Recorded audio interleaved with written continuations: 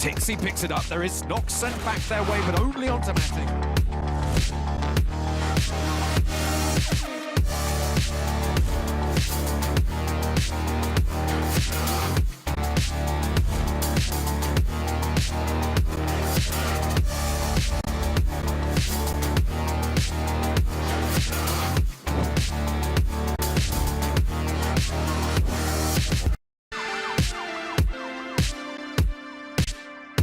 PUBG Mobile version 2.7 will be available soon. Let's take a look at all the new content. The long-awaited Dragon Ball Super collaboration is officially here. We'll be bringing you 2 new game modes for this collaboration: Dragon Ball Super themed mode and Battle Royale Dragon Ball Super.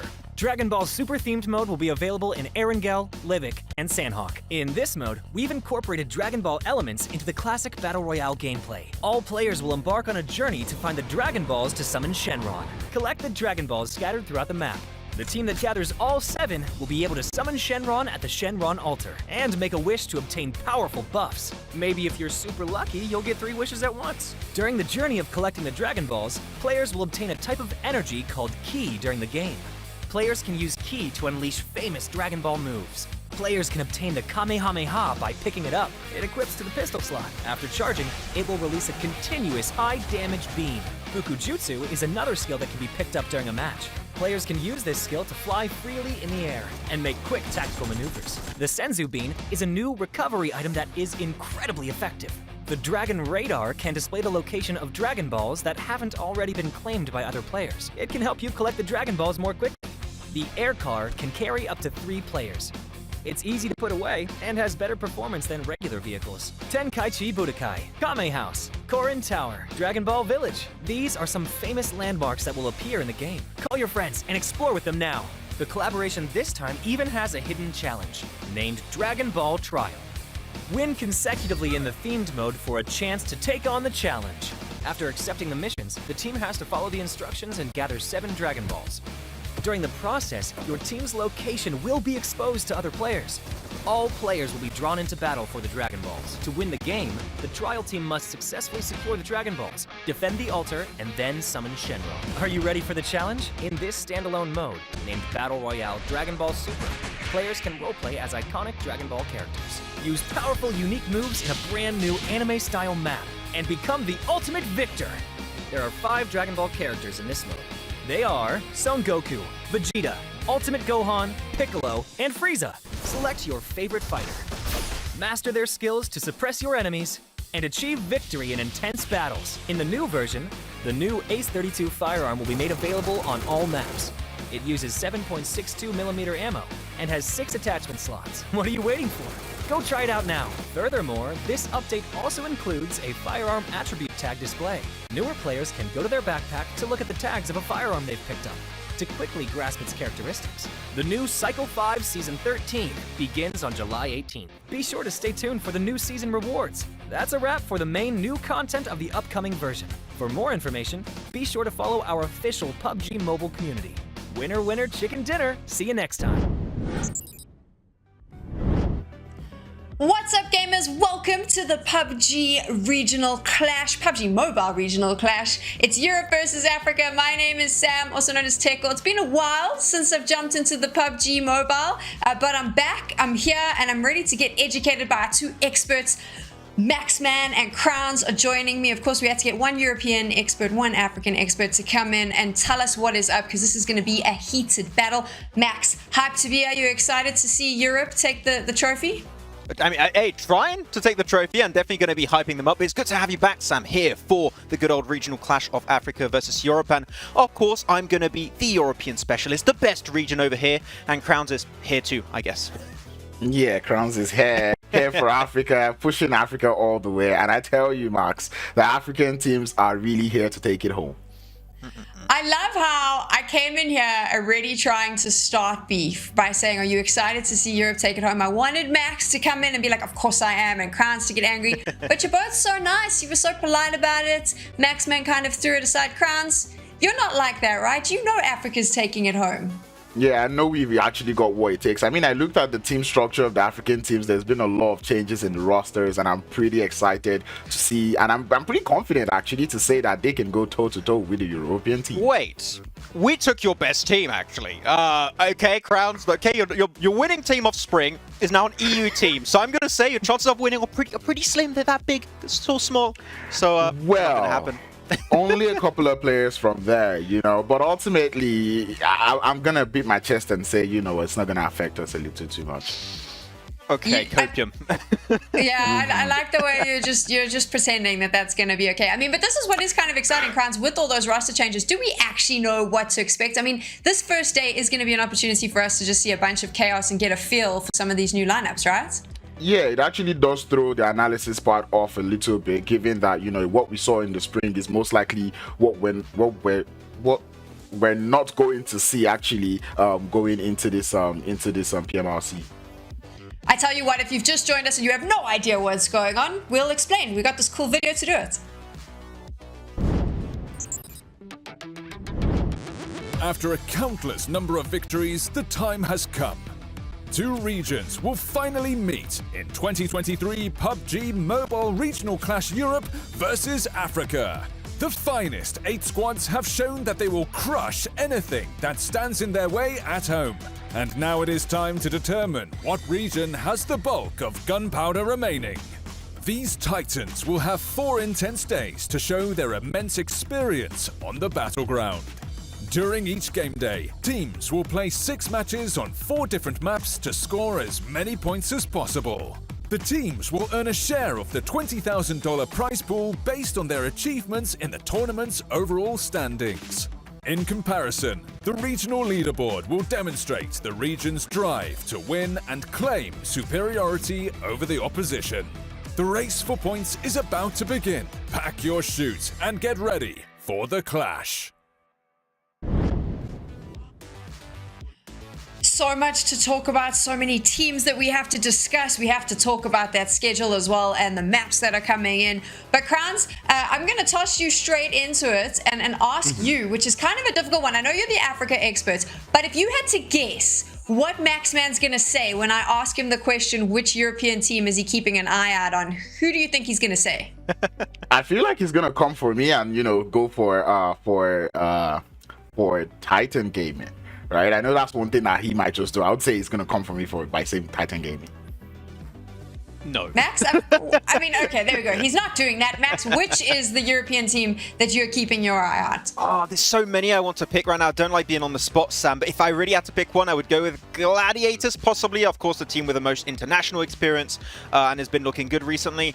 The main issue with this team is that they tend to have a little bit of a slow start, but when it comes to eliminations, more specifically, and you can see it here on the point system, 1 elimination equal to 1 point. That is how they can really stand out the most in this event. But other teams like Major Pride, MADBULLS are looking amazing. NEXUS Gaming in the previous championship were looking absolutely top tier.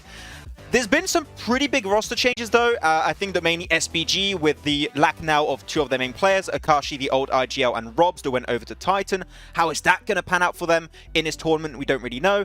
And now Titan, well, Crowns, as we said, a few of the players from previous triple esports that won Africa in spring have now gone over to Europe with new additions of Robs more specifically. And I'm really hyped to see how that is going to affect the entire lobby. Crowns, yeah. Obviously when we jump onto the side of Africa, which is the team that you've got your eye on? Yeah, I'm people already know me to be the Black Hand fanboy, but also I'm going to be keeping my eye for some of the other teams that we've got, especially Falcon White. This is a team that we know they bring a whole lot of experience to the African scene, given how much they make it to some of the global events. So I'm really looking forward to seeing Falcon White, and also the world of ballers just out there. That is also another team I'm actually keeping my eye out for. You know, I look at other teams too, like Rookie Sports, who actually had a cracker performance in the PMPL spring split, and now with the addition of, you know, some extra players on the roster, I'd really like to see what they've got to play. Actually, for Falcons White more specifically, do not give 6 an MG3, okay? If you want to have a chance of winning any kind of game, just don't give this man an MG3 or he's going to 1v3 clutch you to get that chicken dinner. So you definitely have a lot of fragging potential on all of these squads, but we know Crowns, they tend to be a little bit more passive. So I want to see if that's going to be enough to go up against these EU teams that are renowned to be aggressive, or are we going to see a change of style to try and adapt to this PMRC lobby. Yeah, and that is something that I've always been keeping my mind on, right? Ever since I saw the PMRC, that this is actually going to be a battle for adaptation between all of these teams. Because, I mean, you have to get your playstyle ready for pretty much every single map on every single day. We've got the schedule up for you, and of course, this is the surprise. Crowns, 3 Erangels. This is the change-up. Teams are going to have to get used to this, and a start on Sandhawk, that very aggressive map. How is this going to play out? Yeah, this is actually going to play out well because it kind of gives the African teams, especially, it doesn't give them that chance to relax and try to play a calm start of the day. So we're starting things all over in Sandhawk and we're going all banger into the game. And like I keep saying it, with this, you can only mess up one Erangel. Did you say we're going to...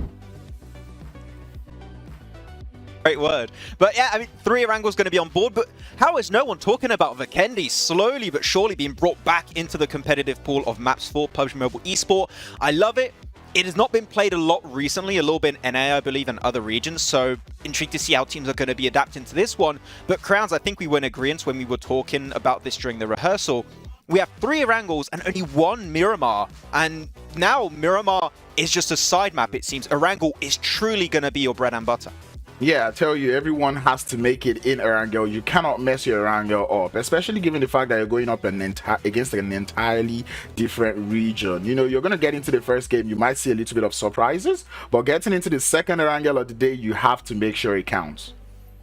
Our predictions as talents are going to be coming up on the screen right now, and the truth is, it is the start of 4 days of competition, so I'm not going to hold us to these ones. I did it because I felt a little bit bad. I feel bad when players get poached, so I felt like I needed to show my support. I know everyone else has their own opinions on this, but I think we'll dive into our predictions after map number 1 and chat about it more. What I want to talk about is the 4 days of competition, Maxman, because this is going to be a marathon, not a sprint for a lot of these teams. Yeah, I mean, in the past, we saw, especially back in 2021, 2022, a lot of these bigger events when you go outside of PMPL were 3-day events. And I do tend to think 3 days is not enough to crown a champion who's maybe as worthy as you would initially expect for the caliber of those tournaments. But now having 4 days, 24 maps total, I feel like that's a way better portion size of maps to really have the best team stand out at the very end of those 4 days, out of those 24 maps. So I'm super hyped for it. I think 4 days is just exactly what we need here for PMRC. Yeah, and it also tests out the teams, right? Because it's not just 4 days. We're talking about 4 days of 6 games every single day. So you cannot get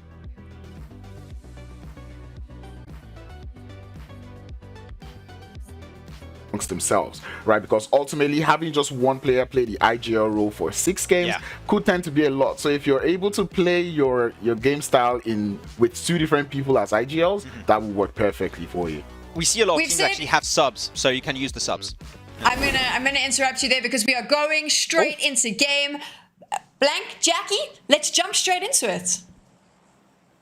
Oh, well, here we are. I'm hearing all sorts of words thrown around, ranging from marathon to sprint. I'm thinking this is going to be more of a fun run, as you've got me and Blank here to bring those feel-good vibes. How you doing, buddy? You ready for a big set of games?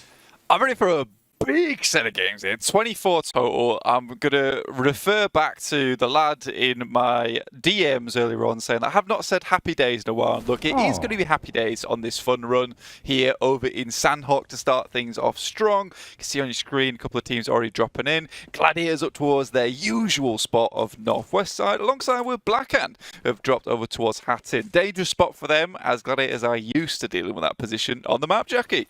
Ooh, well, I'm excited for this one, mate. I think this will be a good test. Obviously, last time around when we both got to be unified on the mic, Blank, we were delivered a handful of very explosive games. Now, a lot of that was down to my VP-related pandering. Of course, here, that physically can't happen. But I've already got my eyes on a few key names, organizations, and players that I think are going to be delivering really sort of diamond-in-the-rough-esque gameplay over the next...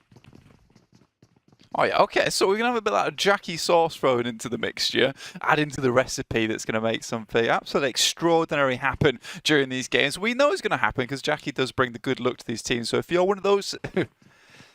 one of those lucky teams will receive Jackie's blessing when he's back, because I believe he is having some technical difficulties at the moment, but we'll get him back to you as soon as possible. In the meantime, you'll have me, Blank, to give you the rundown of a lot of these teams. Now, there's a couple of faces that you might be recognizing, a couple of faces you might not be. Obviously, as a European cast, there's a couple of guys here that I can talk about, but obviously, African side, you do have Old Boy that's coming through, as well as Icy moving over towards a European team of Titans, looking very strong during these games. They've got a really good squad here, and I'm looking to see what Robs can do. You know, previously SBG, previously Game Lord. You know, he's been on the rise for a long time, jumps into the team alongside with Havlik. I think Max is right to pick him as a prediction here, because they're going to do really well. Right now, we've got Xenon on our screen versus Nexus. Now, Nexus are no strangers to a cow hot drop. They certainly know what to do with this one. They were absolutely cowed over in the PMWI versus this, but they've learned the lesson. They've learned from the mistakes. They're going to improve on this, see what they can get done. In the meantime, Xenon does move up. Kapahala watching the sidelines here, just using that third-person perspective to his advantage. Examacina moves forward, but will back off just a little bit. In the meantime, we do have our first circle on the screen, guys, up towards that north side, whereas Zerich actually falls directly in the water and will drown. So an unfortunate start for the MADBULLS, loses Zerich off the bat. Really strong player on their side. Nexus, though, still holding on. Just waiting for this one to start popping off. We've got Koa here from 77k. Chilling around the sides. This is over towards Painan. It will be versus Titans. As we know, this is the team we were talking about earlier. A very strong team. The one team that Max has got his eyes on. And Max has kind of moved away from that cursing ability of his. He's a bit more of a blesser these days. So I think Titans could have a strong position here. The only issue for them is that up towards that northeast side, Alpha team will be playing around that area, which is just this lip that looks down towards Painan. So even if you are a victor of this position, at the end of the day, you still have to figure out how to get away from this spot. So contesting Painan early as two teams, you really do have to be confident in your ability to win out this fight, because there are lots of teams around you. Even MUERTE is getting stuck in on this one, down towards that southeast side, with Fury in the vehicle coming up towards Cave side at the moment. Falcons currently around Camp Bravo, very much out of the action. So they can still move in, though, right on the edge of the circle at the moment towards Mong Nai. Rolling planes over towards that western edge, though, but you get quite a bit of information just hearing what's going on inside Paris Resort at the end of the day. Effect, though, does start things off strong with a singular knock. It's over towards Major Pride side. I think they're over towards Paris Resort at the moment. Look at this, 2 knocks already towards them. Black-White now has to clutch it up, but just can't get it happen. And this is Gladiators. Come over towards the western edge of the map. They've already crossed. Good stuff. It will be Blackhand getting back up on their feet. Tixie actually just getting involved there, stealing away a lot of the eliminations over towards Blackhand between them and Major Pride. So Major Pride really feeling the hurt here. Still, just this standoff between Titans and 77k. Not much that can be done between these two teams. Rooker, Eugene here, classic name, I love that one. Eugene just rocking into the lobby here. You know, he gets business done. You know, he might have a classical business name, but that just brings the business power to this lobby. He's been dropping those paychecks straight into the bank, clocking in for that 9 till 5. You know, when he's out of work, he's not a force to be reckoned with, but right now, this is work time, and Eugene's going to get it on. Nexus slowly making their way out of Cal now. Xenon decided not to continue to harass them.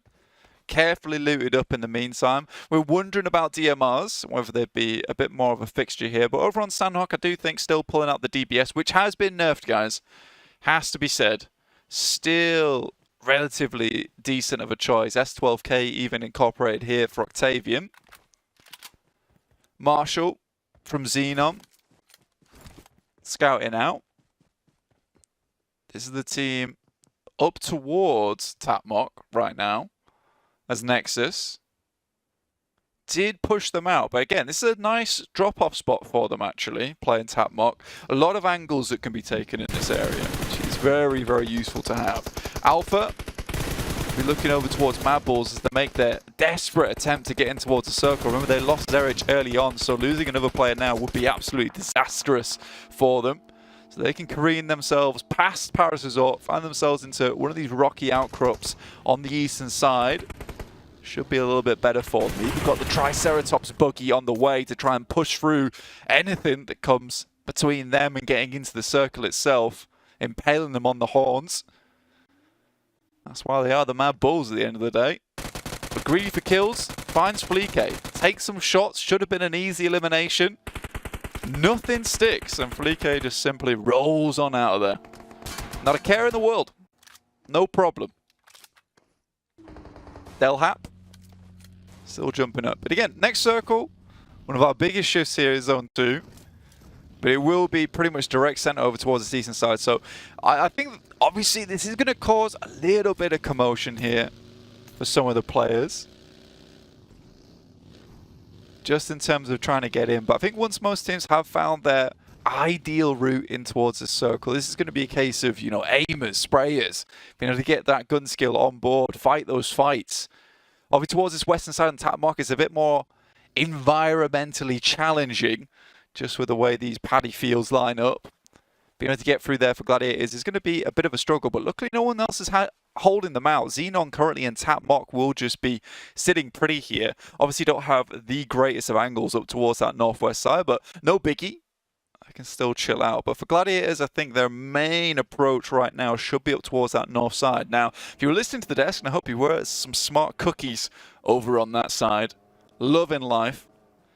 And they were talking about how, you know, Gladiators, this could be the team to be watching out for. Yes, they're a bit of a slow starter, but if they do get that firecracker of a start, they just start rolling out of control.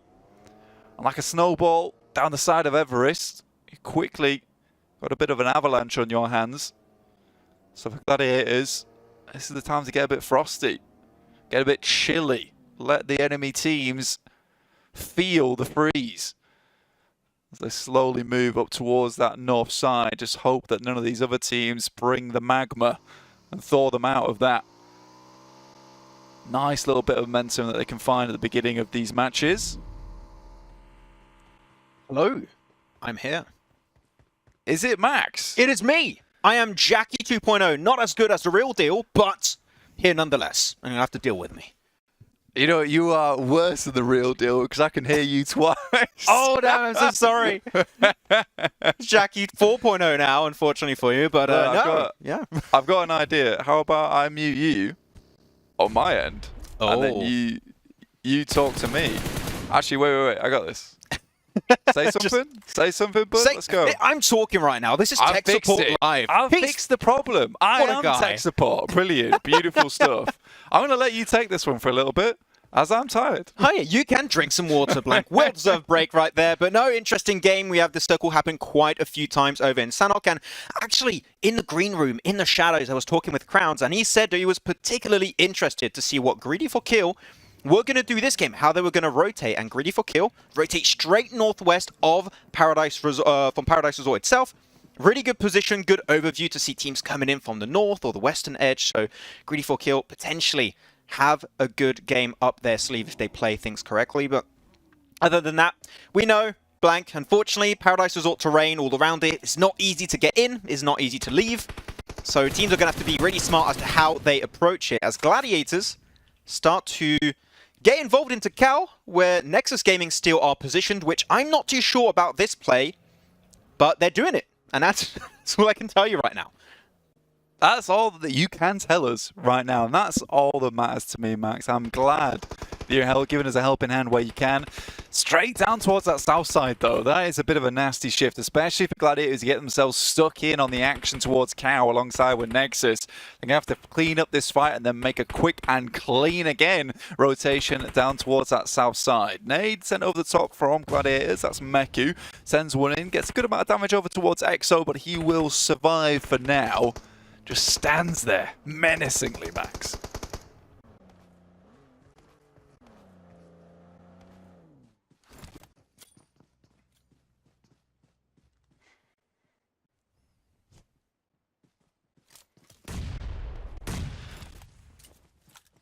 Oh dear. Okay, well, that's fine. I guess that I'm back on my own because Max was not live that whole time, so you will have heard me talking to no one but a ghost. But that's okay, because I'm back to hopefully save the day in a way that you might not quite comprehend, but you will soon, because I'm here, I'm ready to go. I'm like All Might on the case. Gladiators, though, off in the distance. Still taking some hairy fights here and there, but they do, in fact, confirm one onto Kapahala, which is great news. Great news indeed. They can start to move their way down, with 3 players now stuck in the blue for Nexus. Gladiators are in really good stead. And this is typically where we'd see Gladiators lose maybe 1 player. So it's a good thing that they, in fact, are able to hold on to all of them. But Meku making a dangerous play here. I don't like this. Get in the car. Get gone. You don't want to stick around here for too long. Kitsune, though, takes a big hit here from Marshall, who will stop him in the tracks, shows him the sheriff badge, and will put him in jail. Doesn't quite send him back to the lobby just yet, but he is down on the floor. Koa gets taken down as Icy lays a barrage over towards 77k, but it's all popping off now as many teams forced into the foray now. MUERTE, just Corker, still going strong on this western side. Blackhand also attempted to make their way in. Any team that already moved in towards that circle earlier on is super happy. You can see that in the distance. Matic actually able to get some shots back over towards Xenon. But not many players left from their side now. I agree. Though I am back, normally for real. Jackie 2.0 is here to save the day, at least attempt to. I should be working Jackie 3.0, 2.0 didn't work out. Yeah, gonna go again. We had a few issues last time. We had to update it to the new version, but it's working out. Okay. And I can tell you, unfortunately, one thing that's not working out is that Gladiators rotation blank has been disastrous. Just encountering team after team and losing player after player. Tixie also going to be losing his life in the process. Yeah. So just Matic makes it across into Paradise Resort, and well, just going to try and play the long game, just trying to survive and get a few placement points. Though one team that was going for pivotal position was the side of Rook Esports. The fact that they just stayed to the western side this entire time, currently have a good little high ground position that's really hard to push. Rook Esports could be in for an absolute banger of a game 1 here, potentially even a win. Yeah, this is a really strong position to be. It's a classic spot like the Tangerine Dreams that is the Baked Bean. They're looking like they're on for a killer of a match here down towards that southwest side. But it is hard for Gladiators, right? Because they try and clear out that cow edge with Nexus being in the mix, but they forget to incorporate the fact that maybe there was a hot drop there and Xenon's down towards Tap Mock. Then you get that hard shift. It all goes wrong there forwards. Again, that western shift now on that circle does make life hard. For Blackhand, being able to recover earlier on is really good, Max. Now they've got a strong amount of players to move forward with, head south, maybe pick up that position just outside Paradise Resort. That's a good compound that currently no one has control over. Yeah, it's going to be a good opportunity to go for that compound. Blackhand could be the team to go for that spot. So 6 sending himself away from Paradise. All of that mess, he wants to avoid it like the plague. So of course SBG just going to start to maybe look and lurk at the teams over to the east. You got currently Falcons and also Clear Vision Esports. So those teams could be an issue. But I mentioned it while I was muted earlier, Blank, but Alpha Team's spot also south of Paradise is so good because it doesn't matter who survives the fight in Paradise Resort itself. They're still going to have 4 players. They're going to have that little high ground position literally separated from the rest of the compound, and they can just nade it, shoot everyone that's going to try and leave the position. So even if Alpha Team don't win this game, they're going to get a ton of eliminations. There's no way it's lower than double digits. Max, you're so right. I mean, that position is so good as well because you clear off a lot of the sightlines down towards that south side. You can fully focus on the mess that is occurring right on your screen currently as the nades come through from Clear Vision, attempting to take out the remainder of Falcons and clip the wings of this team. SBG off in the distance, losing a hefty amount of players themselves as Nexus managed to get back into the fray here. Currently rocking with a total of just 2 players. The fact of Octavian and Doran has got this far into the game is a miracle in itself, but that miracle is cut short. As the Hands of the Devil come back up and grab Nexus, pulling them down to the depths. Clear Vision gets the player on his back. Will make the Michael Bay play here, try and carry him out of here. I like this play from Alpha Team too. They're keeping Reflect south, just scouting the rest of the circle. And this is good because you're going to need information to transition away. But you're going to have Blackhand over to the west. You're going to have to the east side Clear Vision. North, you're going to have a few single players potentially remaining. So they're going to be in the hot seat right now, Blank. They need to be able to just whittle down all the teams around them before making their very own rotation. You cannot show your back to these opposing teams. Though, SBG, seeing the team, this new roster of SBG finally changed over, 2 years and a half now it feels after having Game Lord. I'm really intrigued to see how this roster is going to work out. So far, they haven't really been involved in this game when it comes to playing aggressively, but they're going to get to that point. And so far, the fight versus G4K is going their way. Yeah, it's not bad at all. Falcons will lose their last player in the puncher. Will go down. Reflect, though, like you said, you identified this earlier, Max. It's such a strong position for him to hold. Narvalo dropping to the deck there is not good news for SBG. Right now, I'm glad the Reflect is currently on the main roster.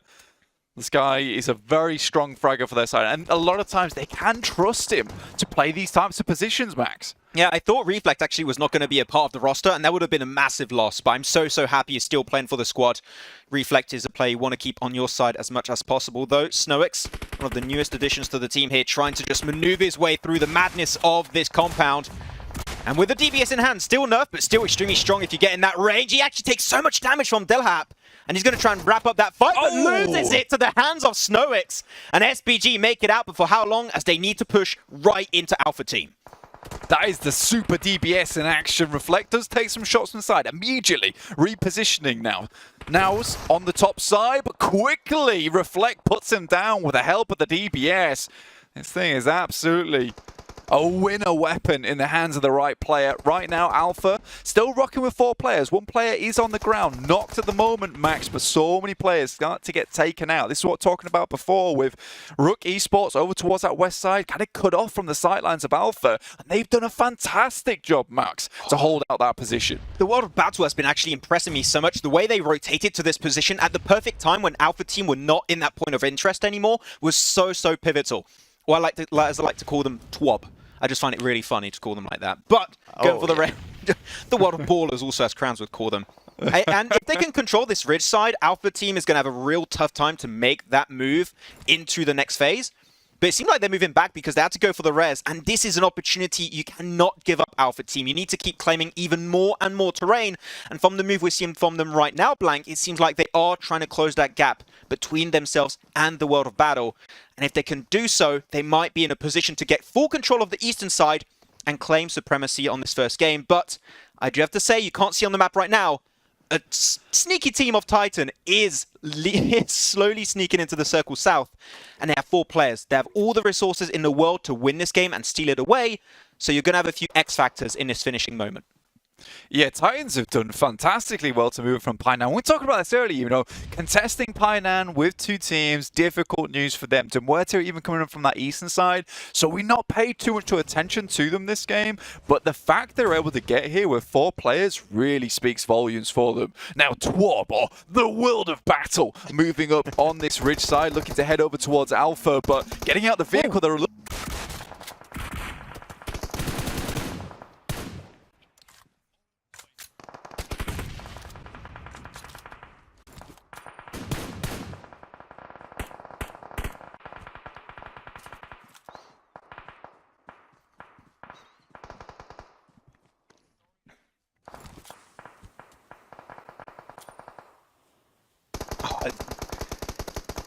This is one of the worst terrains in all of Sanhok, and the fact that it ends up right here south of Paradise Resort is absolutely awful for these teams. And oh boy, relentless on his push, just trying to shut down the entirety of the World of Battle. And if he can do so, even more control is going to be provided to the Titans, the behemoth of this lobby. Mohamed does get rezzed up, but his teammate gets taken on down, and we're looking at the end of this team. The Blue Zone almost engulfs him, trying to rush his way forward, but there's nothing he can do. Alpha Team claiming himself even more eliminations. Mandarin popping the hell off once more, as only 4 teams remain here on this battleground for game number 1 of PMRC Africa versus Europe. But Blackhand has been slowly but surely sweeping the edge onto the west, and we're still currently 3 players alive. If they get themselves those initial knocks, they could take themselves to win, but Alpha Esports on an absolute tear once again, and the double digits have been reached here, Blank.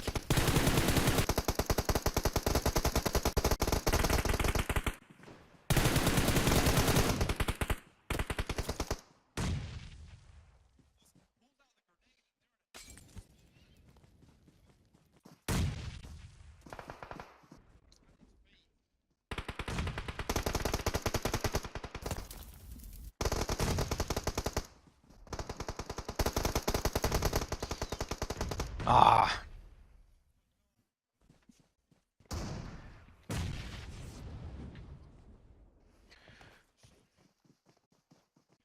Oh, I realized that Blank apparently cannot be heard.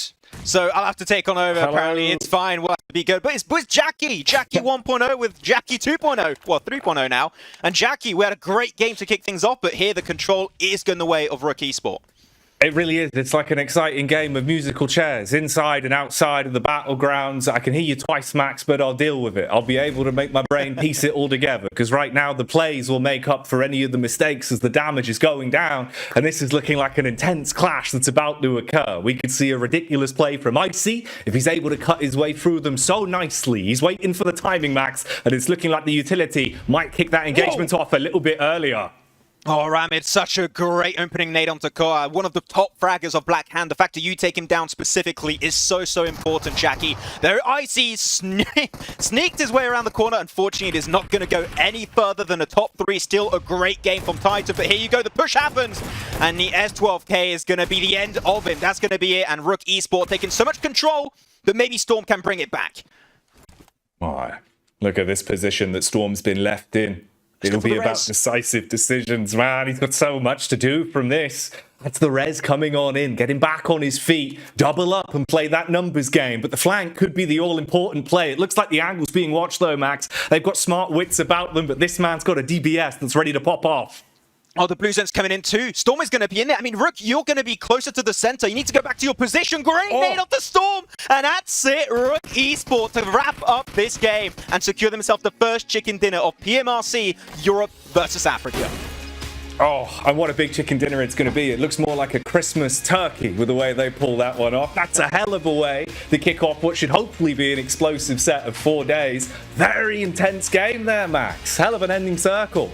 I love what Rook Esport were doing. They were not doing these overzealous, like overplayed moves. They were just waiting onto the southern western edge and just waiting to see every step what the circle was going to do. Where was it going to transition towards? And based on where the circle was going, they would just stay in their spot, because at every pretty much opportunity, they were in the best position at those times. So good opportunities taken from Rook Esport, playing the long game and securing their first win of the day.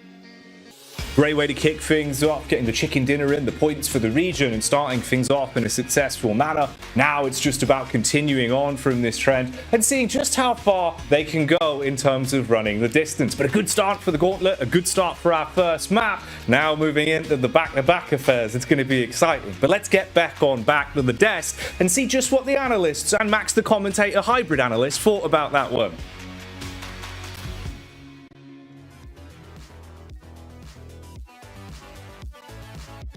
He's here, he's there, he's everywhere. It's Max, man. I'm pretty sure there's like a chant in there that PUBG Mobile fans can start using.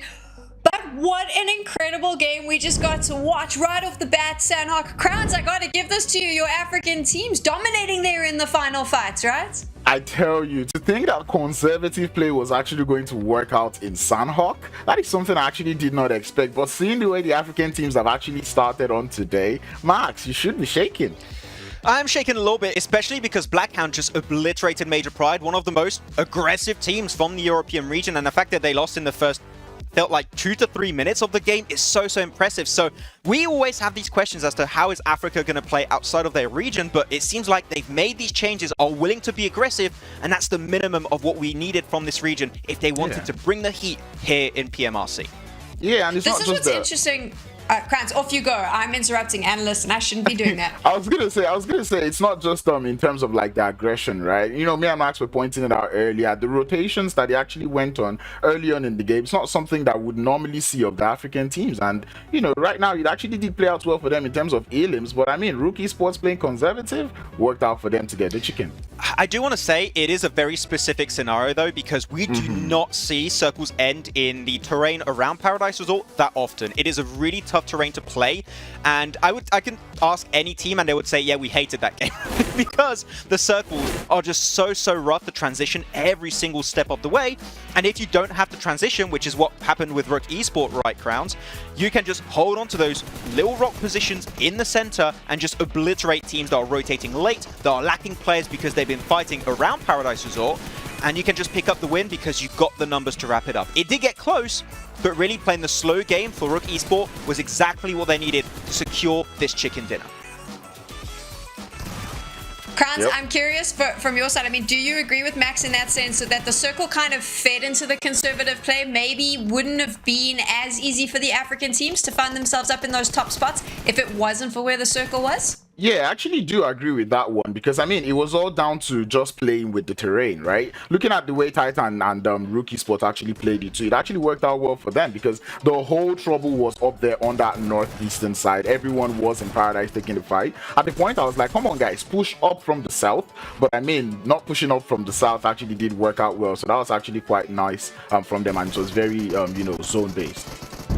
I do need to also let everyone know, and Max, man, I'm going to throw your other analyst under the bus here. It turns out Crowns is a huge Storm fan because he was cheering in my ears the whole way through that final fight. He believed the 2v1 was going to go down.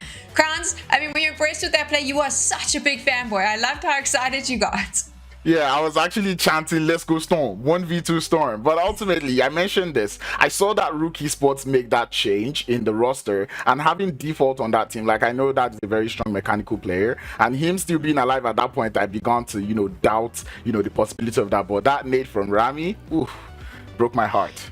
I was a bit surprised when we actually saw him not willing to push anymore the players of Rook Esports. I feel like if he held that angle, with especially a DBS, it was an S12K, he had a shotgun, which is a really good clutch weapon to have, and he was just trying to hold the angle.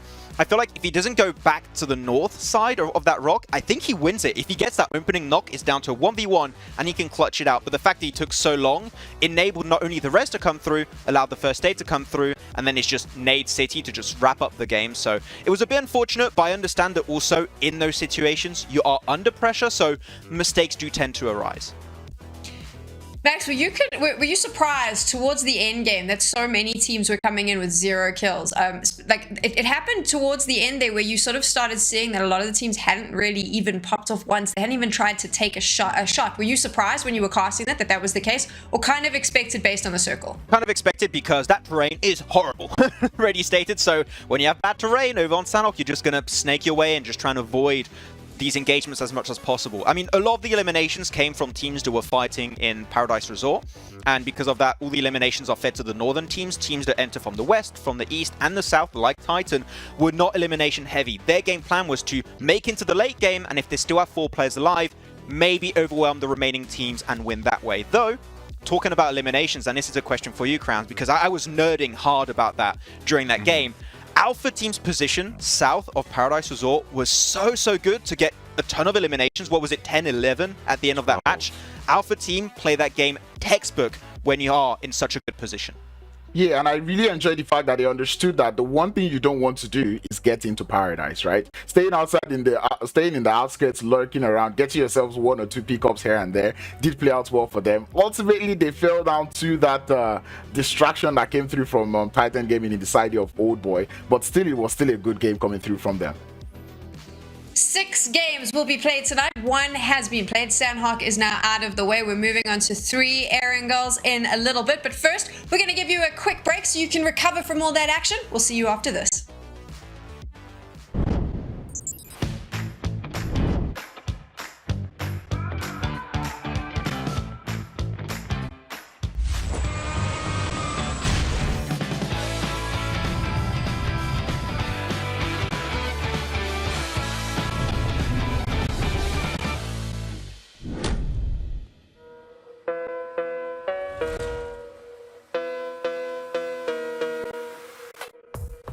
Vikendi's made its way to the 2023 PUBG Mobile Regional Clash of Europe versus Africa. This is a compound-heavy map where DMRs will be more useful than ever to whittle down those opponents' utility in the endgame before making those dangerous crashes as the blue eventually closes in. Indeed, Blank, and there are so many things to look forward to heading into Vikendi. Of course, the rough terrain, but more specifically, the G36C, one of my favorite weapons in all of PUBG Mobile, so I'm really hyped to see how the players are going to work their way around that weapon. But with that said, let's take a closer look at how these teams are going to tackle this new addition to PMRC. Mavatra is one of our hot drops today that me and Max are covering. It's a great position on the map, obviously not the best in terms of central position, but in terms of edge play, which is very prevalent here on Vikendi, it's quite decent for you. Lots of packed loot in this location as well, with nice rotational paths down towards that south side, which keeps you undercover underneath Winery itself up towards Counter. So playing on the edge, MUERTE is basically your best friend. Another drop I'm going to be looking at here this time around is going to be Goroka, a little bit more central on the map of Vikendi this time around. And the spot currently of Titan, so definitely not one you want to hot drop heading into PMRC. I would not recommend that to happen. But good also for many other reasons. One of those is just north of the city, you have that little bit of hilltop, which is really good for scouting purposes. And just if teams want to breach it, you're going to have that information really, really early. It's good when it comes to loot and also car spawns. But the reason blank why it's so good is it's right next to Mount Kresnik, the best position in the map. One of the best reasons for you to rotate there, of course, is because it's elevated, it's got some good defensive positions, and it gives you so much information throughout your scouting period of time in the map, so you can make the best play based on that information you gathered. So if you do Goroka, instantly loot up, go to Mount Kresnik, you're in for a good time here on Vikendi. Tune in next time to learn more about the chillest map around.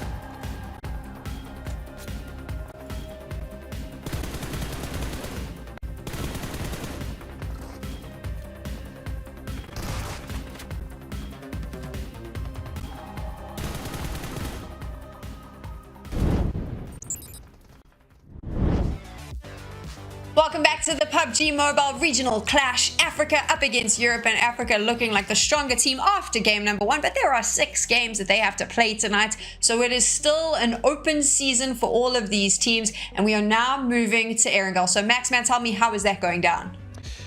I mean, I don't know. I'm just a little bit heartbroken, you know, after the start of that one for the EU teams, but we'll see. I'm sure the EU teams can try and catch things up a little bit, though going into Erangel more specifically is going to be very, very interesting because, and we mentioned this many times during PMWI and PMRC back in Riyadh for Gamers 8, is that we're going to have now 3 Erangels back to back to back, right? And the most important factor here to take into account is that because you have those 3 maps in a row, you can make those adaptations, those changes if you had maybe a little bit of a rough start. But though a team that didn't have a rough start here is going to be Rook Esport and Blackhand clearly crowns. I have to give it to you that Africa is bringing the heat. But I don't expect that to continue on Erangel.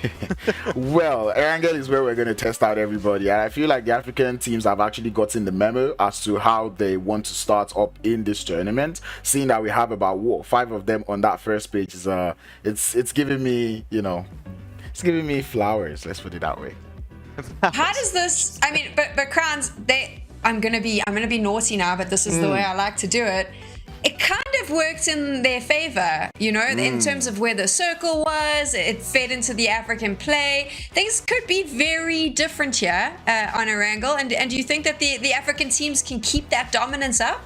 Yeah, and I feel like because of what happened in that Sandhawk, I kind of feel like the African playstyle might actually work against the European teams, right? And we will be seeing that now coming in this next game, because in that first game, we saw the African teams play based on position, right? Rook Esports stayed with their position, decided not to leave there. They got the blessing of the zone, right? I'm looking forward to seeing that coming through in Erangel, and if they're able to play their positions quite well, we might just be seeing double Africa. Maybe not, because if our predictions come up right now, I can tell you that 2 out of 3 of us are thinking it's going the European way. I am a full believer in Alpha Team, but no one cares why, so I won't get into that because I'm just the host. But Maxman, why do you think that Alpha Team is the team to keep an eye out on for this next game? We already broke it down a little bit on the previous desk segment, but pretty much them sending it so early south of Paradise Resort, was such a pivotal play for them to not only make it and reach the late game, is also to just stack eliminations really quickly. They got double digits really quickly, and because of how quickly they sent it to such a game-winning position so early on, I feel it was really important. So if we can see that same approach and playstyle arriving on Erangel, which is, we said, the bread and butter of PMRC, you got 3 of those maps today, I feel like that kind of consistency and momentum can be built throughout today. Yeah, and that's something that I'm looking forward to seeing them do again in Erangel, because we did see that these teams, what they're doing is they know potential hot drops, and they're just heading it there early so they can just try to see if they can get some, you know, scrappy elims from there. And I look forward to seeing them doing that here in Erangel, because there will be a lot of hot drops. A lot of hot drops. That's what Crowns is predicting. Not only that he thinks Blackhand could be the one to win it, but also that you can expect a lot of hot drops. It's going to get really exciting as we move into game number 2. I can't believe we have 6 games every single day for 4 days. There's going to be so much PUBG Mobile going down, and you get to enjoy it all. We are getting ready. Blank and Jackie are standing by to take us into game. I'm getting hyped about it. And of course, Crowns, before we go into game, I'd love to hear from you, because I actually didn't get a chance to ask you this. Why are you backing Blackhand for this one? As you clearly saw from the last game, I'm a huge fanboy for Blackhand, and then ultimately I'm currently looking at their Erangel performance, and I'm like, normally I know Blackhand would be able to do well on Erangel, but I would say my prediction is more of a challenge to Blackhand, especially given the fact that they might have to change their drop spots, right? We know them to normally land in Yasnaya, but now that we have SPG there in Yasnaya, it might just be a little bit of a problem. Yeah.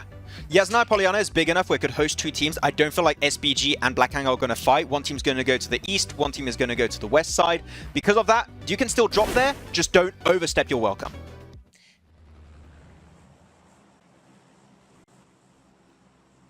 Hey, I think we're here. Blank, we're back. Both of us have escaped the game of musical chairs. Congratulations, we can share a chair together for our second outing into the battleground. How you doing, homie? You ready? Yeah, first outing together, I say. That's the main thing. That's the main thing. I mean, you were like the lost city of Alexandria, but we found you. We've got you back in here, Jackie. We're good to go. Obviously, over towards Erangel. We've got the boys heading straight up the middle of the map.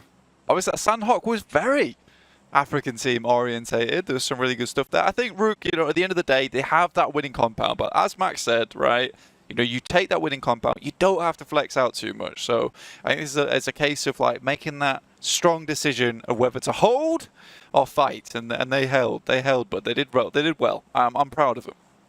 No, they did indeed. It was a great way to ease us into the flow of things here. And you're right, Blank. You know, if this is like a Lost City type vibe, I'm good to be back. Because me and you together, we come across like the Sun King Ra. We really light things up. We absorb all of that heat into the golden tip and then illuminate the entire place. So let's kick this off, see how things are going to go down here. As I'm hopefully thinking, things should just get better and better over the course of the day, Blank. You know, the return to online competition, see how everyone's going to ease into it, and what level of confidence they're going to have in terms of some of the playmaking.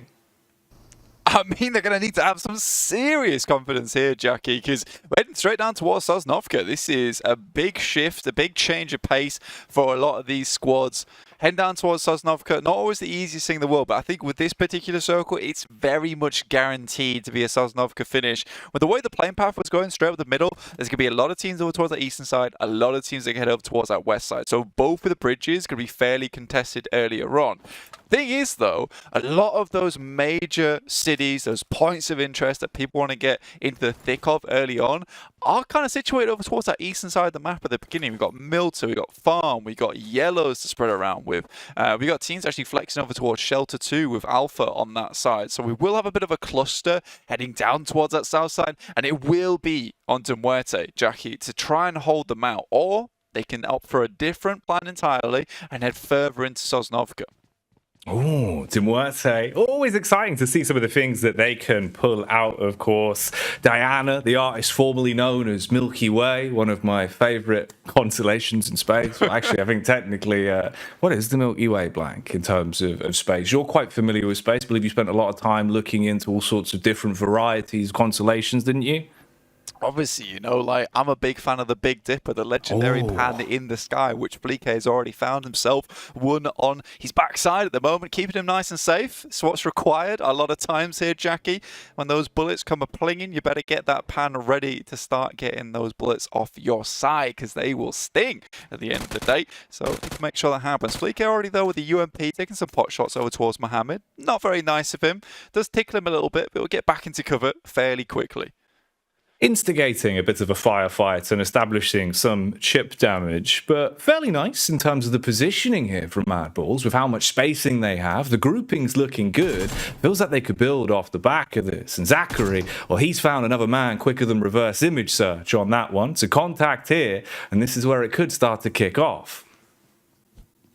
Nice nade. It's actually going to be very decent over towards the world of battle. Does connect. Will drop a couple of shots that way, but won't find anything much more. But instantly switches over towards Hazem. Falcons, they do take out one, but what a shot from Corker. Plings both of them out of the vehicle. The eject seat's in play, but not enough to keep them safe. Corker. Can't see that. Living up to his name, of course. Always an absolute blinder, Blank. That's what he does best. Cork is always a fun word to say as well, isn't it? Reminds me quite a lot of conkers. Mate, I love conkers. The great schoolyard game, Blank. Oh, but this is not about schooling. Seems like there will be some lessons being taught here, though, as again, another fight kicks off. And Mohammed, it's the backline shot that'll take him down. So not looking great for the world of battle here in the second outing, as they've been removed from the equation quite quickly. Yeah, their Conker was 2 years old. It was frail. It was weak. MADBULLS coming in with a 5-year-old aged Conker. Too strong for them. It cracked them, and they broke apart. In the meantime, we got greedy for kills on this top side. Up against Titans, in fact, and it will be Robs going down first if he can hit it, but he's actually hitting the cheeky movements on the floor, going with the 360 spin. Finally gets it done, though. Rob's the robber, a man that can definitely deliver at times, but in a situation like this, you just got to let it go on by. Old boy, though, on your screens now. Fan favourite, of course, on the side of Titan. Excited to see sort of what level of lethality he's going to be bringing out over the course of the next 4 days, Blank. Oh, it's so unfortunate as well because, you know, back in the day playing on Virtus Pro, this was the lad that was always left solo and he would clutch things up, get to a high ranking as well. And it looks like despite being surrounded by very strong players on this team, as we said before, you know, Titans on paper, absolute banger of a lineup. But old boy once again, all on his lonesome. And I think he's feeling some nostalgia and not in the good way. Probably not. Back in EU, let's see what he can do. At this point, probably more so just about trying to snake it out, survive and waste a bit of time. And then we'll tune back in to see what he can develop over the course of this one. Maybe a little bit of gameplay towards the end, Blank. You never know. I feel like he's always good for a late circle finish to cause a bit of carnage. Yeah, as I said, I mean, this guy actually was the inventor of the level 5 armor. It's called the Wall. The way he played around those things was impeccable. So I think if there's anything I want to see is level 5 armor, the Wall, come through from old boy. And one of these matches today, at least, like his peaks were legendary. Back in the thick of it in PMPL Europe. Nexus over towards Miltapal, a very regular spot for this team. Even way back when we saw Octavian and Kapahala over on Eastern Stars, this was their drop spot of choice, and nothing has changed since then. So they're very familiar with this one, and they should be familiar with getting down towards Sosnovka as well, down towards that south side of Minimilta. There should be some boats that they can pick up if they haven't already been stolen away. To MUERTE, though, we said before, they could move further into Sosnovka, Jackie, or they could actually hold on the bridge, and they've been doing a fantastic job on that bridge side. Corker hitting some absolutely nasty shots, but they've allowed them to go loot in Nova. Given a bit of space to breathe and reset yourself, continue getting yourself into a better position over the course of this one. Obviously, early doors here in terms of our second outing so far. And an awful lot to build off in terms of the eye test, Blank. I think that's the fun thing. Having the triple threat of the back-to-back games, I think that'll set us up quite nicely, just as a bit of a benchmark in terms of the optics. How's everyone looking? Obviously, PUBG, on any given day, you never really know how it's going to go from the opening moments. Someone that does always deliver for me, though, Toluca. Last time I saw this guy, he really was able to pull out a few intense plays. At this point, it's all just about getting away, regroup with the rest of the roster on the rotation here, and get yourself back into a better position. Just playing off the blue, take a bit of a slower rotate on that one. Yeah, for MADBULLS, man, like Tunica, really, really good player. A little bit out there at times, though, for them, and I think they'd love to be able to recall him, put him back in the Pokeball, but it's just not to be a lot of times. He just does not want to get back in with the thick of it, join up with the squad, but he still does massive amount of work, and I think that's the main thing. Right now, Furia, though, what a spot for them from MUERTE. Right on top of the bridge side, can provide a huge amount of information gathering for them. Off into the distance, can see if anyone's swimming across. Doesn't quite spot out the guys from Major Pride who are making their swim from Shark Fin. And they'll get across fairly easily, but again, it's on a lot of these teams now to head up towards this side of the map. And this just made things a whole lot easier, Jackie. You know, having that tiny bit of land up towards the main island of Arangul gives these teams time, and time really is the major factor that they need to make sure they have getting in towards this final circle. Yeah, set yourself up ahead of time. Be actually able to put yourself into position you want to play off, rather than having to pick up the pieces and fend for yourselves. At this point, about moving closer and closer in, you can see everyone starting to collapse through, swimming their way through the ocean like the Great White. And I like the points you were making about Fury. I feel like at times this man's skill ceiling is on true display. Very supportive, but knows how to adapt when he needs to be the one to take charge. Here, bit of a scouting mission. Gets contact from a distance, relays the info back, knows it's not worth taking the engagement, but has so much more info to build off of here, and actually wants to see what he can do with this. Just keeping an eye on the peak in terms of the circle closing, so you've got that extra layer of info with Nexus on the move up towards where Falcons White are hanging out inside of the compound. Now this could cause a bit of chaos. Yeah, already not comes through over towards Puncher, so I'll have to back off just a little bit, and they might just be able to find themselves a cheeky elimination on the get-go. 6 here from Falcons, strong player in his own right, has pulled off some pretty legendary plays over in PMWI. We'll just have to get out of there. It is a solo now, so not much else to do in this situation. Now, I'd hope to see a few more DMRs being spotted. You know, I could kind of understand the shotgun meta over in Sandhawk. It is a very close quarters type of map, but here on our angle, I want to see some more of those DMRs, man. You know, bring me the Mini 14, bring me the SKS. These things are all very, very useful. You know, I like the Pokus spot in the M16. You know, tap fire or bring that into full burst when you get into close range combat with the PP Bison on side 2. It's good stuff. But 6, this is what I'm talking about, man. You can never leave him alone because he still gets work done. He's got an itchy trigger finger and he's able to engage and do a fair amount of damage on the Nox. He's got time to play with as well. Positioning, he can heal off. Not really any line of sight for the angle for them to continue battling towards him. But of course the blue always going to be nipping at the heels, keeping him moving further forward. And this engagement will be relatively drawn out. Switching back over towards the barn with Nexus and co as well. Obviously, you remember, they kicked this one off. Came in with the clean first knock. Looked like they had control of the situation. Since then, it's all been on 6 to play this weaving game. And he's got a bit of a good move on him. In terms of the timing for it, they're going for the rotate out as well. So could backpedal his way through. Close quarters connection again being found, as it seems like there may be a third party on the cards. it's so important from EXO as well to get that knockout over towards Xenon as they come through. But 6 delayed them massively, so much to the fact that a lot of teams be able to get ahead of them, including SBG. And now Navallo's just sending the grenades over the top. He knows exactly where to place them, where these positions are on this little coastal side where you can hide out.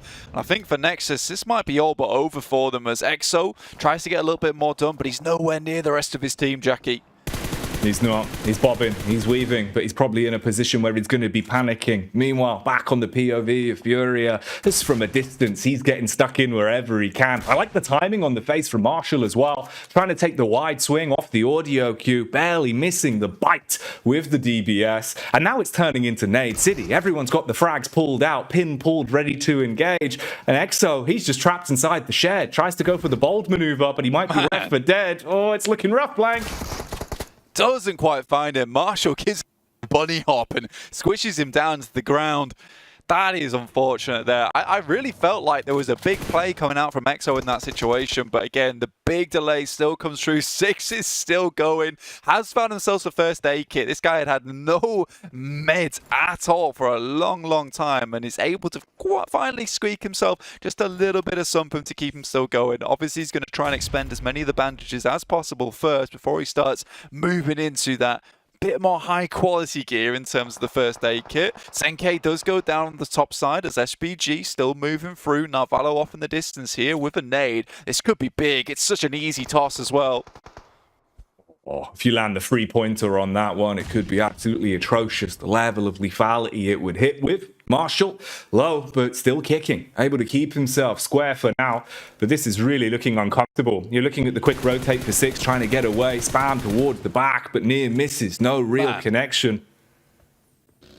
I can't believe he's got out. There's no way he's lived through all of that, Jackie. It's crazy how he was able to just weave his way around and survive that for such an extended period. Meanwhile, back towards the bridge there, it's seeming like it is starting to kick off a little bit here. Smoke wall down to provide a bit of cover, and there's the aggression on the Marshall we were waiting for. Strike whilst the iron's hot and finally finish off Xenon. Now, in the midst of all this, MUERTE has done a fantastic job. They really laid claim to that bridge side. And you said correctly, you know, Fury, when he took his time to take those shots, it was so important because he was delaying anyone from getting too close to that bridge side. He never overextended, never tried to take those extended shots over towards the northern edge. Just wanted to make sure that anyone getting too close would suffer a casualty, which now allows MUERTE to hold a really strong portion of this northeast side, understanding the majority of that bridge is not going to be controlled by anyone. Navallo and the rest of his squad and SBG, probably the biggest issue for them going forward, but they're going to get ticked out so hard by the blue coming in. Yeah, this is just getting worse. The longer the time ticks on by, the more damage you're feeling. Really just bringing you down, putting you on your last legs. But for 6, I'm surprised he's been able to create such a space between this awkward scenario. If he can barely survive this one, he'd be lucky. Tucks himself in, but it's too little too late. Finished off from quite a distance. That's so sad. He had the amazing, awesome spin out, almost into a perfect park as well. Gets out just on the wrong side of the vehicle, and Dana will pick up that elimination to clear things out. Now, MUERTE in a really strong spot. Gladiators did make a fantastic little rotate down on that south side, circumvented a lot of the issues over on that western bridge, but they've got further to go now as we head up towards that northeast. This is littered with a couple of compounds right here and there. Nothing too strong, nothing too inescapable by any means, but at the same time, there's a huge amount of trees in this area. Nice rolling hills, so it's going to be an interesting finish, and teams will have to be very careful with the way they come in because the sound cues are going to be big. Oh boy, though, it's what we're talking about. Can he go for another? Oh, this is madness, Blank. The way that he's dancing around them. Oh, he's pulling off the play. Molotov going to be bounced in through the window, though, to slow him down. He commits to the hard heel on this one and wants to keep himself in it. How is Old Boy fighting his way through this? Thump up on the peak. That'll finally stop him in his tracks. But that's madness. That's greedy for kills, almost being completely wiped up like a spilt drink. So I'm talking about, that's the level 5 armor coming to play of the wall. You know, I was even talking about something completely different because I just thought that would be another day in the park for Greedy for Kills, taking out that elimination. But no, it was not meant to be, as Old Boy really gives it back with the 1-2 stinger coming their way. Gets 2 knocks, but not quite enough. The fact that he just stuck the heal as well instantaneously. This man knows PUBG Mobile. Oh, yeah. I love the initiative as well on the play, right? Rather than waiting till someone checks, someone comes in to clear it, he just peeks off the back of the audio queue, takes the initiative and the peeker's advantage with it, and is able to almost make a hell of a clutch out of that one. But at the very least, it shows you why old boy will make you say, oh boy. He is.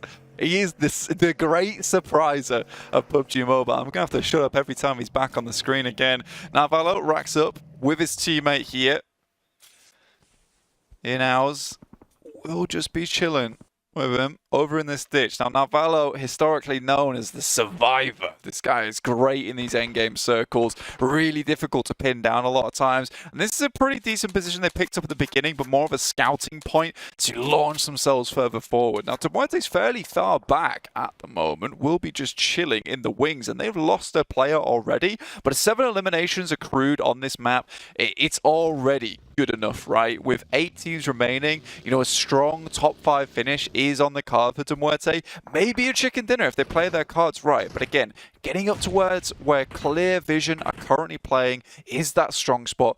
They have to hold both sides, the east and the west, and that's the difficult part. So they'll have to regroup when necessary. That's the big thing for Clear Vision. What they're going to be looking for.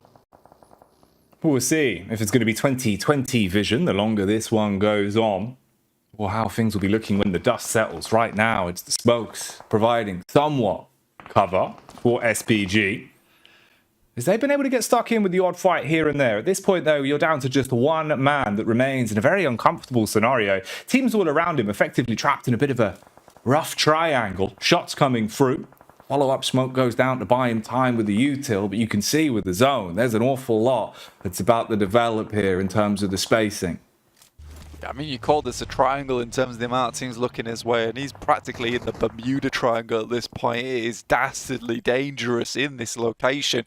He's going to have to hold on for a little bit longer against these heavy waves and the storm that's brewing inside this small position, at which he, in this case, is in the eye of the storm. Greedy for kills down towards that southwest side. We'll be hanging out just outside the airstrip right now. Obviously, it's a little bit of a hill to climb in their case. They can still play this one out. Blackhand do take a knock.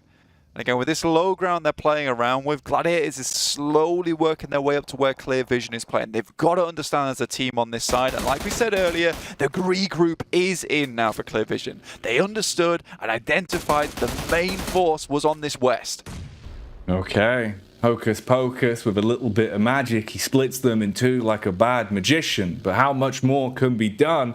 As you can see, Clear Vision are on a bit of a mission to build this one back up. Hectic fights occurring across the battlefield at this point as well. Matic, even for GG, trying to take a couple of pot shots and delivering a fair amount of damage with a substantial tag from the backline. And they've got a large area to control here. A lot of hill control, Blank. They've got good line of sights to work off of. And you can just see the bullets from all sides being spammed in. 77k, again, engaging as 4 brings the lightning. But he's hammered out immediately, taken down as he's on his knees.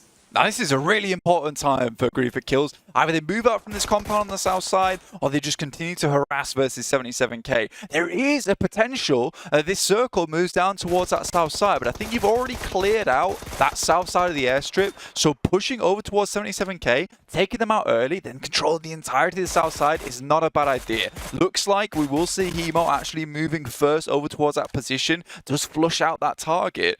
In the meantime, we're watching Gladiators take down the remaining members of Blackhand. And it's good to see the Gladiators are actually incorporating that Mini 14 into their setup. You know, they were absolutely decimated by vampires over in PMWI. And it looks like they said, you know what, if it works against us, why don't we just use it ourselves? And I'm glad to see it. I'm a big enjoyer of the DMRs, and the fact that it's getting more love and more limelight is damn good for me. Ooh, I like the teasing that's going on here as well from Clear Vision, right? Just drive in, try and draw those crosshairs off of the angles they're supposed to be harnessed on, and actually, maybe a little bit more than they bargained for. Jumping out of the vehicle and looking to try and isolate the fight. Ooh, you could definitely cause a bit of a problem here. Spam back, large tag. Oh, but there's the bonnet, Blank. I did not see that one coming. He has to get quickly into cover. Luckily, the smoke already set up for him. Immediately pulls the pin on a grenade. Now, if Matic hits this, there's a potential they get back into this engagement. Doesn't pop in time now, and Clear Vision continues to move forward with Meku and Tixi on the ground. Matic's got a lot to prove here. Matic, can this man do something ridiculous? Being pushed from all angles, wide swing towards the right, winding up for a left hook as well. Has the HE ready to detonate, and he can peek off the back of this. He's being spammed upon, but it's good damage, and he shuts them down blank. That is a huge maneuver. Dude. Oh. There's a potential they get all 4 members up, but MUERTE's heard this. They're starting to swing in on that side as well. 3 players, so they might be feeling a bit more cautious about this one. They don't know if it's a full 4-man squad wipe, in which case all players are still alive. But Gladiators dodged a bullet on that one. They sounded so dominant in their engagement versus Clear Vision that MUERTE is worried despite the 9 eliminations they've got on board. Absolutely balmy. Standing tall like an icon right now, noticeable from worldwide locations. He's like the Eiffel Tower. That was a hell of a spotlight play. To keep them in a winning position at this point, you can certainly get back into the game. And it looks like right now, GG, they're going to be hard set on trying to build even more into this. But the fights don't stop here. MUERTE on the rotate, getting away with the fast vehicle play. Ooh, I like the maneuver. It's good on the movement, and he keeps himself alive, getting into the vehicle just in the blink of the eye. He's out there as well. The fact that he went from a crouch to a stand-up, squeezed his body against the window to make sure the vehicle just brushed him as he went past is amazing. Looking for some kind of cover, directs his attention towards this rock, sets up the impromptu defilade with the vehicles as well. Beautiful stuff. But again, we've got to look up towards Gladiator's side. Matic just pulled off an incredible clutch with the help of his teammate. 2v4 essentially. And despite Clear Vision having an unbelievable position on the map with all the high ground to play around with, they've been dismounted. Now Gladiators hold that throne. They'll be looking down towards MUERTE right now. Diana moving around the vehicle, trying to see what he can spot out. And Meku continues to just harass from that top side. Chip damage, left, right, and center. Everyone trying to establish confidence and control here as we get closer and closer to what is going to be an explosive endgame on this one. Interesting to see as well how slowly the pace has changed and been taken for Greedy for kills from that awkward encounter they had with Old Boy. They really tried to dial it back, let everyone else scrap it out, right, and then get involved when the numbers are thinned. It's not worth it when one of these European guys can do that to our teammates. It's too scary. But yeah, right now, I think that the good thing is, we talked about earlier, do they just hold on to this compound? So they breached out just a little bit, took down one of the players from 77k, left them as a 3, then moved back to this compound they cleared out earlier. It's smart play. Now they hold on to one of the more strong positions on the map, but Meku round the side, just on the barest edge of the smoke there, does find the shots. Now Diana's taking hits, but Kitsune goes down, and it's backwards and forwards here. Tixi is just going to send in, though. Oh, you've severed the brain from the operations. It's up to the rest of the brawn now. How can they react based off this? MADBULLS! Oh, he's hot, but he's far too hot, Blank. He's taken it literally as he's ignited on that one. Got to get the heals in quick and reset because you're still mid-fight. That's a really good molly from Meku. Yes, Kitsune goes down to that nade, but it buys him a little bit more time to get repositioned. And with that, they actually get the circle shift too, so it's more important than ever to get rid of MUERTE on this northeast side. Now, I said a top 5 position would be strong for MUERTE, considering they're down to 3 players, and they have delivered on this game, Jackie. This is really nice news for them.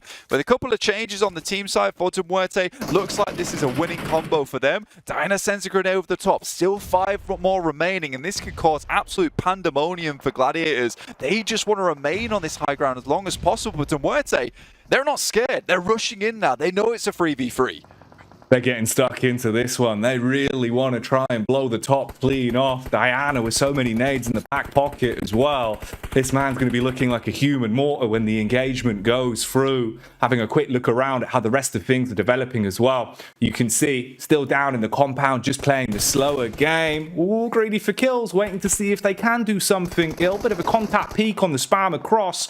And still, back over at the fight that's been raging on for control of the hill. That's another connection that comes through from MADBULLS with the backup of Diana, and that's a cleanup onto Alpha Team. Zashipa managed to get him way in. Obviously, a top 5 finishes is good for him, but Tixie's able to take down Malloy on the cross. Now, Tixie looks for another. This guy has been seriously reliable for Gladiators for so long now. Does spot out Fury. Fury will have to move at some point, so just locks him down. Whilst they're threatening a res down here, just locks on to that opponent. What a play from Tixie. Drops him down to just 2 players now. And, you know, this is all off the back of this one player. He is really doing some good stuff for his team right now. Doing them justice. And hitting very heavy-handedly as you could say goodbye to 77k. But the battle itself, it'll be worth a ton of money with how they're playing right now. Looking like diamonds are forever with some of the maneuvers we've had coming out. Tixie, though, he's got to be a big problem on this one. He's taken the little peaks here and there. You've done so much damage, but can't actually convert any of this initial chip damage you've done into finally shutting them down.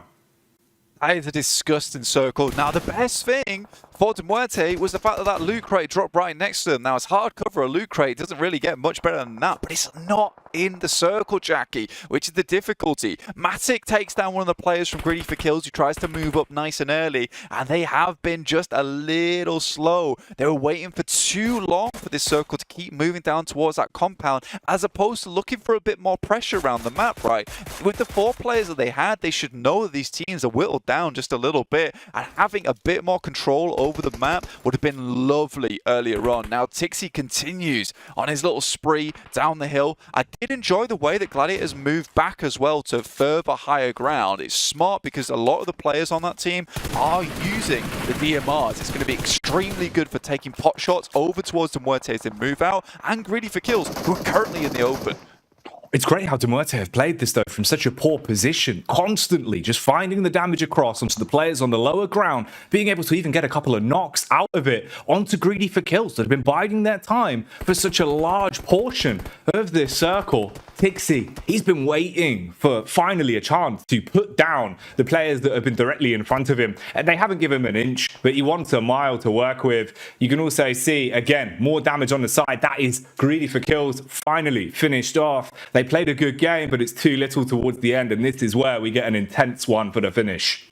Matic continues to move out though, straight towards one of these trees, gets himself set up, understands that Malloy's already moved down. Meku tries to just bait out the quick peek, and already Tixie's there taking the shots. They've got all the angles in the world. There can only be one player remaining in a single spot, and it will be Diana. They take him down. The information game coming through from Gladiators this match was absolutely huge. They didn't have a lot of eliminations, but with that entire explode in that vehicle, 3 eliminations there, 2 eliminations there, I'm going to say I think they hit 12 elims on that match, which is massive.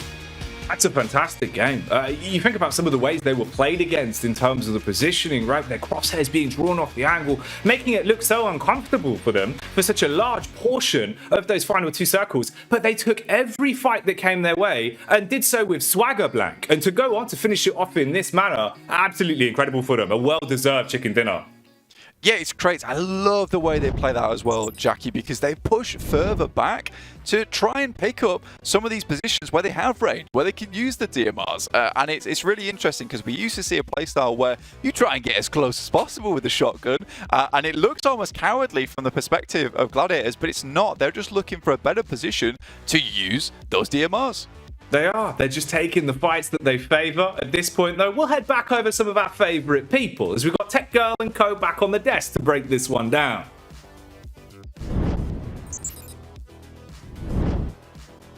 Thanks so much, Jackie. Now, I know we need to congratulate Gladiators for what they did. Fantastic. They win. They get the chicken dinner. But I want to talk about MUERTE because I actually thought that the way they played that was really interesting.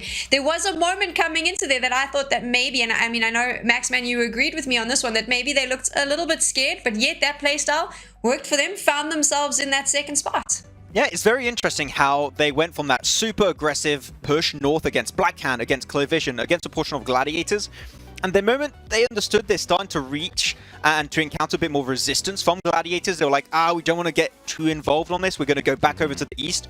I feel like that is a misplay because we saw Gladiators lose a player. I feel like if they fully push on that location and they eliminate Gladiators, that's not only a potential chicken dinner, that's a chicken dinner with, what, 15, maybe even 20 eliminations because they already had double digits at that point. So maybe a little bit scared from MUERTE, but it doesn't really matter at the end of the day, right, Crowns, because they got so many points in this game. It is still a massive W for MUERTE. Yeah, and I was going to say, MUERTE actually did go through a lot in that game, you know, starting off with taking out the likes of Falcons and every other person who tried to cross using that eastern bridge. They already did start from there. And ultimately, I also might not push into a fight when I see Gladiators on the left-hand side of the elimination feed as compared to anybody on the right-hand side. So they know it's just knocks, and maybe not too many knocks there to not send it into the Gladiators. But ultimately, like you said, it did work out well for them. That's my thinking. I was like, they already knew they were in double digits. Like, do you want to take this fight, potentially get knocked out, or do you want to wait when you know you can make it to potentially get into the final so you get some good placement points as well into that final circle? But who knows? I think it worked out for them. Gladiators, though, not exactly the team we would have all picked to win this one, Crowns, but they did it, right? Yeah, they actually did do it. And one thing I enjoyed from the Gladiators is they took the step early on in the game that every other person did not seem to want to take. Go towards that western bridge. Everyone feels like, yeah, that military base bridge is the bridge everyone's going to be on. That's where the bridge camp is going on. But, you know, there was no one there. Greedy4Qs did use that to get into the game. And ultimately, teams that actually did use that western bridge did get themselves quite a good finish. Yeah, I mean, the thing is, this is the pro strat that you always see from Gladiators on Slavnovka Island finishes, right, Crowns? They eliminate all the teams, like Rook, like MADBULLS, onto the western bridge, and after, what do? You just get control of the western side. And I thought that a team actually that was going to have a great game here was going to be Alpha Team, but the way they just sneaked behind Alpha Team and Gladiators just swept the entire squad, even chasing down Ashipa at some point, I do believe, just to get that final elimination. They just get then access to the high ground positions, easy transition points to even stronger ridges later on down the line. And then you have Meku, that was looking fantastic this game. And not only that, Crowns, but Matic playing with the Mini 14, a meta weapon that's become so much stronger in this current update, has just been able to get headshot after headshot and peaking up at 21 points on this game. Yep, and the instance Gladiator got on top of that high ground. I'm like, do not give such high ground position to the Gladiators. And they held it so well on the west and then eventually pushed them down to the north, and they were just actually having so much fun with it.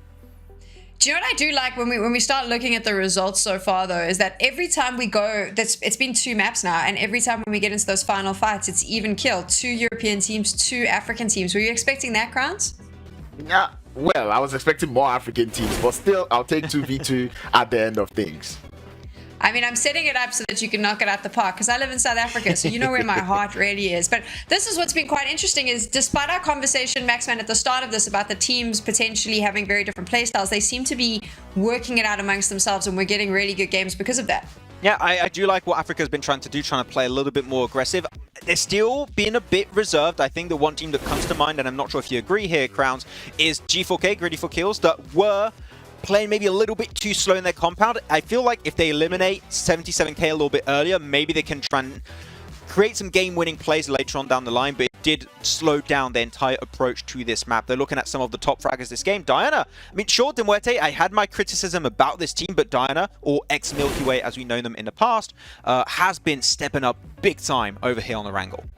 I mean, doing so much work from that eastern side of the zone, and also doing so much work. And I mean, the Gladiators everywhere when we look at the damage counts, which is not a surprise, seeing how well they were able to do. They were actually so pivotal to that bridge camp that was also coming through in the fight against Rookie Sports and the MADBULLS, that they did so much work on that west. That is so much damage they were able to accumulate, and then bringing that to face the players there from Alpha Team, and then going on.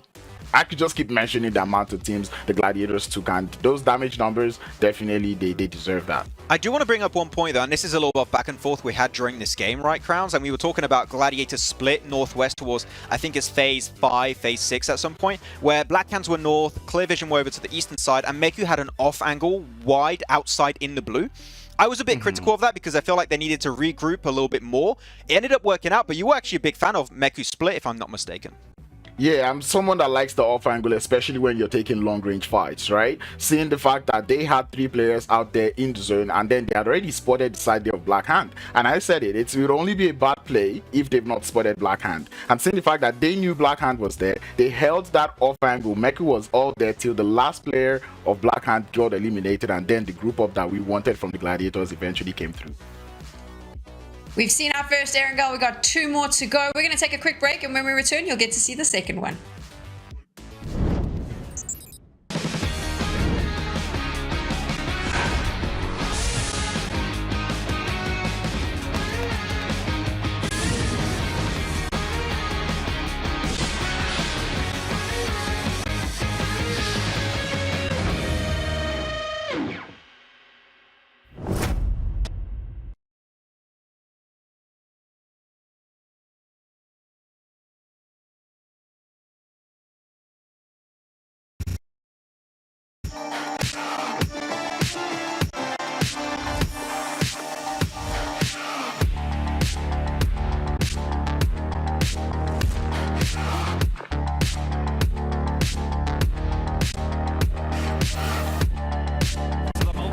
go. Tixie picks it up. There is Nox sent back their way, but only on Tomatic.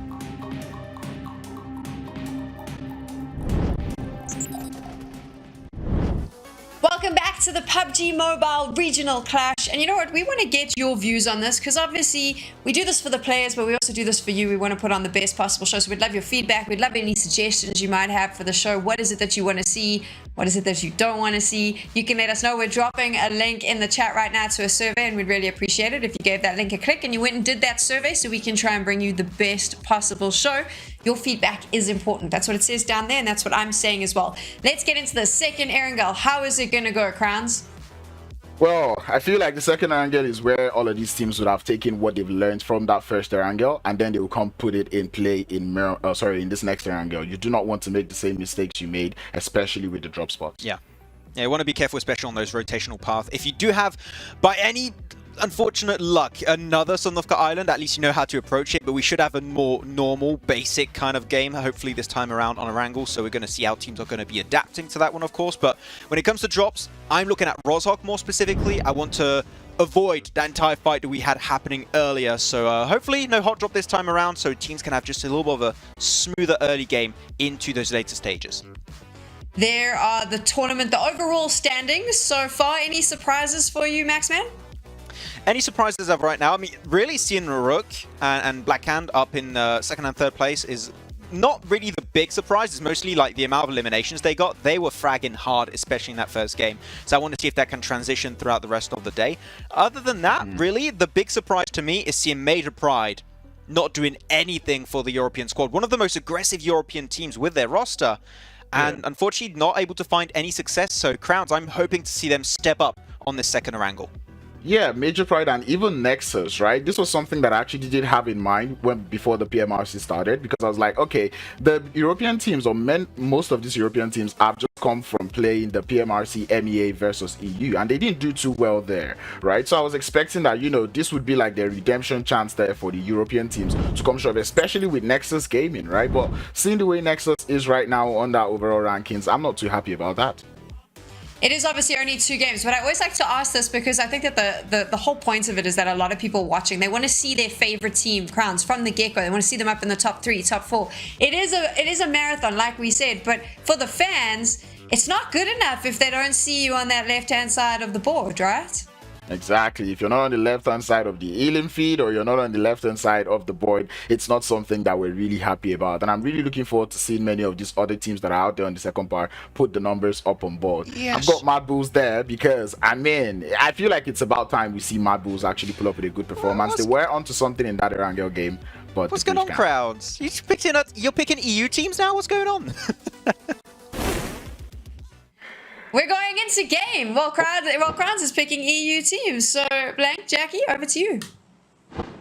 Well, hello. I think in the meantime, it's just Jackie. But we will be getting Blank joining me, and we'll both be here to guide you through the explosive action as we do kick off our third affair here. Of course, continuing on the streak of back-to-back Erangels. Erangel number 1 delivered. It had an explosive endgame to it and left us salivating for absolutely more. This time around, what's it going to be like? Normally, the way it goes, the sequel isn't as good, but then sometimes the third movie in the franchise is an absolute unadulterated banger. So who really knows? I guess we'll see what the reviews will say when they come on in. For now, though, starting it off nicely, of course, just letting everyone begin their parachuting journey down as they plummet towards the ground. And hopefully we'll be able to bring your spirits back up because we've got Blank on the mic. I'm back in there once again with it, looking at the games, checking out what's happening. We've got our second Erangel game, which Jackie has pulled us into so marvelously here. Obviously, that first one took by Gladiators, dropping down towards Ferry Pier right now, with Titans off towards their western side. But the desk highlighted it as well. You know, MUERTE did a really good job. You know, it's not easy holding out over towards that eastern bridge, but we're moving away from the east, actually heading over towards the west this time around, over towards the fields of Gatka, Everest, as well as Hospital and Georgia Pole. So a real interesting type of terrain in this area of the map, a bit rougher to navigate around, and already MADBULLS lose a player. I didn't realize that you spoke dog, Blank. What? A bit rougher. Oh, dear me. Sorry. Give this boy a bone. Come on. There he is. Oh, it's fantastic. You definitely weren't barking up the wrong tree with that one. But it seems like there's some good sets of jaws coming out, as we've already got a few early knocks coming through. So a bit of biting to kick this one off. Blank? Absolutely. I mean, MADBULLS, they lost a player, but they shook that one off, got all of the wet off of them there. Obviously, they're down to 3 players. It's not the best thing in the world, but they'll keep on going. You can't put these guys in the kennel just yet. They've still got more to go with, as the MADBULLS will continue out from Rozhok, most likely moving off towards that western side, towards Xenon and Major Pride. It is a bit of a difficult rotation, specifically because Major Pride, you know, they know some of Zerich's rotations very, very well, considering Effect and Naomi used to be on the same team back in the day. Yeah, the brothers in arms from a different time. Different era. It is, yeah, like a bygone era, Blank. Kind of feels like the culmination of everything, you know? We've got the perfect timeline now. Everyone's just where they're supposed to be. It's like Wizards, Blank. You never arrive early or late, just perfectly on time. You know, you could have stopped it. It's just like Wizards, because a lot of mystical things can happen. You know, if it means the right timeline, Wizards are always going to be involved at the end of the day. And you've got to be a wizard of PUBG Mobile to take some of these games, the PMRC, because you need to bring out some explosive magic to make sure that you end up on top. Currently, Gladiators are sitting there with 24 points, with the pointy hat ensuing as well. So they're looking pretty good for themselves. Obviously, have taken a little tickle of damage, but no players are down and out as of yet. But we have 2 African teams, Hungary and behind them, and Rook as well as Blackhand, which is not what we expected to see here. I didn't think, personally, and I'll take the hit, I'll take the fall on this one, that Africa would put up as much of a fight versus Europe as they have done so far. So really proud of this region so far. It looks like it's come a long, long way.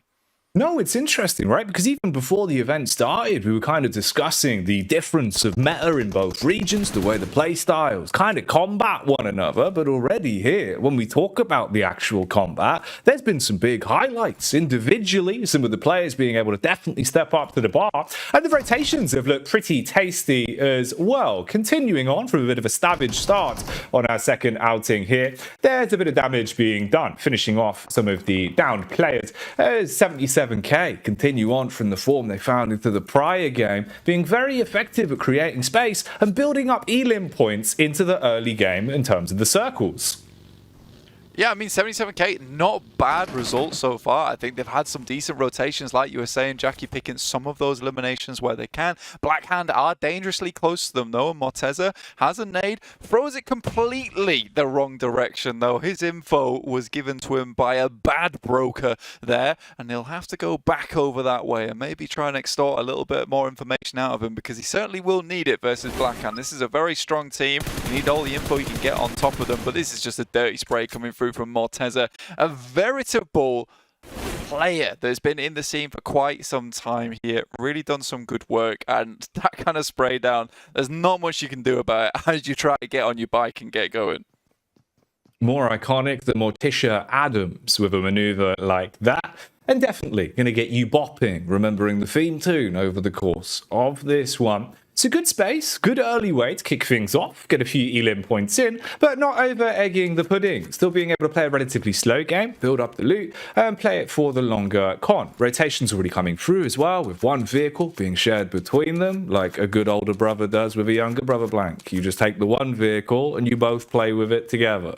A toy car, of course, in this instance. Not a real car. That'd be silly. That would be silly business. Indeed. Obviously, a lot of teams haven't moved further over towards this western side just yet, but dropping in very peer, Gladiators have decided to pick up some positions over towards that western side, just spanning down over that fielded area. You know, Max is over in our chat at the moment, just screaming. Someone's got to take God Compound eventually, but we'll see. If this circle does shift up towards that northern side, potentially people want to play around Hospital, maybe pick up some crates position. You know, the apartments over towards South George as well are really, really strong, especially when it comes to holding out the coastal side. But we'll have to wait and see, because second shift, always the big game changer. That's where we're going to set up a lot of our end games. But it's not a bad idea to get at least one player to scout over towards God Compound nice and early, potentially scout if there's any teams already picking up that spot. But right now, it feels like a lot of teams are just circling this area, Jackie. Flying their way around and seeing what they can observe from a safe distance, of course. Talking of compounds, you can see Major Pride being able to set themselves up relatively early in what could actually be a bit of a power play position when you look at the rotations and the other squads that are moving relatively close by. Looking like there almost would be a bit of a clash if this one continues suit between them and what remains of MADBULLS the longer this goes on. Of course, already down in numbers somewhat. Early rotations as well. GG taking control of the hospital and being able to get some last-minute looting in with the positions they've taken here. Already flying ahead with the points they've accumulated so far off of their prior win. If they can cause a bit of a repeat bank and get the back-to-back, that's the all-important one that would really project them far further ahead on our first day of competition. Yeah, because we always worry about Gladiators, right? We're always worrying that it's going to be a slow start. They're going to put the key in the ignition and the engine's just going to sputter. This time it's sputtering to life for just a little bit. We're getting the warming of the bonnet. And I think that potentially Gladiators could come out swinging this time around. I think they've identified this problem a fair few times in the past. You know, I was speaking to Kitsune over at the PMWI as well, and he was saying that, look, guys, I know we're a slow starter, but I promise you, by day 3, things will be better. And it certainly was. You know, picking up their third place was fantastic news for them, and I think that's something that needs to continue. Now, this is what I was talking about beforehand. Immediately, you will see teams like Rook as well as MADBULLS, Gladiators, all getting into their vehicles and potentially taking a stronger position around this circle. More than likely to head up towards South George area. I don't know if it's going to center down towards the fields on the south side. If it does, it's going to be chaos. Oh yeah, chaos is certainly one way to describe it, as it feels like that's the way the stage is being set. Mass migrations with the rotations, everyone trying to get ahead of the curve and be able to take control of these compounds earlier than the next squad that arrives on the scene. All important as well, of course, is your last real opportunity before what could be ahead of a fight kicks off. So if you can gather the extra utility, get the stims in the back pockets, maybe it will save your bacon when things go through. Little bit of a tag and bag from a few sides as well. Greedy for kills, getting stuck in where they can, with a few knocks starting to develop. I think the major thing to consider a lot of times with these types of circles as well is that, like, we're cutting out a huge area, Jackie. With Mount Everest still being in play, with South George still being in play, people don't really want to get stuck in towards Crate side. They don't want to hit up those apartments, which are dastardly to get outside of. So they'd rather just remain careening on the outer edges, over towards these little buildings that are a little bit easier to get out of, towards Hospital. Just on that tiny edge there, you can see players from Alpha actually heading down towards the bottom side of Mount Everest, so it's getting real packed real quick. It certainly is. Everyone bundling in. It's looking a little bit scary. Looking at some of the positions you can see here as well. Fine margins, setting the distance between a lot of them on their quick rotates, with the blue dealing damage to MUERTE, living up to their old tricks. They like to take those slower rotations, play around the edge. We see it as the classic maneuver. Similar sort of scenario for Falcons White as well. 6 in the prior game. Well, he was really quite naughty when it came to just dodging, ducking, diving, keeping himself moving and making it uncomfortable in any fight that he was forced into. But I do like to see this blank. Currently, everyone from the side of Titans alive and kicking. Old boy, it's fitting that he's on our screens. Nearly basically had the 1v4 versus Greedy for kills with the way that he played it. With the squad supporting him, well, they could certainly pack a punch in our second outing here on Erangel.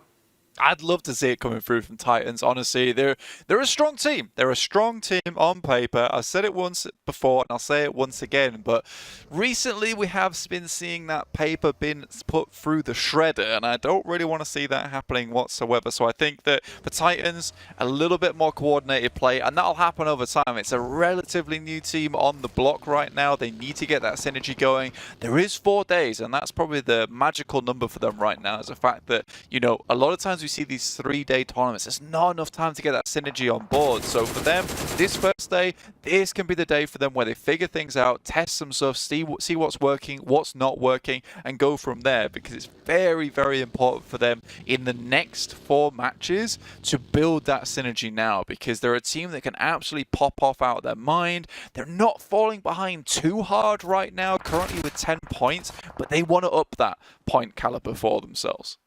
Yeah, push it as far as you can, as early as physically possible. It's interesting as well, having a look at some of the scraps that are going on inside of the blue. You can see the World of Battle weren't able to really get a good eye test of them in some of the prior games we've had. Here and there at the minute, though, they're trying to get as many eliminations in as physically possible, still scrapping from rough positions with low health and doing an awful lot of chip damage from a distance. In fact, even going on to actually build the odd elimination here and there, giving them free to play with so far into this one. Back over to the POV of MUERTE though, good control of the vehicles. They've all got a vehicle to work with, compound control as well, and this is where it could get uncomfortable for Falcons. They're on the drive-by, but if they're spotted out, oh, it could be a rough encounter. Looks like they have seen each other though, and we'll see how they opt to play with this. With 6 already advancing further forward, thinking they had left the compound, but look who's lurking down on his last legs. That should be a clean up on the knock, so their numbers are now thinned to just 3. MUERTE sadly now just moving off with 2 players. Really, really unfortunate situation. I don't like that they left their boy in the lurch there though. I think they could have maybe picked up Corker in time. Immediately though to MUERTE, Malloy there takes some shots coming through from Major Pride. Still looking to hit a little bit more over their way. Fury will just pop the tires now on the vehicles, try and drop them as close to the ground as possible to provide some kind of impromptu cover.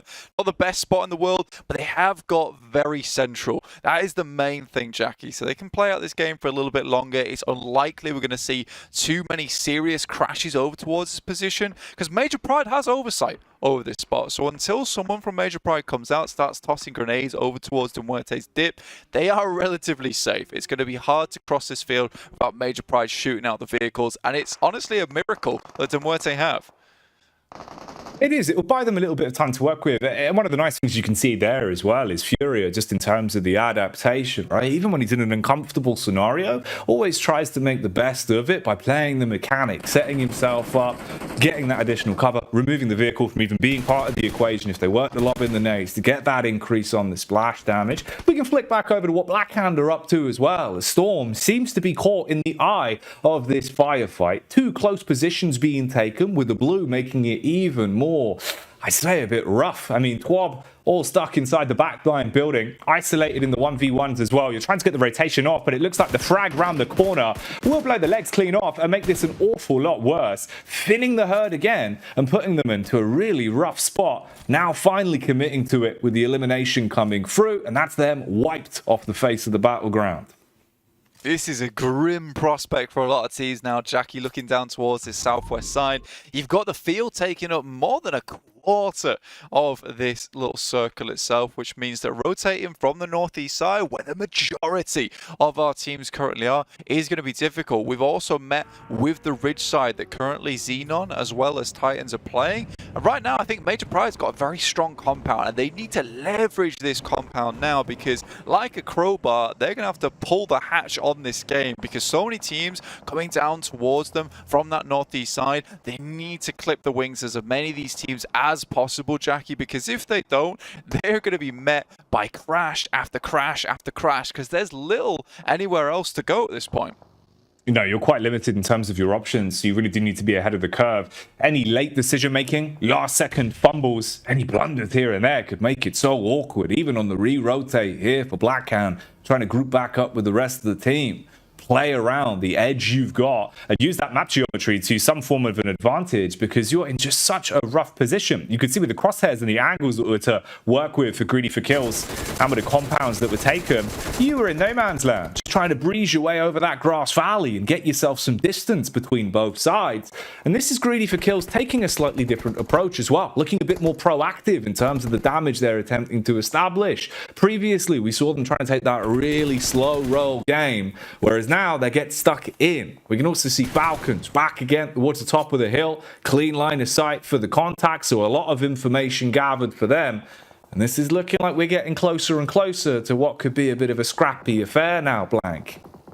100%. I mean, Alpha right now, down in the dip, it's the best thing they can do towards that south side of the map. It's not providing them a huge amount of cover, but it will allow them to easily rotate out from this position. Now, Titans have one of the strongest spots in the circle right now if we get another southwest shift. Look at that. Old boy even managed to find himself a shot, but it's AAA able to find himself a nice little DPS shot through the building. Now just one player left alive for Blackhand. Can he clutch this one out? Oh, this could be an A-star play if he's able to slay. He's already done so much damage, and he's playing with the timing, trying to keep them guessing with the audio cue. Small gap through the window, takes the pot shot, but isn't quite able to deliver what he wanted, and now dials back the pace a little bit. Hit the deck, play for yourself, rather than forcing the issue. He's got utility as well. You can set the place ablaze, and he's got even more to go with it. Keeps dashing them in, finishes off the knock, tries to get the bandage in as well, and has brought this all the way down to a hard stuck 1v1. Meanwhile, you touched on it, Titans, and right now they are going full team Titan, getting stuck into an awkward encounter in the middle of the ridge. Nades being delivered one after another, and that's one that's going to be remembered chunky, like an overfed cat, as it damages the entire squad and leaves them in a ridiculous spot now. Titans just toppling this team terribly hard at this point in time. There's not much they can do about it. And what a play from them as well. They identify this might be a team that can crash into them later on. And with that circle shift off towards that eastern side, they've now cleared out a lovely little dip to play around. But still, Blackhand is fighting off versus Allah on the outside for SBG. Goes extremely low, and all Keme needs to do now is get this one nade, bank it off the edge, but he moves to the side and he'll bank the wrong way. Quickly makes an adjustment but won't take him down, and still just dancing around this window. Oh, there's the encounter that he wanted, though. Eventually, he's able to aggress on the peak and finally stop the absolute shenanigans that were coming out from SBG.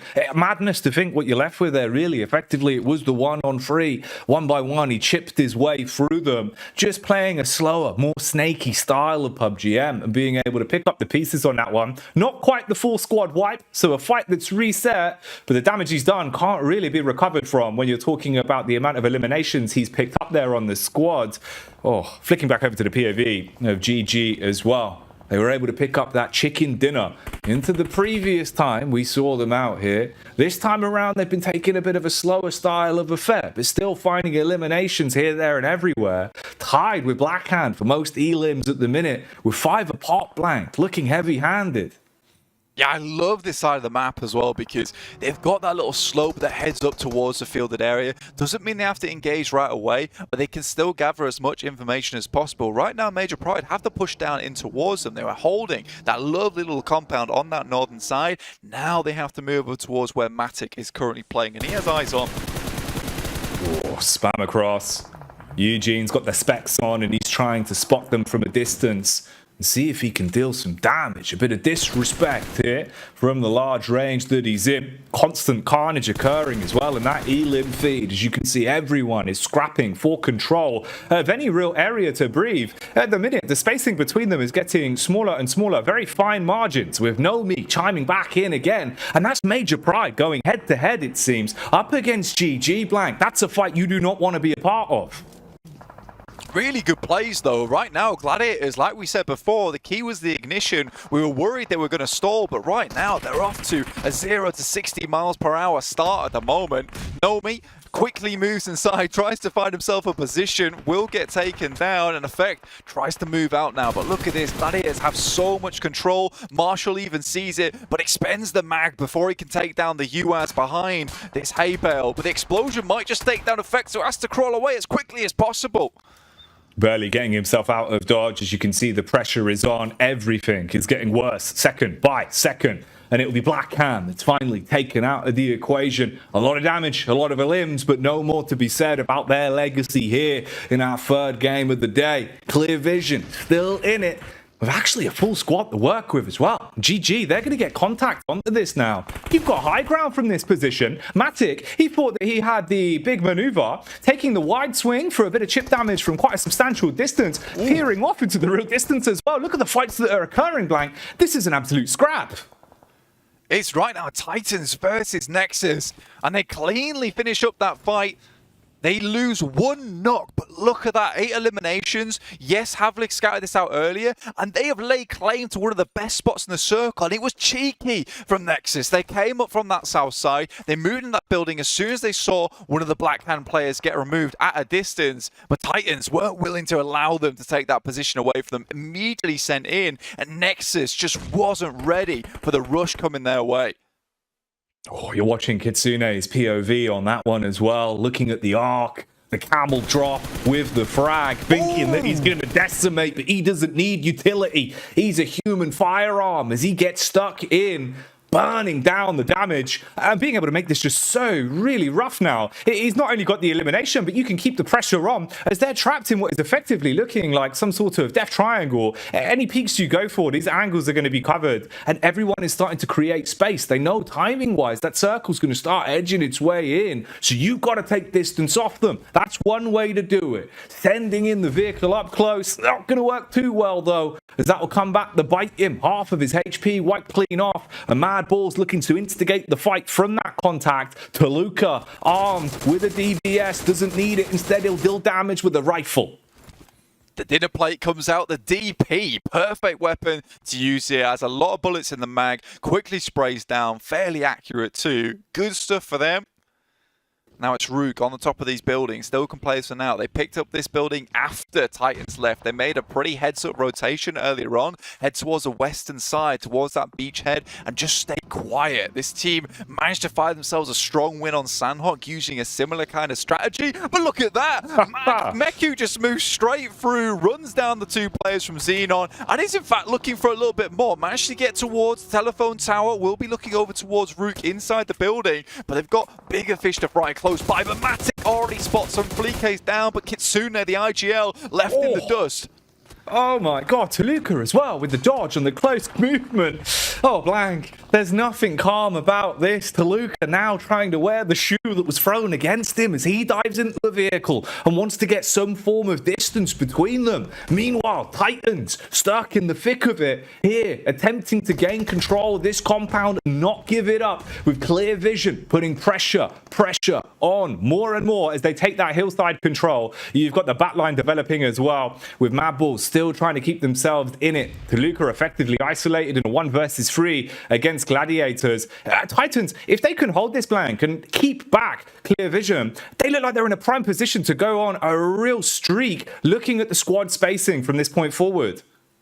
Yeah, I mean, at this point in time, it's really up to the circle. It's a coin flip, a choice. Does it head up towards the fields where Gladiators can dominate? Or does it head down towards that south side where Titans can huddle up, reinforce, hopefully hold on to this compound versus clear vision? Feels like they've expended the most of their utility up towards Titans, and they weathered the storm. Sure, they've got shrapnel sticking out from their military vest, but they're fine for the time being.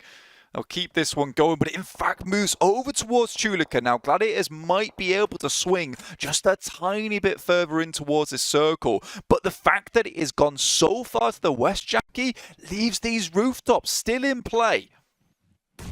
These are prime time angles, power play positions that will have more and more impact the longer this one goes on. Still utility in the back pocket as well for clear vision, and that might be their biggest boon about this. Use the one vehicle to draw the crosshairs, try and bait them to peek into you, then you rain down the barrage with these consistent frag grenades bursting one after another to lower the overall HP pool, and everyone's looking far worse for wear. You can see it's really started to chip its way through them. After this contact, now it's looking like they're ready for the engagement. Smokes breaking up the line of sights as well, finally starting to take that push up through the hill. Pocus with the frag through the back of the window, supporting his teammates from the rear. Oh, blank. The way this fight's going to go down is going to look uncomfortable. If you push into the close range, Titans, it's all about the angles on this one, and they're trying to use their own utility to stop you from ever getting your foot through the door. This is the old switcheroo. I've seen this one before, Jackie. The smokes and they move to the other side. And right now, Clear Vision is left wondering as Icy continues to make noise on the other side. Havlik does finally go down, though, with the barrage of nades coming through from Clear Vision. It was only a matter of time. The fact that Pocus had so many, but it's Gladiators coming in from the side. They find a huge amount of damage. Pocus might be next to go, and Matic, it's brewing up a storm so far.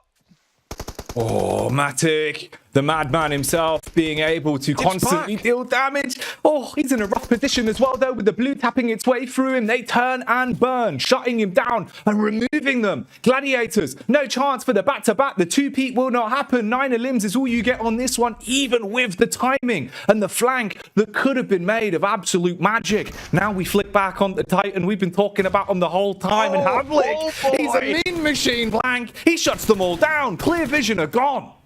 That was unbelievable. The fact that Titans have remained in this position for so long. These guys have got armor made of titanium. They have withstood a force that would take down at least 8 other teams in the process. The amount of nades coming through, the switcheroo in play, the advantage taken off the back of the third party that comes through from Gladiators. What a game played out by Titans so far. It has been an unbelievable journey from this side of the map to further over towards this compound. They have been constantly moving, constantly trying to adjust their positioning. They just got a whole heap of supplies delivered directly towards them in the form of the Gladiators and the Clear Vision remaining members. Old Boy playing on the roof, a really strong position that's still in play, and it's most likely going to be the pivotal spot. That smoke is so good. Denies the sightlines from the players on the roofs off towards that western side and attempts to try and find some of these players down in the fields.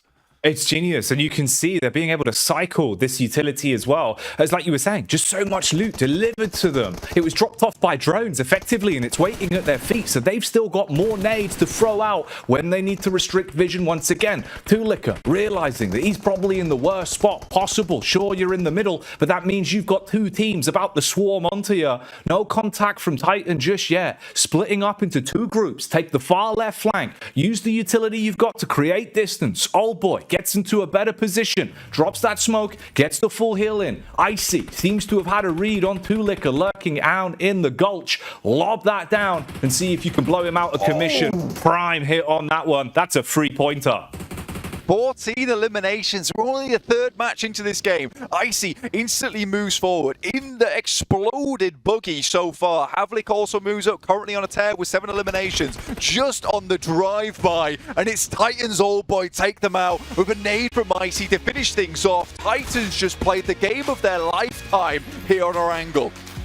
That's absolute insanity. The eliminations are one thing, but it's also just the sheer audacity they had when it came to the team play. That was textbook. That was just absolutely fantastic PUBG when you're looking at the way they played it. Titans really did bring a whole nother level of lethality to us on that one, Blank.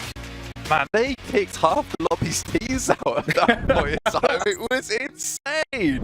Goodness me, the guys of that team also must have, every single one of them, owned their own medical license, because the fact they were able to live that one out for so long, just unbelievable. I mean, Clear Vision did a great job lobbing those grenades through, but whoever on that team, the Titans, called for the smoke and the switcheroo. Again, you said it, and it's the best way to put it, genius.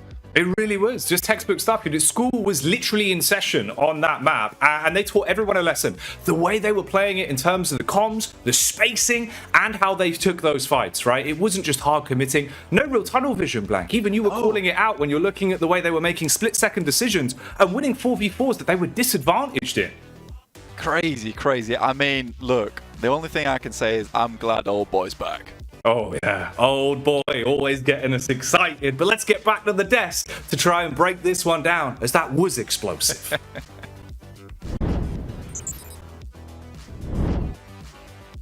Halfway through day number 1, and 2 teams have both finished in the top 4 twice, and both of them have been able to claim a chicken dinner along with that. It's Rook and Titan, and there's so much to chat about. Max Van said it just before we were about to get in. He's like, I've got so much to say. So you know what? Max, what's the first thing that you want to speak about when you look at that Aaron goal? I mean, okay, I can't even pick. There's just so many things to break down this match, which is rare. Like, really, on a wrangle like this, there's so much to break down. But really, I gotta say that play from Titan, and the casters just talked about it at the end there. The fact that they did smoke out their own buildings to make those nades so much harder to hit was pivotal. Though, Crowns, I was talking a lot about a specific item this game, that if Clear Vision had it, they could have won that fight way, way earlier. Is a Molotov. It's one of the few buildings that has a wooden floor. One Molotov in that building right on top of Titan. It would spread. They can't play that position anymore. And then it just becomes easy for Clear Vision to pick up the pieces. But the smokes plus the lack of Molotovs made it so easy for Titan to not really win the fight, but to delay it so that Gladiators would go for the third party. I tell you, and that crash coming through from Gladiators was, I'm pretty sure Titan is just like, yes, this is just happening. And then they started to send their own nades down onto the side there of Clear Vision, and well, it did work out well for them ultimately at the end. And I just want to piggyback off something that, the casters said there, that Titan's not getting tunnel vision. And I mentioned this, like, early on in the game when I saw them hold that southern position, that if they do not get tunnel vision, they will be able to get themselves so much more elims and farm elims, and that's exactly what they did. Yeah. Sam, I'm going to ask you something. Can you ask me what I thought about that Rook push at the end? What did you think about that Rook push at the end, Max Van? I'm so glad you're asking me, Sam. I absolutely hated it. It was horrible. It was not what we wanted to see from this team. Two main issues come to mind, and I feel like Crowns, we might be in agreement on this one. Number one, they were way too passive. I feel like if they push while this entire ordeal is happening between Clear Vision, Gladiators, and Titan, not only do they get in a position without having to take a fight, they get so many off angles that Titan cannot leave that compound. And on top of that, when they start pushing into the circle, they all regroup in the exact same position when there were so many pivotal rocks. I feel like they could have easily secured himself a chicken dinner here, but a little bit too passive. Yep. It didn't quite work out. Yeah, it was just pretty much a whole lot of bad events, on each other, stacking on top. Because when we were like, oh, Rookie Esports is not moving into the circle, that's a little too passive. But maybe they could just do this. And then their next move is not what we think they're going to do. They go to the same place and we're like, no, now that is even worse. And I feel like there's that slim line between playing passively and playing conservative. And I think Rookie Esports might have just missed it. That's the thing that scares me a little. Sorry. I mean, off you go. Carry on that topic, and then I'll add my opinion then when you're done. Yeah, I was going to say that Rookie Esport, we see the potential of this team. They get to the late game really consistently because their macro is on point. It's just we need to see them be a little bit more controlling and decisive in the late game situations. And if they do so, I feel like we could see this team be one of the best in Africa, no questions asked. We were talking about passive play though, and it's not something that you would normally link to MADBULLS yet. I mean, to get a top 3 finish with 1 elimination, Crowns, are we concerned about that or not so much? Yeah, I'm actually very concerned given that they were my pick going into this game. I do feel like it's time for the MADBULLS to actually stand up and start doing something. But ultimately, they started losing players early on in the game on their rotations, right? We see every single position they held in that game, they lost at least one player, starting from the hospital to when they started making it down into the open fields. And I think that's just pretty much where they got it all wrong. Maybe if they stuck together a little bit more, it might just work out well for them. Why would you? We just skip the numbers. I almost want to go back to the eliminations. That was insane. They're all just popping the hell off. Titan on absolute fire. And really, we said it at the start of this show, on the pre-show of day one, actually, of today. We were like, this team on paper looks good. I think Blank also mentioned it during the game at some point. On paper, this team is absolutely phenomenal. How does it work on the execution side of things? And I wasn't sure what to expect in the first 2 games, but now this is just a very straightforward game. They had some nice splits south, and remember, they regrouped in that position, and they were not tunnel visioned, as you already mentioned, Crown.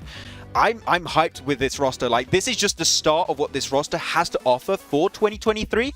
And so early on, they're already playing this good on an angle.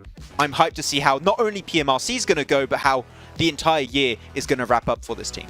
Yeah, and especially for that Titan team, right? Especially given the fact that, I've seen Old Boy do this in 2 regions now. Whenever they're coming in new, they just tend to just, give that much aggression, right? And they did this when they came to Africa too, right? Their first week, they were absolutely banger and giving so much of play, letting everyone in the lobby know that we might be a new team, but trust me, we know how to frag. They definitely do know how to frag, and they also know how to claim a chicken dinner, because that's what they've done.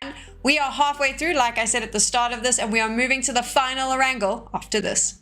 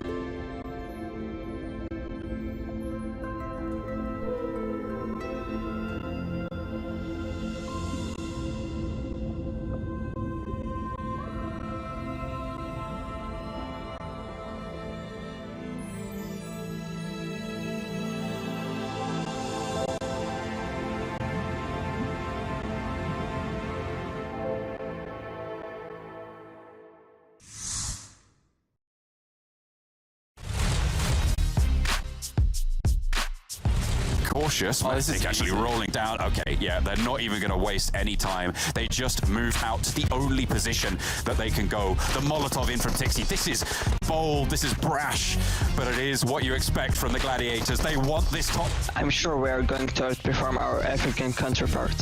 We expect supporters all over from Europe to cheer for us. ديسكانور انت وانت مع بعض لكن شافوا افضل مستغلين الموقف الحالي احنا شايفينه واليوم في مسافه بعيده جدا يا ولد يا سينكي لكن لسه سكانور بيحاول يفات لحد اخر لحظه ونشوف انه يكون مستمر في اقدر النقاط قدر الامكان. نحن نعلم ما يترقب منا مشجعون في هذه المنطقه سوف نكون بحاجه الى دعمكم للفوز بهذه الجائزه.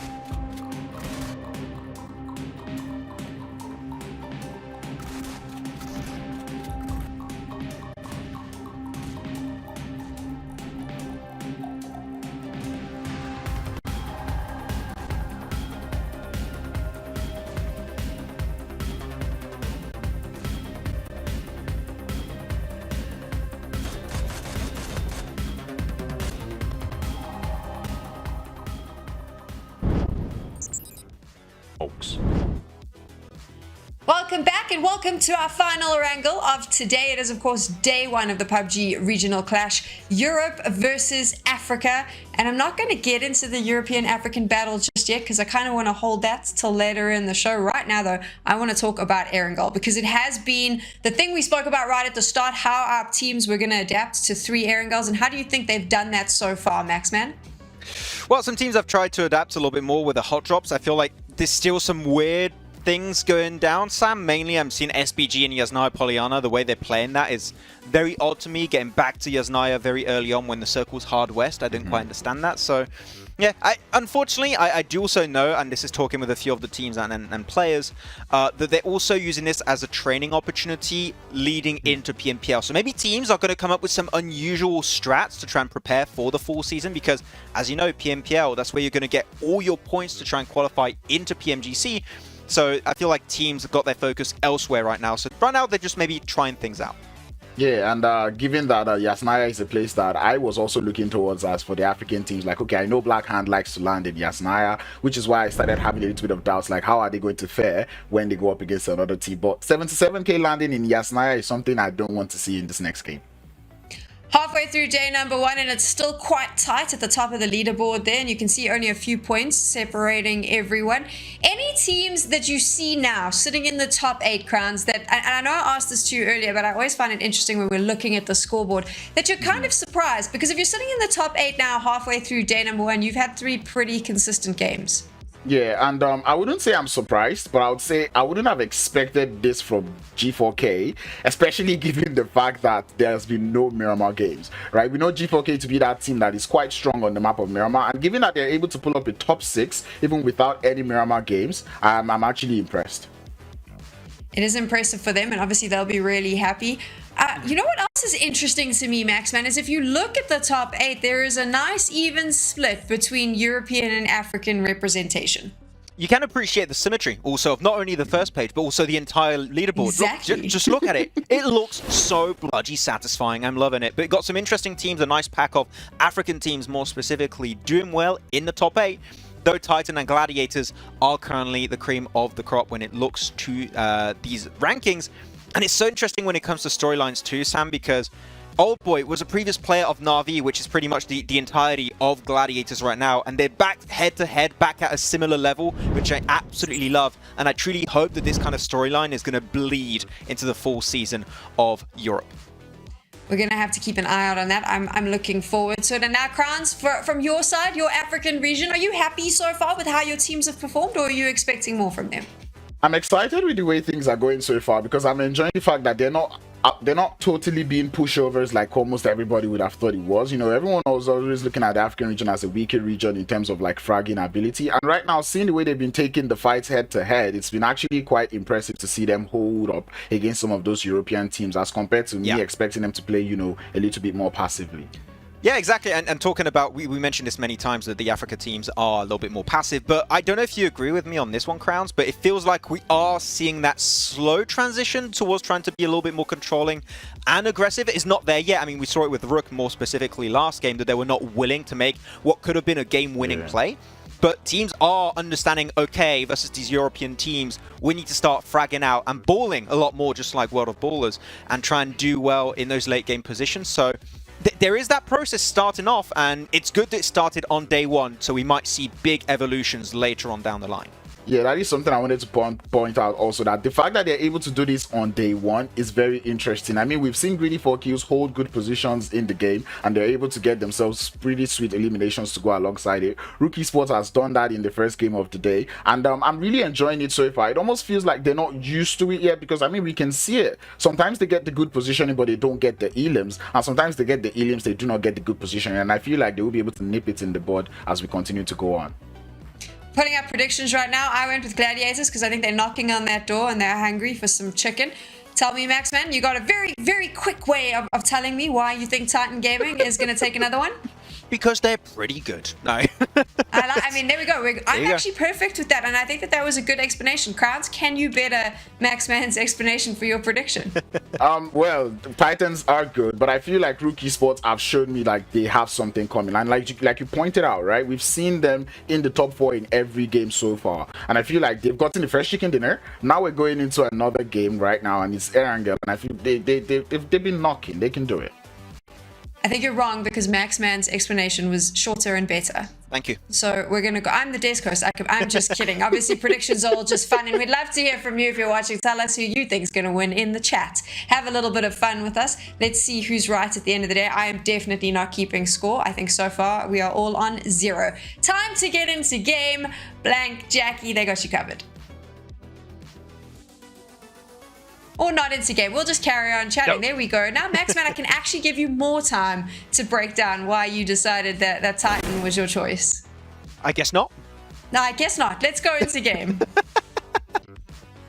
Thanks, Sam. Max, don't worry. I always want to know what your opinion is. It means an awful lot to me. So after the game, specifically, I will personally come and find out exactly what you were going to say. But for the meantime, let's give it over to a man that I also really care about his opinion. Blank, tell me about it. What are we going to be seeing here? This is our 3rd of the 3 Erangels in a row. Based off the past 2, are we expecting anything a bit different? Maybe a different sort of flavor coming into this one? Man, you've just put a DBS with me. That's a loaded question right there. Yeah, but I know you can find your way through it. You've got all the answers. You're like a Swiss Army knife. I'll muddle through. Let me pull out the fork first. Look, as we get into this one, you know, we're going to have a look at this game. Obviously, we've had some EU teams doing some incredible work so far. Titan, Gladiators, really taking it home on these past 2 matches. Titans just came off an absolute blinder of a match, which was lovely to see. Gladiators actually dropping down towards the south side. That's Matic going far. This is an interesting change of pace for them. Maybe picking up a little bit of loot down towards C block, and then move up towards Ferry Pier afterwards. I mean, this playing path didn't really give them a huge opportunity to get towards Ferry Pier without making a long drop, picking up those vehicles. And we both know, as we've dropped into these maps before on a long drop, doesn't always go to plan. No, indeed. I think you handled yourself well on that one, Blank. You avoided the shotgun shells and you gave us exactly what I wanted. You know, you set the stage. Hell yeah. You've given us the recap. You've got us ready for what's about to come.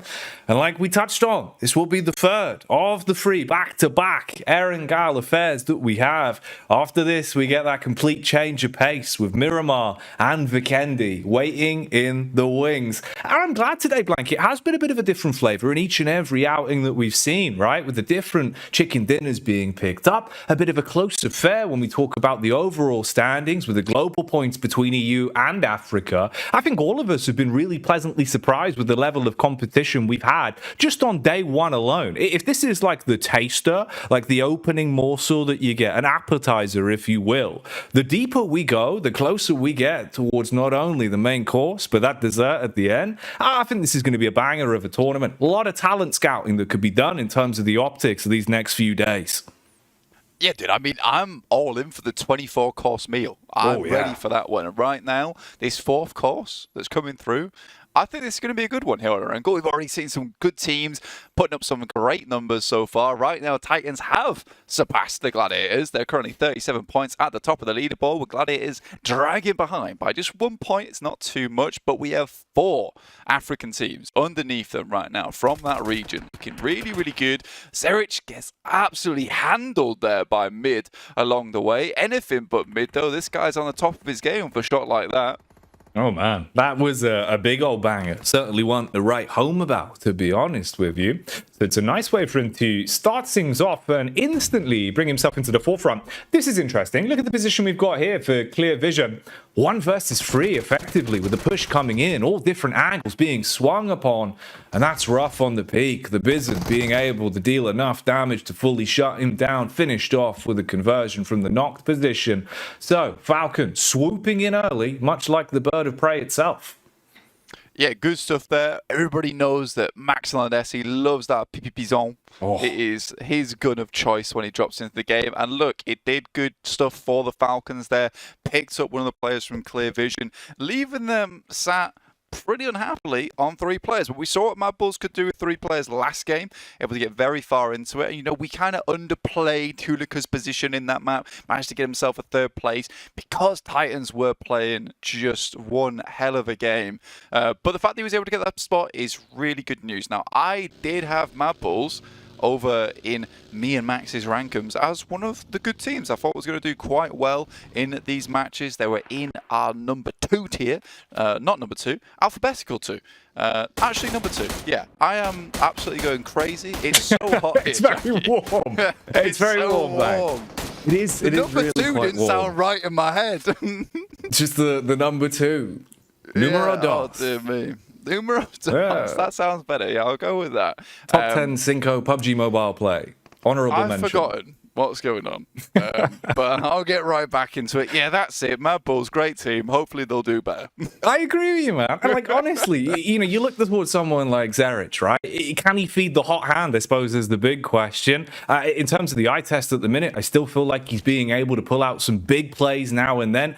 Maybe a little bit hot and cold. That's the only problem. I will say, though, in terms of his own mechanics, he's looked great when it comes to his off angles. Really good understanding of how to instigate fights and the way to play around it. You can see mechanically he's done his homework.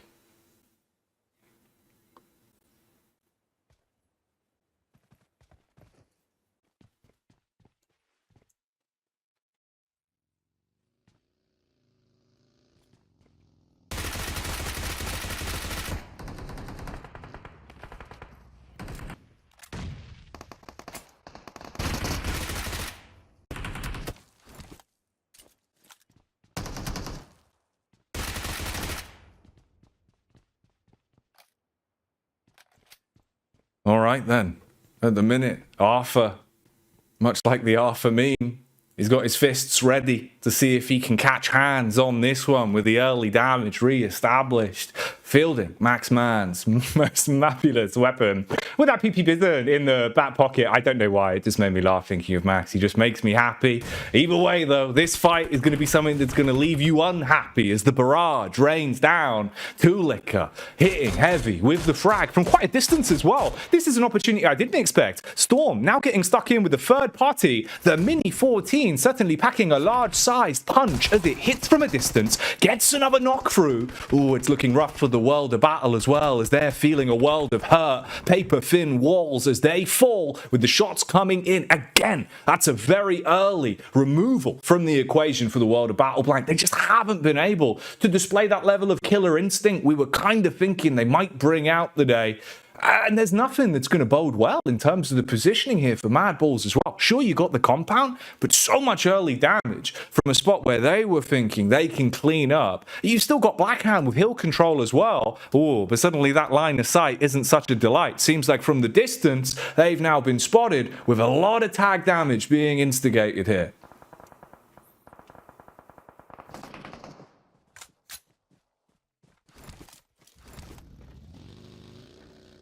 Shots there with Inows. We'll be moving around. Triceratops Buggy, man. I am a big fan. I think I need to go grab one of those for myself in-game. In the meantime, let's take a quick look at the old lobby itself inside the map, because we want to know exactly where all these teams are. Now, Nexus is something I've identified, Jackie, and I don't like it. I think their confidence has been massively knocked over the previous PMPL and into PMWI. They would make this rotation so much quicker, but MUERTE would mess around with them over in PMPL, and in PMWI, whenever they tried to get into the circle early, they would be instantly taken down. And I think that because of that, they have slowed their rotations down to a crawl. Now I want to see speedier rotations. We've seen what they can do with that type of thing. I feel like you're spot on, really. It's one of those where they seem at times more hot and cold than Katy Perry, right? And it just feels like we need that layer of consistency and a bit of confidence to give them an upward draft to bring them back into the game. We know the talent's there. It's just about seeing it. You know, I was thinking maybe it was just the curse of LAN where they weren't able to show up back at PMRC. Potentially here, we're seeing that is still plaguing them as a bit of an issue. You got to get Doran out there and get him really instigating a bit of confidence back in the side. We can have a look how things are developing here, though, in terms of the rotations. Close grouping back down towards the bridge. Grouping even, that's more of a word. But I suppose you are in water, which is kind of goopy. That's right. It's viscosity could be changed here at Orango. We just don't know. We haven't swum in it ourselves. It could be a little bit jelly-like, but for some of these teams, they will be certainly feeling the jelly in the knees making this kind of crossing, because it is a bit scary making the swim across to Ferry Pier. A lot of times that can be a daunting task where you get to the other side, there's a team waiting for you, and that's it. You're done. You're out of the game. But it's also one of these little dangerous crossings where, you know, yeah, you're a bit shaky. Yes, you're a bit scared, but you make it onto Ferry Pier, then you play a really good game from there onwards, as long as you are undetected. And right now, Titans, it seems a lot of their interest is up towards our northeast side, Jackie. Trying to see if they can snatch away some control. Remember as well, Titans, fresh off the back of the win into the previous affair we saw here on Erangel just moments ago, really. And they were looking so damn talented when it came to the micromanagement. Their macro was great, but they had such a good understanding of how to deal with fights, how to deal with those rotations, and utility usage was just through the roof. The brains were on display. A lot of grey matter on Titans today on either side of the fights that they've been involving themselves in. Malloy, though, not the dream scenario. Seems like the MUERTE stuck in a bit of an isolated position in terms of the split, relatively broken up, but they've got vehicles, drive on over, Diana providing at least somewhat cover to restrict this line of sight, but they're being pushed upon blank. This is going to be a bit of a scrap kicking off now. Gives it a little bit of a bump on the buggy, and quickly Tenchik gets over towards that top side. Won't be able to take shots as the MUERTE quickly careens away from that one. Not want to stay there for too long. Axa on the top side. He's tossing some nades down. Actually jumps out the window, goes for the shots through the tiny little portcullis on the side of this building. And now may go for a nade. Now that's got to be really careful. That one explodes and he's out the window, and Axe is going to chase him down. That's incredible. The timing on it as well for the double frag grenade from both of them, using the elevated spacing for the bottom and the top to get both of those to detonate at the same time. If he would have been slightly slower on his getaway with a movement through the window, that would have been another knock and one to write home about. Instead here, he's effectively trapped himself a position for now, sure, where he can at least heal up and try and maybe make a snaky maneuver from this. Maybe we could see a bit of info played off of it with NEXUS and Octavian rotating around on the far side. But for Falcons, they're happy with what they have done. They don't want to over-egg this one and back off, going for their complete rotate, leaving him as last man standing. Yeah, not much point sitting around in this position for too long, so Falcons White will get out of there as quickly as possible, moves down, waits for this next circle to pop, which heads up towards that north side in the fields, towards the western edge of Pachinki. Chopsticks up towards that northwest side as well, can be played with a couple of the ditches ensue, but realistically, this is not a circle that can hold very many teams. Most teams will be heading over towards that western side, where you do have that plateau on the edge of Quarry that you can look down on, so that's going to be a heavily contested area now, Jackie. And it's interesting as well, having a look at the rotates. If you flick on up towards score, obviously with MADBULLS, effectively forced into a far slower rotate. With their timing on this, coming in towards the back line, heading over towards Pachinki, there's actually a fine chance, Frank, that they could really pack a punch a little bit later on. Here's one we haven't seen for a while as well. Obviously, the Gladiators themselves, huge clash throughout the course of the day. Good on points, very tight, just one behind in second place. And look at the angles they've got here. Sitting ducks in the water for 77k, but actually, Mortissa, well, he's got the angle and knows of Tixi's location. If his head pops up, it could be a left-right good night. Oh! That is a nasty shot as well. I mean, Tixi did a huge amount of damage to the players getting out of the water, but quickly they could administer first aid kits. It looks like the couple of players up front are trying to move in, take down Tixi, but look at that. From the side, it's Matic with the M249 instantly followed up by the M4 spray. Really good stuff. And Kitsune gets behind the tank barriers here for the time being. Matic will drop down some smokes to not allow any of these players to get too close up towards and translate across. Really, really good play. And I like this move from Kitsune on the side. If it wasn't for that, for the fact that Morteza is such a nut job with the M4. Oh, man. And that was a nutty play. The response was great. I mean, Kitsune tried to play it mechanically the best he could, taking awkward fights here and there. But the rest of the squad now realizing things are getting quite far out of hand, relatively split as well. You could go for a quick maneuver, attempt to see if you can get round, getting back on his feet and potentially save his bacon on this one. Tixi still just hard committing to gain control of the front beach line. Good play with the frag as well, blowing them to bits now. And Mortissa's position, as much as it was a useful angle, now he's just isolated, trapped on an island.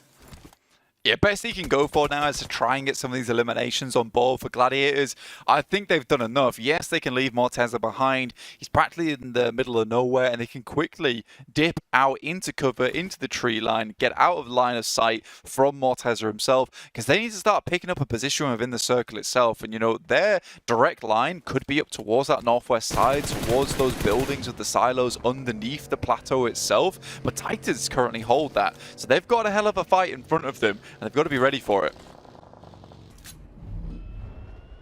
No pulled punches, it seems. Ooh, look at this as well. The backdoor entry. NEXUS trying to make the big moves. They've got the guns for it. Getting stuck in with the spam across. Nice connection. They knock them straight off with their feet. Clean. Elim onto that one. 77k now out of the way. No eliminations to their name, even with the sheer damage they did. And finding that knock onto Kitsune. Overall, it amounts to nothing. We switch over to the POV of NEXUS as well. Close here by Blackhand. Now, NEXUS, they've been all over the shop with the rotation points. I'm trying to home in a little bit on Doran with this one as well, as it feels like he'll be probably the first one to get contact in terms of the fight when they advance further forward. He's got a vehicle behind him with the smoke. They've got good positioning and a lot of spacing on this, so we'll see how things develop over the course of time as that circle is starting to come on in. Yeah, I mean, to be honest, that slow rotate that NEXUS is usually going for doesn't always play into their hands. But with this type of circle that's really hard to navigate, as we're seeing this hard shift up towards that north side into Gatka and Chopsticks as well, look, The big thing that unfolds right now is that now NEXUS holds really good control over this eastern side. There was a lot of teams down towards the south that moved off Sosnovka, potentially moved past Yellows and moved towards this position itself. And now NEXUS basically has like the pick of the litter of where they want to go. Unfortunately, there's a lot of teams already moving in. Again, it's that slow, jelly-like rotate that comes into play. Here we go, wibbly wobbly. Let's see who's going to be standing strong when this one settles as things are kicking off. Kitsune, he was knocked very early on. He's been put back on his feet, and now he's trying to prove his worth on the side for Gladiators. Utility being lobbed consistently. The Bison still getting some love as it battles its way through, finally shutting down the MUERTE and leaving them now looking lifeless. Gladiators knowing positionally as well. This is looking a little bit compromised. Good spacing if they rotate down towards the row side. You could probably take the fight into the back line here and maybe have a play to work with this. They've got contact with the frag barely tagging on the getaway, but still, they're being tagged from a distance and don't like the look of this one. Not much cover to work with there, Blank. Yeah, it's a tough spot to play in. You have a lot of sightlines to play around with yourself up towards Major Pride, down towards Titan, who've already lost Robs in the meanwhile. NEXUS, though, slow rotate themselves. I honestly think getting in towards the circle now for NEXUS is going to be incredibly difficult, especially with Alpha hot on their heels at the moment and Clear Vision just behind them. But the fact that Gladiators were able to make this rotate very quickly off the back of that engagement they had with 77k up towards this central spot takes down to MUERTE, at least the remaining members of them, and then holds on to this position. Yes, they have a lot of angles to hold themselves, but if they can, it's going to be really, really good. Oh, that's nice. Another clean-up coming through onto Alpha. Oh, you can see the numbers being thinned quite quickly now. Gladiators, they are not stopping when it comes to slicing and dicing in these close quarters engagements. Alpha down to just Mandarin really effectively. He's got a bit of backup from his teammate, but all you're really trying to do is move those crosshairs off of the positions. Clear Vision also falling whilst the dust is being kicked up. That's them out in 10th for now. And Dixie, is he trying to go in for an aggressive spin? Seems like he's accidentally bonneted himself, been knocked out of the car and sprayed down as pain comes through. This is not looking good for the Gladiators. That is a real clutch moment there. I mean, Matic bumps Tixie, pushes him into quite literally a Ferrari peak right round the corner. I didn't see that one coming at all. Meku unfortunately does fall because the spray from Tenshik does a lot of damage towards him. Realistically, that's kind of a Matic classic right there. This is what he likes to do. Crazy little plays that don't always work out, and because of it, they lose one player on the aggressive push. I think you could have allowed maybe just Tixie to move up on his own. I don't think he needed the extra help from the bumper itself, but they still have a really strong spot. Now, they can either choose to move further up, try and take control of one of the chopsticks here, or head towards a little divot in the road, rather than try and take the fight with multiple teams coming in from the south side. Can they move like water and go with the flow on this one? As no one is looking too comfortable. A living legend in his own right, though. Old boy back on the screens again, reloading the dinner plate and looking to serve anyone that tries to push up onto him. Line of sight's being removed with smokes all around, so he can play with this and looks a little bit more confident with the timing. Always on his lonesome, it feels, though. His teammates are still alive and kicking, but far more fragmented when it comes to their positioning. Here's another one with Havlik up towards the far left, backing up now. As you can see, the Gladiators moving in. Major Pride not too far away as well in the distance. And old boy, he can engage from this. A lot of damage on the first peak, but he wants to back off immediately, resetting the fight that they try and chase onto him. I mean, this is a pretty insane play coming through from Matic, but Xenon moves up into Major Pride territory and quickly gets dismayed by the fact. Now, this was a disjointed push coming through from Gladiators. We saw Kitsune and Tixie move down. Matic wanted to move further towards the north, recalled towards the rest of the team, and I think this was the losing play coming through from Gladiators. I think heading up towards the divot in the road, probably a better idea, and allowing these teams on the south to take shots at one another, especially when you're playing with 3, Jackie. You just don't have all the sightlines you need to make this one happen. And old boy, once again, showing us what he's made of. Yeah, it was great confidence from him to instigate a fight that otherwise it felt like he had no right going for. Ooh, this is rough though. Consistent spam damage from a substantial distance, is greedy for kills, always finding the prime opportunity to get stuck into a nice third party right for it as they walk away with a few extra eliminations and really leave us down down to just a handful of squads remaining at this point. Gladiators, they have one man barely alive, but old boy, he's still making decisive plays. Finally knocked after effectively being a one-man army, Blank. He's just been dipping from occasion to occasion here, and a lot of the teams have been facing the brunt of the force that he brings with him. Now, the rest of the Titans either need to back him up or just move away, and I mean, he's in dangerous waters right now, and I think throwing him the rope, it's not going to be the ideal situation as Havlik gets punished for it, trying to come into his aid.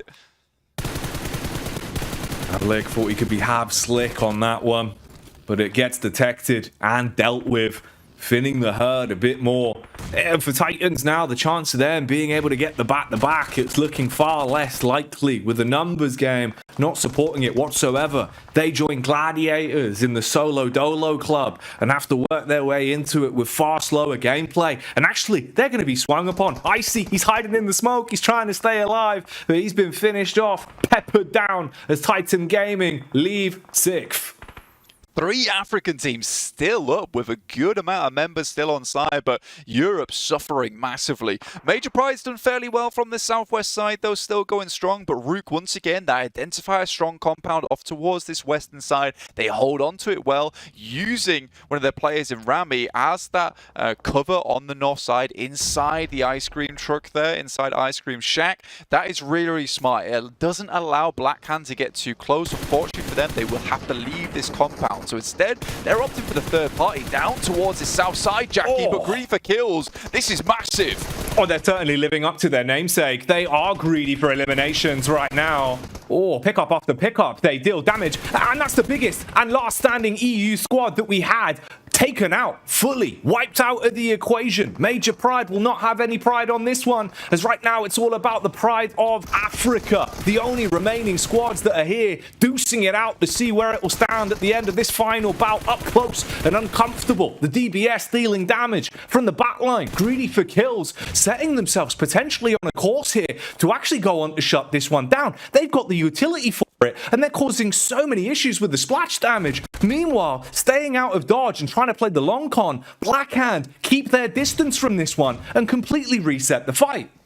And I mean, this is what I talked about earlier. Chopsticks, a good decision, a good place to play. And the fact that Blackhand been able to hold on to both the west and the eastern chopstick at the same time just gives them an unbeatable amount of cover to play this game out with. Eventually, though, they will have to start moving down. Greedy for Kills still has 3 players up and kicking.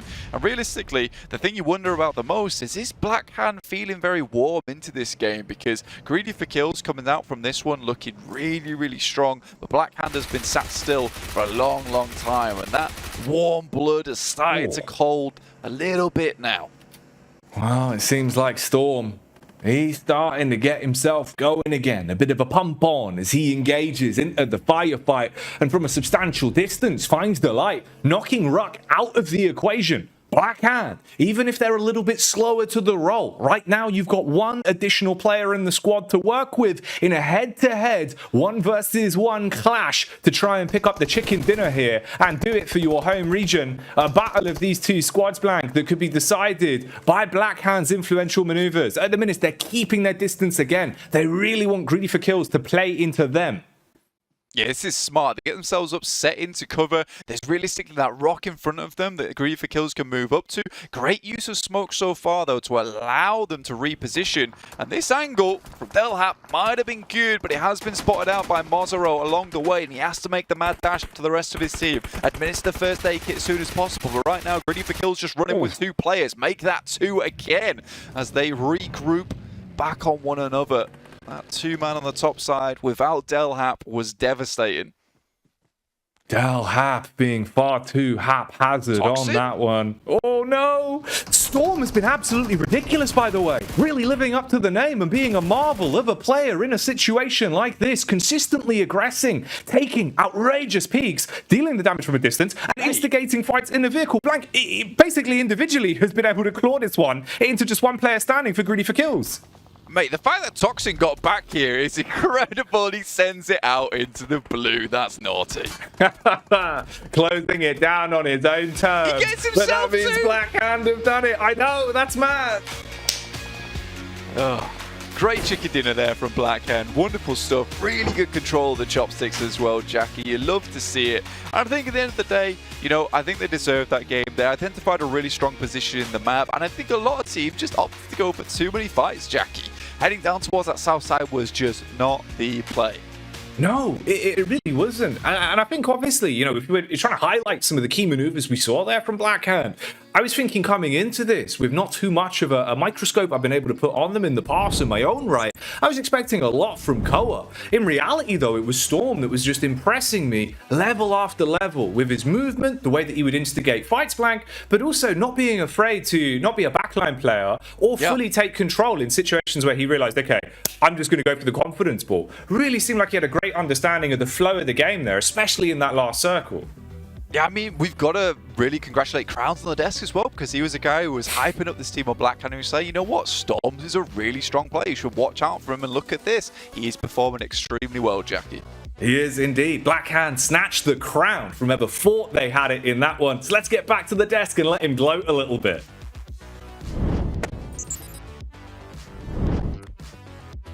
Really wanted, I'm gonna let Crowns have this moment in a bit, but I had such a plan for this, because after seeing 3 Aaron girls, I wanted to go right back to the beginning to talk about strategies from the teams where they dropped, and then that last fight happens and I'm like, oh well, that's not gonna work. We have to talk about this. Crowns, you know what's embarrassing is you did not predict Blackhands to win this chicken dinner. Fair enough, I'm trying not to jinx them, I get that, but Blackhand, the fact that they played passively towards the end, but they still got themselves quite decent elims, 11, just blows my mind. And to be honest, this is not the Storm that we saw in the spring split. We saw a more passive Storm in the spring split, and now here in the PMRC, he's popping up. I'm loving this. Yeah, I mean, it seems like the adaptation of trying to play more aggressive than what these African teams normally do has been so successful for Storm more specifically. So loving what we've seen from Blackhand, though if I did have to criticize them slightly on how they play that late game, I feel like they put all of their eggs in one basket, pushing on that third party of Rook Esports versus Greedy for Kill. If that fight goes south, you lose what could have been the easiest chicken dinner of this tournament so far in PMRC. Luckily enough, it does work out. They do overwhelm the competition south with their numbers and with that aggressive push with the cars. But there is a world, Storms. I feel like Storms. Sorry, I'm mixing up Crowns and Storm now. It's going to happen eventually. But there's a world where that potentially slips out of their grasp. Luckily enough, though, it does work out, and they do get their first chicken dinner here. Yeah, and the world where that would have actually slipped out of their hands was if Toxin actually went for that wide flank that he did towards the end. If he went on that earlier, he could have sabotaged that entire chicken dinner for the side of Blackhand, right? And like you said, it was quite sloppy play coming through from them. You know, I was questioning the awareness coming through from the side of Blackhand, like, oh, there's only 9 people left, right? Do the math. There's 4 of you alive. There's only 5 people left. You cannot continue to play this condensed, right? Try to get the angles and push up onto the third party. I want to ask you, Max, a question around Rook Esports specifically. What did you think of them in this game? I am super happy to see them starting to be a lot more aggressive, a lot earlier at pivotal points in these games. Going for that third party versus Major Pride and Gladiators and also Greedy for Kill was the play that if it works out, they have an opportunity not only to reach the top 3, but also to win the whole thing. So I'm really stoked with what they did. They didn't get a lot of limbs, but at least the mentality is there, I would say, Crown. So I'm really stoked. But though, I gotta say, Africa brought the heat this game. That is absolute 2-banger performances, not only from Blackhand, but Greedy for Kill, right? Also, Crowns that just went for the best third party you could expect from them in the South. I tell you, I was so excited when I saw them get into vehicles and formed up on, I believe it was Toxin there who was trying to get the information on that Titan gaming fight. But I feel like we've shown so much light on the African teams that we're almost forgetting how much work the European teams did on that southern edge of the circle. It was a mess. It's fair to say. You had, Major Pride, you had Gladiators, you had the entirety of Titan, you had Nexus. It was a messy position to fight with, so they tried to make the most out of it. But because of that, a lot of the EU teams died. And when a lot of EU teams die, Africa tends to do a lot better in this PMRC. And I mean, you mentioned Toxin, right? Crowns doing so well, having that anchor point position to set up that third party for the team. Not only being top fragger there with 5, but also top damage dealer with 771 damage. That's an amazing conversion rate. Yeah, and also something else I'd like to point out, and I'm surprised not to even see him on the top damage here. Not Toxin, by the way. I'm talking about Del Hap, because that man actually did put a whole lot of work. But this head-to-head right here, I feel like it was needed, seeing the way Gladiators played on the South. Yeah, Matic's been just absolutely wrecking people with that Mini 14. I've been loving what he's been doing so far, but unfortunately for them, there was just a lot of teams converging in that same position, especially Major Pride, actually doing something for the very first time, and actually third-partying that entire engagement, which made it very hard for Matic and his team of Gladiators to just weather the storm. But still getting a few elimination and a few points here and there, which is always good to see. But I'm going to tell you, Africa's been doing a lot better than what I initially expected entering this PMRC.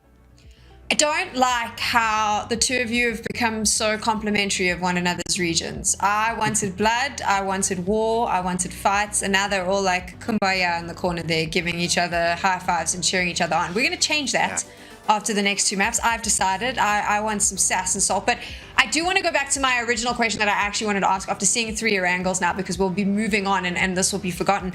What did we think of the game plan of these teams coming into Erangel Crowns? I feel like they adapted so well to the maps, right? Starting off from the first Erangel game, even though it was a military island finish, that was a little bit rough. But going into the next Erangel game, we started to see the teams understand how the rest of the lobby is playing this particular map. And going into this final game of the day, we started to see more, you know, earlier rotation or better rotations coming through from them. I mean, we saw SPG and Blackhand take it out all there in Yasnaya Poliana, did not fight and decided to just leave quite early. No fight started. And then even Blackhand going to Ross to try the third party that fight was just pretty much nice play that I'm seeing from them. So I'm loving the adaptation so far. We've now said goodbye to Erangel. I'm sure we'll chat more about it as the event continues, but we are going to take a quick break, and when we get back, we get to talk all about what's coming next, and it is Vikendi.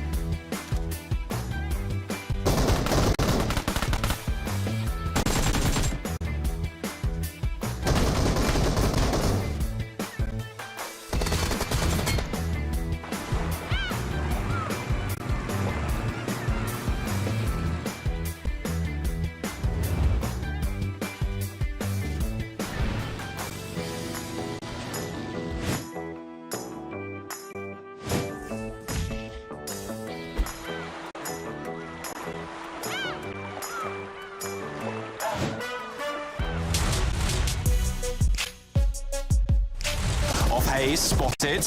We'll go for the challenge. Nomi does get knocked here. Dino not quite able to get that handled in time. Folly. We'll be able to find it now with Virtus Pro out. It is full attention towards the final Gladiator. Нас никто не остановит на пути к первому месту. Мы представляем европейский регион, поэтому, ребят, поддержите нас изо всех сил. ليرجع ريدوكس يضرب أحلام العجين ويوقف قوات الرعد سبورت ليؤكدها كوا 77 بالكروزر السلاح الرهيب ما زال يحافظ غازي على الأحلام ولكن دير بالك يا سلام. احنا كأي تيم كنتمنى هذه المنافسة باش نبينوا القدرة ديالنا مع أي بتاع التيمات اللي يشاركوا في المسابقة وما تنساوش تدعمونا.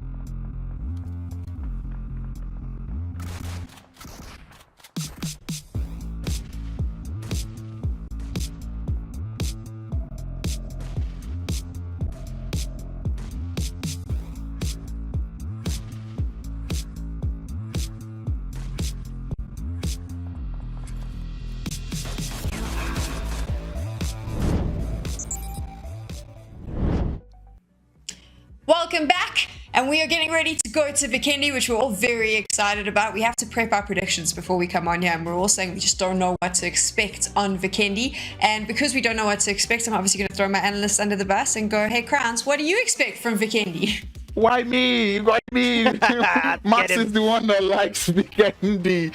But I'm expecting randomness coming through from this map, especially given the fact that this is not one that we've really seen or we can really put a finger on. We did see a little bit of Vikendi be played in like the PMPLs where they used it to get extra points, but I don't think that is pretty much enough to have as much information going into the games. Yeah, I feel like it's the map that's been a less prepped potentially by these teams, and it's been a long time since we saw it actually being played. But looking at the overall rankings, Crowns are going to be happy to see Blackhand breaching into that top 2 position. So yeah, really good. It's nice to see some close competition between Europe and Africa. And Sam, this is why I keep saying good stuff about Africa, because the only way I can curse a team is if I say good stuff about them. So that's why my golden plan has been shared around the world. To be honest, I feel like you should. I feel like that plan isn't really going too fast, plan, because I mean, in day one, if you're having the likes of 77K, Falcon, and Xenon out there on the bottom side of the table, it kind of keeps you on your toes going into the next couple of the next days. It really scares me too, because of the European analyst, of course, but it's a good thing for you, Crowns, more specifically. I am scared by how quickly these African teams are adapting to this lobby. I expected it to take like maybe a day or two, but the fact that we're already more than halfway done with day one, and we've already seen significant improvement for more than half of these African teams, is scary for the European prospect as to how this PMRC might wrap up. Though, looking at the stats, Gladiators still in the lead. If we see more stuff like that, and especially not from Blackhand, but from Storm more specifically, we're in for a wild ride here in PMRC. I think for me right now, what I do want to say though is to everyone watching at home in the chat, you've seen the scoreboard and you can get really excited about it, but remember, only day one, 6 games a day. So what I'd love to say to you is screenshot that scoreboard at the end of today and then compare it to Sunday, because I have a funny feeling, I just have a weird little feeling that it's going to be completely different to what we're looking at now. I think we're going to be in for a surprise, and I think we're going to be in for some surprises with Vikendi. I'm hoping, Maxman, that we see some teams that maybe haven't had a chance to really shine, that are struggling to find their groove in this lobby. Maybe Vikendi is the thing that they need. Possibly. As we said, it's very hard to predict and to say what we're going to be expecting going into this one. So it's an opportunity for teams that maybe had a little bit of a rougher start in these first 4 games to really come in swinging over on Vikendi and make this map their own in some way, shape or form. So yeah, I'm intrigued to see how things are going to be wrapping up. We do see, though, unfortunately, for a lot of these teams, some X factors come into play. One of those being circles. If you have watched PUBG Mobile Esport, like, 2 years ago, you would remember that Vikendi was such a prevalent map in PUBG Mobile Esports competitive at pretty much any level. And at that time, and it's still the same circle settings, the circles can go center, like they can go far over to the coast. It is very, very hard to predict how circles are going to go. So because of that unpredictability, it makes it really hard to remain consistent on this map. So it's a little bit more of a luck factor in play, in my opinion. Yep, and also the fact that that zone could go completely into the water. That could happen too, yeah. I mean, wouldn't that be fun? Let's pull up our predictions now. So everything I said earlier on about expecting a team we haven't seen to pop off and make a name for themselves is thrown out of the water with mine, because I just went for most consistent. But let's chat a little bit. I mean, the two of you taking some different options there. Maxman, what's up with that choice? Do you really want to know why I picked MUERTE? Like the true reason? Do you want it? I mean, that's why I asked. That's why I asked. Because I think I remember MUERTE, which was a completely different team at the time, winning a Vikendi like a year and a half ago. Because you cannot predict on this one. I just don't know what to expect. So MUERTE, there you go. That's my pick. Yeah, completely different. I mean, I just want to stop there. I just want to get this straight so I have clarity. Completely different roster, but same team name. So possibly there's a chance. That was the thinking here. I think there was like a player or two that was the same, but yeah, pretty much. So like, there's no substance to my point. Just take my point and roll with it. Big brain analyst right there. And Crowns, obviously your decision. I'm presuming it was based off, we've seen them like look a little bit good as we've gone along, and they had a really good game in the last one. So is that why you made your prediction? Yes, we're seeing that much of an incline coming through from the side of Greedy, right? We're seeing them game 1, they did a little bit. Game 2, they're getting better. You can see them just climbing up, and I feel like on a map that is quite random, like Vikendi, where, you know, anything could happen, Greedy for Kills might just be able to get it down. This is the thing though, anything can happen. So I feel like we could predict till the cows come home, but I feel like that's something my grandmother says, so I don't really want to say that anymore, but it's been said. But we won't actually know, because it is the wind conditions on this one are really tough, Maxman. Yeah, it's going to be a tough one to see. We know especially the Vikendi, compared to your Miramars, compared to your Wrangles, and even your Sanhok, has got a completely different playstyle. And I think that you might agree on this one, Crowns. We mentioned, and we talked about it a little bit behind the scenes, is that we see Vikendi, it's very compound focused, it's very compound heavy, in the sense that late game you're going to be seeing crashes sent all over the place to try and control the best position at that time in the circle. So because of that, late game are going to be a little bit hectic, but I'm sure Blank is going to have a lot of time casting this game, because it's back to the, what was it called? The Vikendi podcast, I think, where it's just early game, nothing happens, but late game is like a speed run, it seems. Yeah, that's exactly. always my favorite. Yeah, like I like the speed run at the end, right, Crowns? Yeah, and one thing I really want to see, to piggyback off of Max's points there, is we will be getting a lot of crashes, right? And ultimately, I'm hoping that most of the crashes will come from the African teams, because I would like to see how well the European teams do on their defense, and I'd also like to see how well the African teams can slam into buildings. But we know the way our African teams play, they will most likely be the ones that will be getting crashed, and it will be a test of the African defense. Yeah, we talked a lot about the terrain and compounds and what's going to be happening on this map. One thing that we have yet to mention, actually, Crowns, is we got the G36C, one of my favorite weapons in all of PUBG Mobile Esports, and we haven't it played here, so I'm really intrigued to see how teams are going to be using this weapon for their own agenda. Yeah, something about the recoil on that gun just makes you feel like, you know, like it makes me feel like I'm good, because whenever I play on that Vikendi map and I use that G36, the recoil is pretty much easier to control. So I'd like to see that one. But given the DBS meta we have right now, I want to see if we can get that good old Vikendi of SMGs. I mean, we're going to see all of this. And I know if you're watching, you're worrying, you're thinking, is this turning into the Vikendi podcast? We haven't even started the game yet. Don't worry. We're getting ready. We're loading up the lobby. Jackie has to do some like warm-up vocals to get ready for this, because he's so excited that he has the whole podcast at the start. Blank, of course, is trying to prepare him as well. That is everything that is going on. I'm just kidding. It is time to get into it. We are moving to Vikendi right now, and I actually haven't used this line yet. It's my favorite one. Jackie, Blank, where are we dropping, boys? Normally down. Gravity always drags us straight down. I don't know why. No. Where are we really dropping? Downwards, Blank. Dino Park.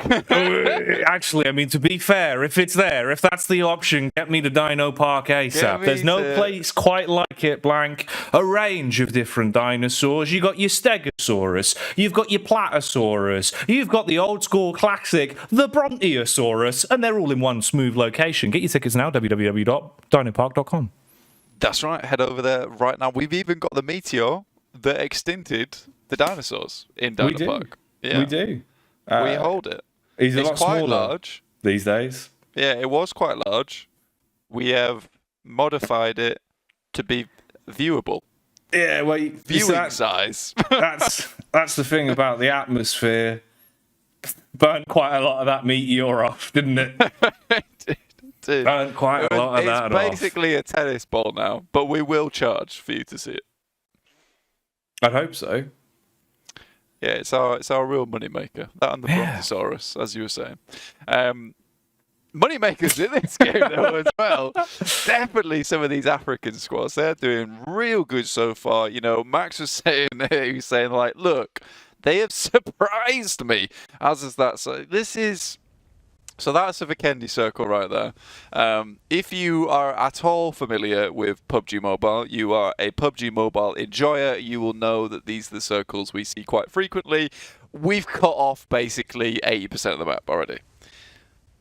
We hate it, but it's Vikendi. Okay, I'm sorry. A weekend at Vikendi. A weekend at Vikendi, and it probably will be less than a weekend. It's probably going to be a Saturday at Vikendi, because this game is probably going to be over very quickly, because we're heading up to Winery. This is not an ideal spot to be in, especially if they push up towards this position.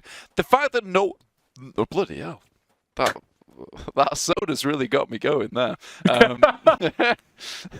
If you put, I'm surprised no one's headed up to Winery this early on. You know, it's a great high ground position to play in. You know, you got Rook and Major Pride. I think Major Pride's heading across there right now. It looks like it. It does seem like it. They're getting a move on, trying to get themselves ahead of the curve, a little bit ahead of time. But at least it's a nice change of scenery as well to ease you into. You get a whole different kettle of fish in this one, Blank. You see the different vehicles, the different scenic views, and that nice, crisp sound, almost ASMR-esque, when you take each step on these lovely snowy hills. Look, it's the wind as well that really gets me going on this map. Strong wind, yeah. Howling. Strong wind. Not whistling, but rushing through the trees. Beautiful. Just beautiful. If you've not played Weekendy yet, get yourself a weekend at Weekendy.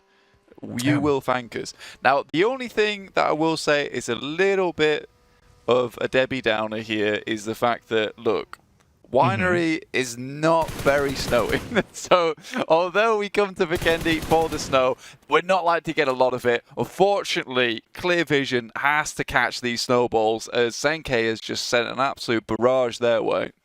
He has indeed. Senke more so imitating the weather here as he shows us what it looks like when bullets rain down like bits of snow outside, little snowflakes falling, but they're quite painful. It's Clear Vision are really going to have a bit of a rough time of it on this one. Quick rotate as they're able to get their move on at least and try and pick up the boys as they arrive in position. Really rough on the timing for one of them though, so he's going to be waving goodbye already just as they arrive. A bit frustrating for Clear Vision.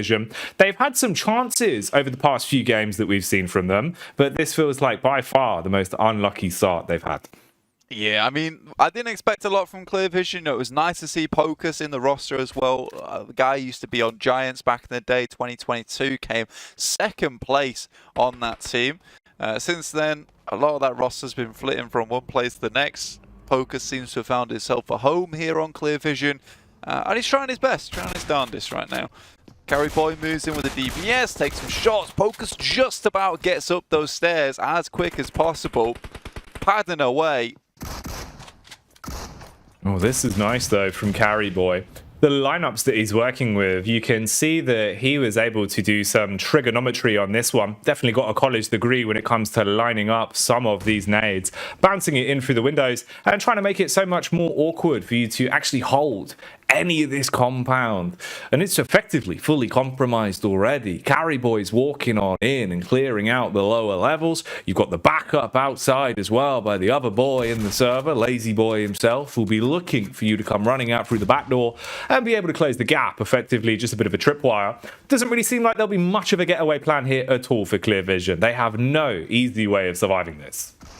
I mean, Lazy Boy taking to Lazy Pan right now was Pocus is running up and down those stairs, getting himself in a right workout at the moment. Titan will find one player there from Rook. Pusher goes down. And we're back on board with the boys. The boys themselves. It's good, actually. Imagine if they made a roster move and you had Lazy Boy, Carry Boy, and Old Boy all in one go. Micro Boy as well from previously BTR. You'd have the boy squad. Yeah, I mean, God, at that point, they'd probably be picked up for a television show, I'd imagine. Reality TV. Yes, please. I would love to see that. Carry Boy moves in, just still peeking around the corner. They're a bit trepidatious about this push so far. Pocus right now with the MP5K. Does a good amount of work. Won't quite go for the shots just yet. AKM as well, still in hand, but that thing kicks hard on the mule. So does not want to use that in a pinch, whereas the submachine gun does a lot more work. Goodness me! Through the windows, the shells appear. And he not only gets fragments of glass in the eyes, but a couple of slugs too. The timing on this is really quite rough as well. The repeat actually goes slightly better, and now he's just spamming into it. But the problem is the utility will find its way through the threshold of the door, and that is clear vision gone in the blink of an eye. A lot of damage, but not really a position to actually stand strong on that one. They're finished off in the end with the compound, now exchanging hands, as it seems like Marshall is the new landlord. We'll be looking over towards MADBULLS. We'll be looking this direction for the time being. Won't quite go for it just yet, though. As Max was just telling as well, you know, for our little boy band, we could also have Paraboy as a sub. Oh, that'd be good. Mainly playing as a substitute because he's got his modelling career to focus on as well as, so probably couldn't play full-time on the team. I mean, it's hard, man. If you're juggling modelling and being part of a boy band, I don't know how you're going to be able to pull it off. Surely you've got to prioritise one or the other, you know? You're not getting 8 hours sleep, man. I'm telling you that now. No. 4 at most. It'll do the trick. You must sacrifice for exactly this lifestyle. If you want to be in the boy band, limited sleep. But he's always got a smile on his face. Yeah, he's happy to be part of Boy Squad. God, I can imagine it will happen, honestly. I feel like somehow it's one of those. We've said it enough now that it will manifest into existence. It will come into existence. In the meantime, we're looking at MUERTE, who obviously, as Max said, you know, they won once before, back in the day. And by, you know, just taking the whiteboard out and me doing a couple of calculations on the side, you know, I've actually worked out the way that he's figured that out with a couple of spider diagrams thrown in there as well, is that MUERTE should win this game. Right now, they're on for a right nice little rotation as well, down on that south side, moving up towards the backside of Winery, and they have a lot of control on that side too. So, you know, Maxman might have cracked the code before I even could do all of those little bits of acrobatics and mathematics to make this one happen in the first place. Well, I've got a bit of an orb in front of me here that I'm using to peer just slightly into the future. Not cheating too much to get an idea ahead of how this show is going to go, but it screams to me that Max, well, he's been able to deliver a hell of a prediction. That's all I'll say. So let's see if MUERTE can continue to slay later on over the course of this one. Current commotion that we're watching, though, is the utility that's being bombarded down onto Black Hand. Of course, currently wearing the crown from the previous matchup we just saw. At the minute, it's damage that's being established, being able to peer across and consistently spam into MADBULLS, making their getaway far harder, and even going far enough to get a knockoff and limit their squad down to 3 players at this point. They're looking a little bit timid to actually go for the rotation over to try and get him back on his feet as well, knowing just how many angles they were taking shots from. Yeah, they're going to struggle now. Obviously, we are moving further down towards Winery, so my original prediction for Winery finish is coming true here. And again, it's all uphill from here, Jackie. Very, very difficult, quite literally. So having those vehicles on board will be very, very good for yourself. You don't want to have those vehicles get their wheels shot out, and there's not a lot of compounds to send up to here. And that is one of the main fixtures of Vikendi itself, is a lot of that compound play. But we're not going to see too much of that going forward. You see teams just dueling it out alongside the countryside of Vikendi. A quiet countryside, but a map that certainly follows suit when it comes to having V in the name, as it can be incredibly vicious. Normally quite aggressive from start to finish, and already we've seen some telltale signs of that.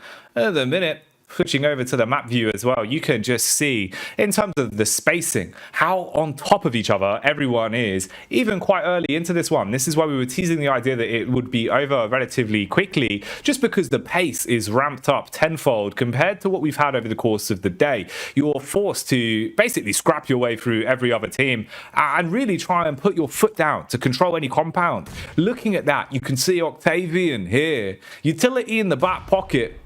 2 frags remaining. Beautiful. Launches out the first, and that's a clean connection with it. Will the second do the same job?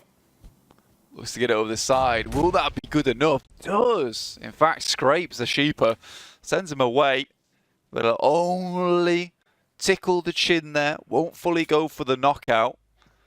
Octavian looks to bring Doran back into the engagement, but Sashipa's got a nade of his own, and it does a lot of damage as Doran heads back inside. Luckily, there is that off angle coming through from the Warlord. Kapahala along the way does take down Sashipa, now Reflect just off in the distance. This is all the way out in the blue, Jackie. Again, another slow rotate coming through from Nexus. It's crazy. This is the playstyle. We've seen them effectively be running round in, round out. We were saying we need to see their confidence return. You're thinking maybe Octavian, with some of the pace he was able to deploy with the utility, that would get them back into it. Here at least, saved by the bell as the cleanup does come through and they're able to start moving again. But you've got to get yourself out of that blue, and that's going to be guarded. That's the problem that you're looking at here. Just playing on the angle and scouting for information effectively with the POV that he's got to work with. And that's just going to give Falcons a good chunk of info to work with. The full squad's alive as well. For Nexus, you can't afford to go for the quickest possible route in terms of your rotate. You got to keep space. You know you're on the back foot at this point. It's their play style, Blank, but it just doesn't look comfortable today. It really doesn't, no. Like, it feels like they're wandering through caltrops, but just a sea of them at this point in time. So they're struggling at the moment to make their way through.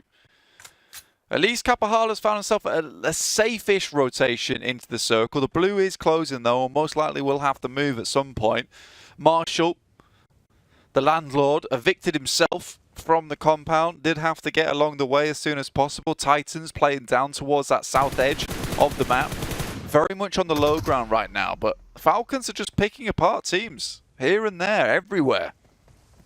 And they've got a lot of confidence. You can see that with how they're willing to play so individualistic, whilst also still coming quite nicely, working together as a unit overall.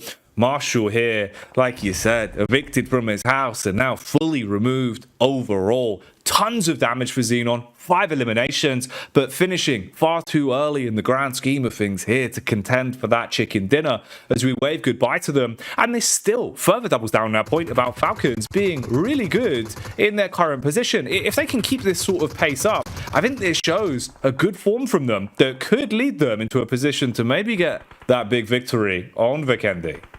Yeah, the main point of interest right now would be to perhaps move towards that western side, try and control over towards Abbey, whilst the blue isn't moving in just yet. They could try and take that third party over towards MADBULLS and find themselves a nice cheeky position on the high ground, looking down towards Black Hand as well as Gladiators are currently embroiled themselves in an engagement of their own. I'll see what they can do about this in the meantime, though. Falcons were working together very well as a unit. I think that type of play at the beginning of the game gives you a lot of confidence for the rest of this one running out. Had some good reads. Not overly aggressive, but knowing when they're comfortable to take fights. It's been nice to see. And that's a sort of conversation we can mirror for Black Hand. Good decision making. Here you can see them slightly further back. And this is actually a nice angle, setting up the perspective of just how many teams are in close proximity to one another. And like you were saying, with this map of Vikendi having so much height to it in terms of that constantly increasing level of verticality with the hills, the higher you get up, the more of an edge you have with that high ground to rain damage down. And with the spacing we've got from a few of these teams, it's giving Gladiators a good position to chip away at MADBULLS and really fragment them. Toluca thought he had pulled a fast one, but he's been seen and spanked. And again, this is what we talk about a lot, Jackie, in the sense that Toluca, bit of a loose cannon, got away from the rest of the team. Sometimes he pulls off the latest and greatest plays, but this time around he was just an old record that was scratched as Kitsune takes some nice shots towards him. And he won't be playing any beautiful tunes anytime soon. It's unfortunate.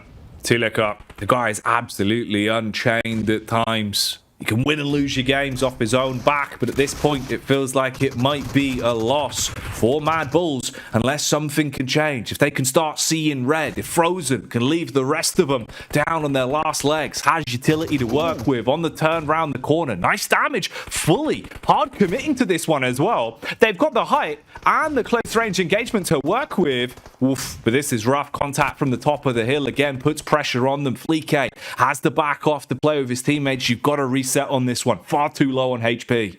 Yeah, that's a gorgeous play coming through from Zerich, though. We talked about this guy being the master of off angles, and certainly he was playing to his namesake there on the side, keeping the rest of his team very safe as Gladiators are about to descend upon them with the claws.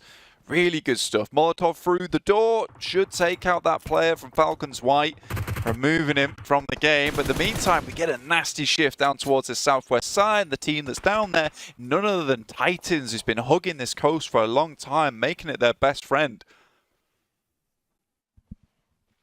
A circle starting to close in, pressure mounting, Gladiators losing their positional advantage as well. Now the pressure really does turn more so on what your decision making is. It seems like Falcons as well, they've tried to come home to roost on this one, sprinting out, realizing he's got to take the initiative, but it doesn't work out. Shut down finally as he's finished off. Gladiators trying to build back into this one as well, denying that rotation from Blackhand and trying to stop them from getting out like bandits. They wanted to kick off a fight, grab the vehicle, and then make their way out. Instead, they've taken a ton of damage. It slowed the rotate and left them in a bad spot. I mean, Matic's been on an absolute godly run today. Some really good players all over the place, smiting the players as they get close towards the rest of his team. Yes, he's made some interesting plays too, but overall I think he's kept his team in check, and I think that this is very much Matic trying to get the team to have some more confidence in him, because he has tried to make these crazy plays before in the past tournaments. They've not worked out too well, but he keeps telling them, I can do this, I can do this, I need to get a little bit better. And it's starting to come into play here, so you can tell that he's been practicing in the background, making sure he can pull off those off angles, making sure he can protect the team. And Gladiators right now, they're super happy to have him on the side as Blackhand is left in the dust. And it's a fantastic storyline to build from as well, because you look at that whole roster now. You've got the big brains of the operation with Kitsune. If you've got Matic and Meku both playing well, and then Tixi just being that kind of glue of the team, keeping the energy high, they could really go from strength to strength. Again, here, you're looking at the high ground. Engagement kicks off. Oh, nice cleanup from the angles they found, waving goodbye to Nexus, but they might be left with a frown. From the distance, you can see they're now stuck into a bit of an engagement, potentially bigger than they wanted to take a bite out of, as we're seeing trades all over the place, and Blackhand do not have a chance to keep their legacy going. But Jackie, you were pondering your furious orb earlier on that was screaming at you that MUERTE, they've got this in the bag. And look at this right now. They're in their extreme location off on the side of the map on the east as the circle shifts their way. They do have to dismount Major Pride though. And Major Pride, they've tried to have the resurgence during this PMRC, but we're still seeing those flickers of inconsistency from this team. It needs to change, but from this sort of position, from this sort of compound, Major Pride should have this game in the bag. You'd think so. And it'd be a great way for them to display some of that skill ceiling that we've spoken about, that we know historically these players have had. It's a game where you've really got to bring your strong suit, so we'll see what they can do if they've got the boots strapped on the longer this one goes on. But I do like the way you set the stage, like Max did a long time ago with MUERTE down towards the coast, not trying to get too aggressive, still playing that classic play style. And it's forcing Gladiators to invest quite a lot of ammunition to attempt to do some chip damage that's really coming up nothing. The biggest storyline right now, though, is 77k. Greedy for kills, Rook, the world of battle. All our African teams right now on the outer edges in danger as all these European teams look for a better position in the circle. Tixi's got to be super careful as SPG sends some shots their way, just about gets into a good position, and Matic closes the door, slams it behind them, keeping the enemies out. One door closes, another opens though. Interesting to see that the world of battle, they're still alive and kicking at this point. It might only be one man, but they've really struggled over the course of the day. At least they're still present here on Vikendi, but not for long. Oh God, I've cursed it blank. Say goodbye. Straight to the dome as well with that DVS. That is unfortunate. MADBULLS though coming in hot with the nades. Matic, last one remaining. Will he step out? Will he take some shots? I think he's just behind actually this Shack at the moment, which puts him...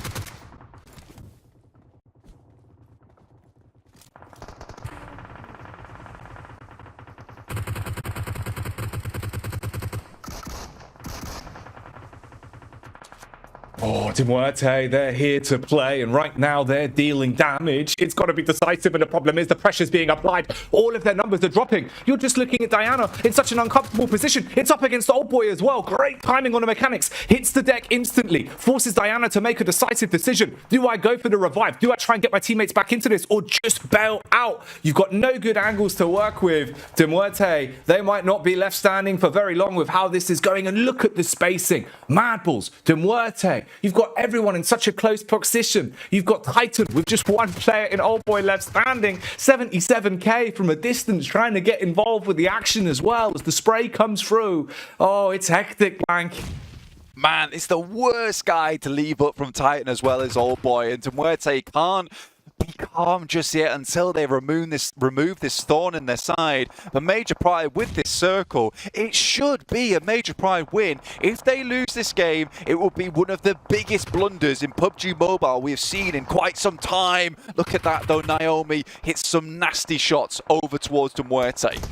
And that's a MUERTE that had somehow been able to recover from the awful position they were forced into. At this point, though, you can see it. The herd's been thinned. The damage is done. 77k, trying to make plays wherever possible. Effectively just getting stuck in, whilst focus is put onto a different team. The ideal third-party action, with MADBULLS taking a lot of the attention, but they're also taking names. Wide swing on the corner. Beautiful peek from Flique. And that's another one where he's tidied up.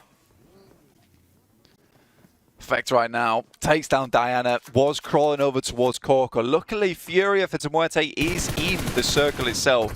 They're praying for an Eastern shift on the circle here. Right now, though, A9Q is doing a huge amount of work all on his lonesome versus SPG. One of the players goes to the peak, gets to the tree, tries to send some shots backwards towards him, but he's already in the building. This is disastrous for Snowix. He has to get outside, and already A9Q is holding the windows. He drops out the backside. Will he spot him in time? No, the DBS will do the dirty.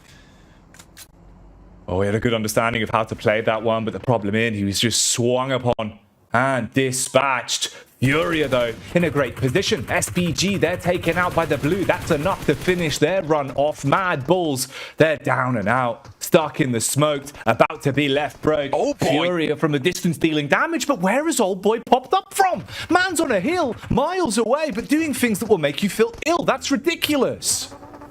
Rook's going to move forward. It's just Rami left remaining. There's not a lot of teams that can hold Major Pride at bay.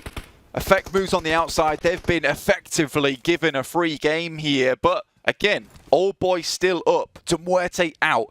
Third place, though. Oh, sorry, fourth place. Still good result for them, Max. I think you've willed them to a strong finish here. Old Boy, he's spotted. They know. They see the little ticks and the markers. A Major Pride with the amount of utility they've been able to hold on to from being in this building for so long. This should just be a free game. And I said that Africa wasn't doing very well, but it looks like Rami has made his way to a second place.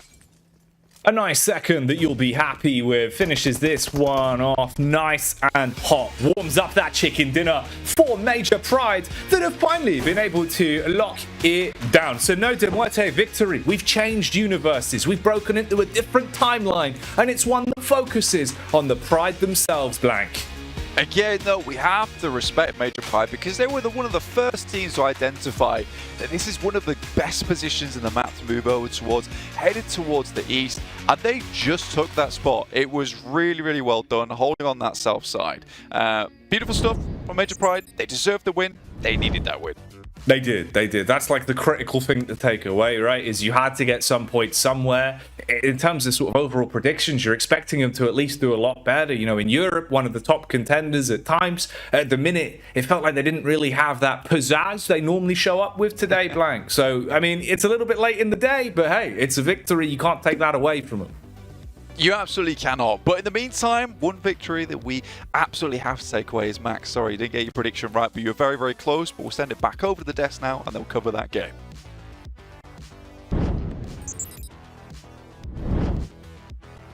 We all know predictions don't matter until you get them right or close to right. So Max's prediction got pretty close, but I think everyone forgot that my prediction got the closest. Just putting it out there. Rook Esports finishing in second. Just saying. It's not about me, but right now it is very much about me. Who?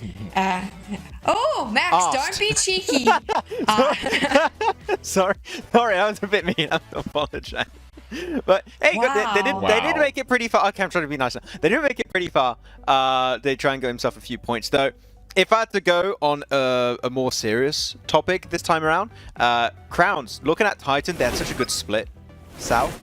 And they had to go for a gamble pretty early on in this game, right? They had two compounds under control. They're like, do we go to the compound to the west? Do we go to the compound to the east? And they went to the west, and unfortunately the circle went east. And because of the scouting initially done by Major Pride, they were able to scout that compound and pretty much send it instantly in that game-winning position. Yep, and that was something I was actually skeptical about Major Pride. Seeing the way they started the game, I saw that they were on the shorelines before, holding such good position. Then they left to go get a little bit more elims, and then that split that they did hold did get them more information on that compound, and they were able to hold it, which ultimately played out for them in the end.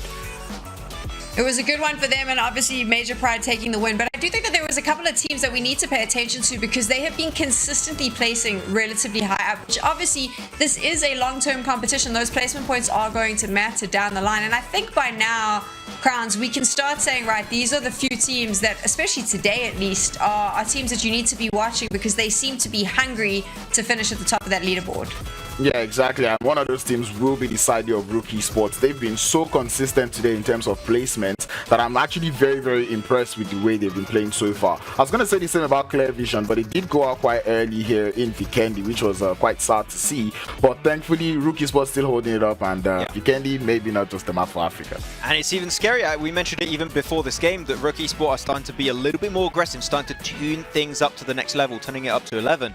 And they're currently on the path to success, which is going to be hard to slow down if they just keep being relentless day after day after day.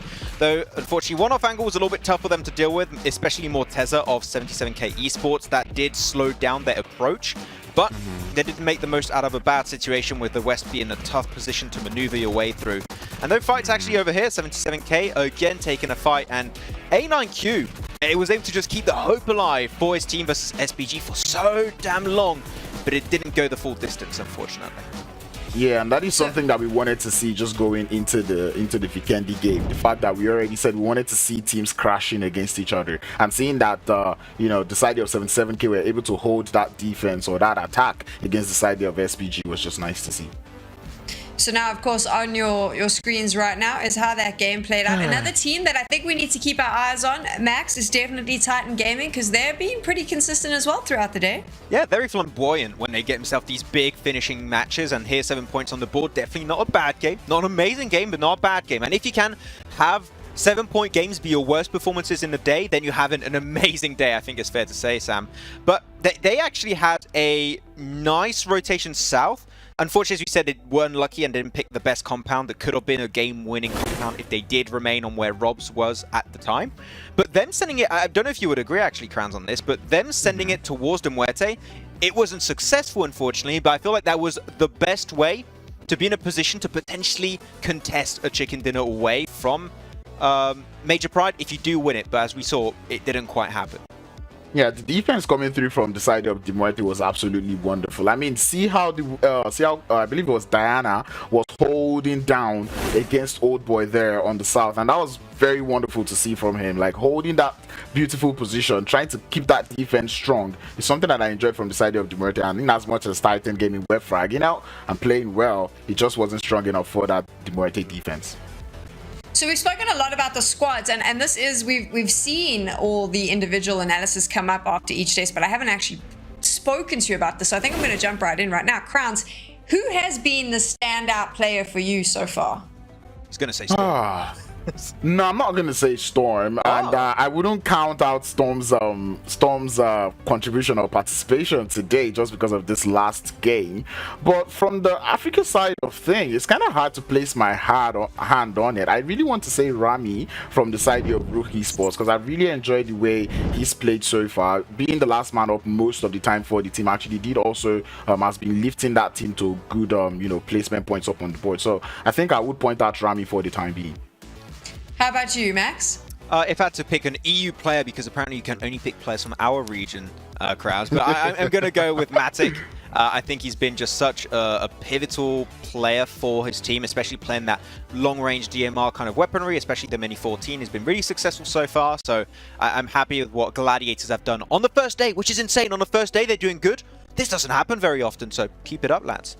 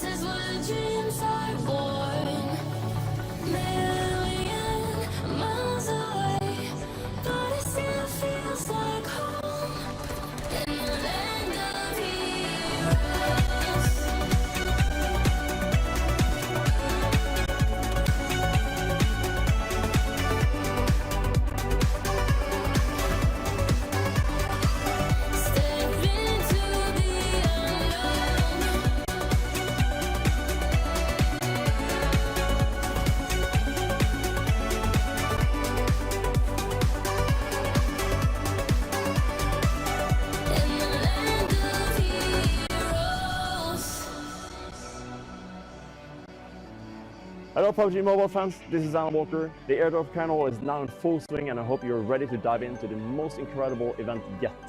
Make sure to grab your own airdrop crate and don't forget to unlock the epic Land of the Heroes theme song and the Walker series in-game. I can't wait to see you all at the PUBG Mobile airdrop carnival.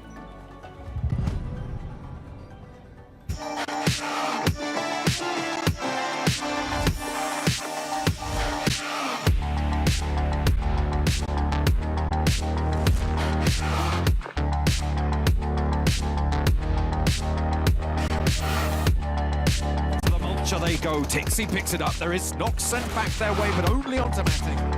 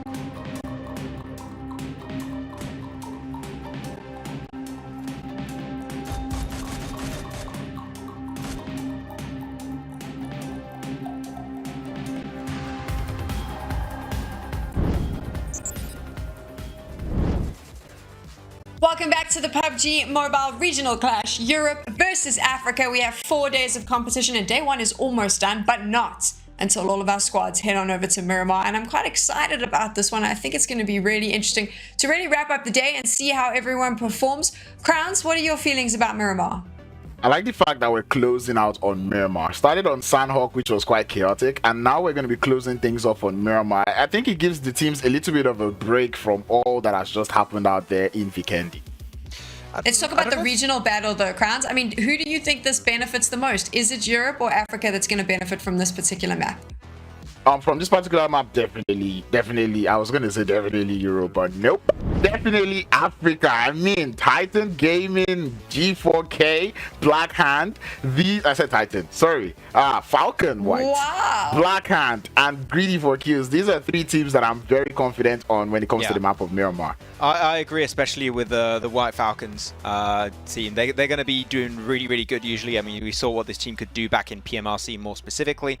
Though, looking at the leaderboards, Europe is still ahead, Crowns, and that's all that matters to me. Though, it's not by a significant margin, like the gap could be closed right after this Miramar. And actually, Sam, one thing I wanted to bring up that's really important is that normally Miramar is on the similar level to Erangel, a map that's played countless times in every single event. And it is really rare when you see Miramar being taken a little, kind of a step back compared to Erangel. Erangel was played 3 times and only 1 Miramar. It's really odd, so we're not going to be able to see teams make those big iterations on Miramar as we usually do. You got 1 shot at glory on this map per day, so you better make it count. I kind of like that though, that we've shaken things up a little bit, because I think to see a true regional champion, you've got to shake it up, because ultimately, Maxman, that's going to allow them a chance to flex their muscles on every map and show that they're strong in PUBG Mobile across the board. Exactly, it's really important, especially when we're in like, it feels this transition period in PUBG Mobile Esports where we are bringing more maps into the pool. Mainly, we are looking this time at Vikendi. Are we going to be having Vikendi make a big comeback in your PMPLs on a daily basis? And we're going to have that potentially bleed into championships and PMGC potentially later on in the year. So, no, Vikendi is really important, but Miramar, is that one going to have less impact? If so, I know a lot of teams are going to be a little bit saddened by that because they were so good on the map, but it might occupy a smaller a spot, let's say, in the format in the future.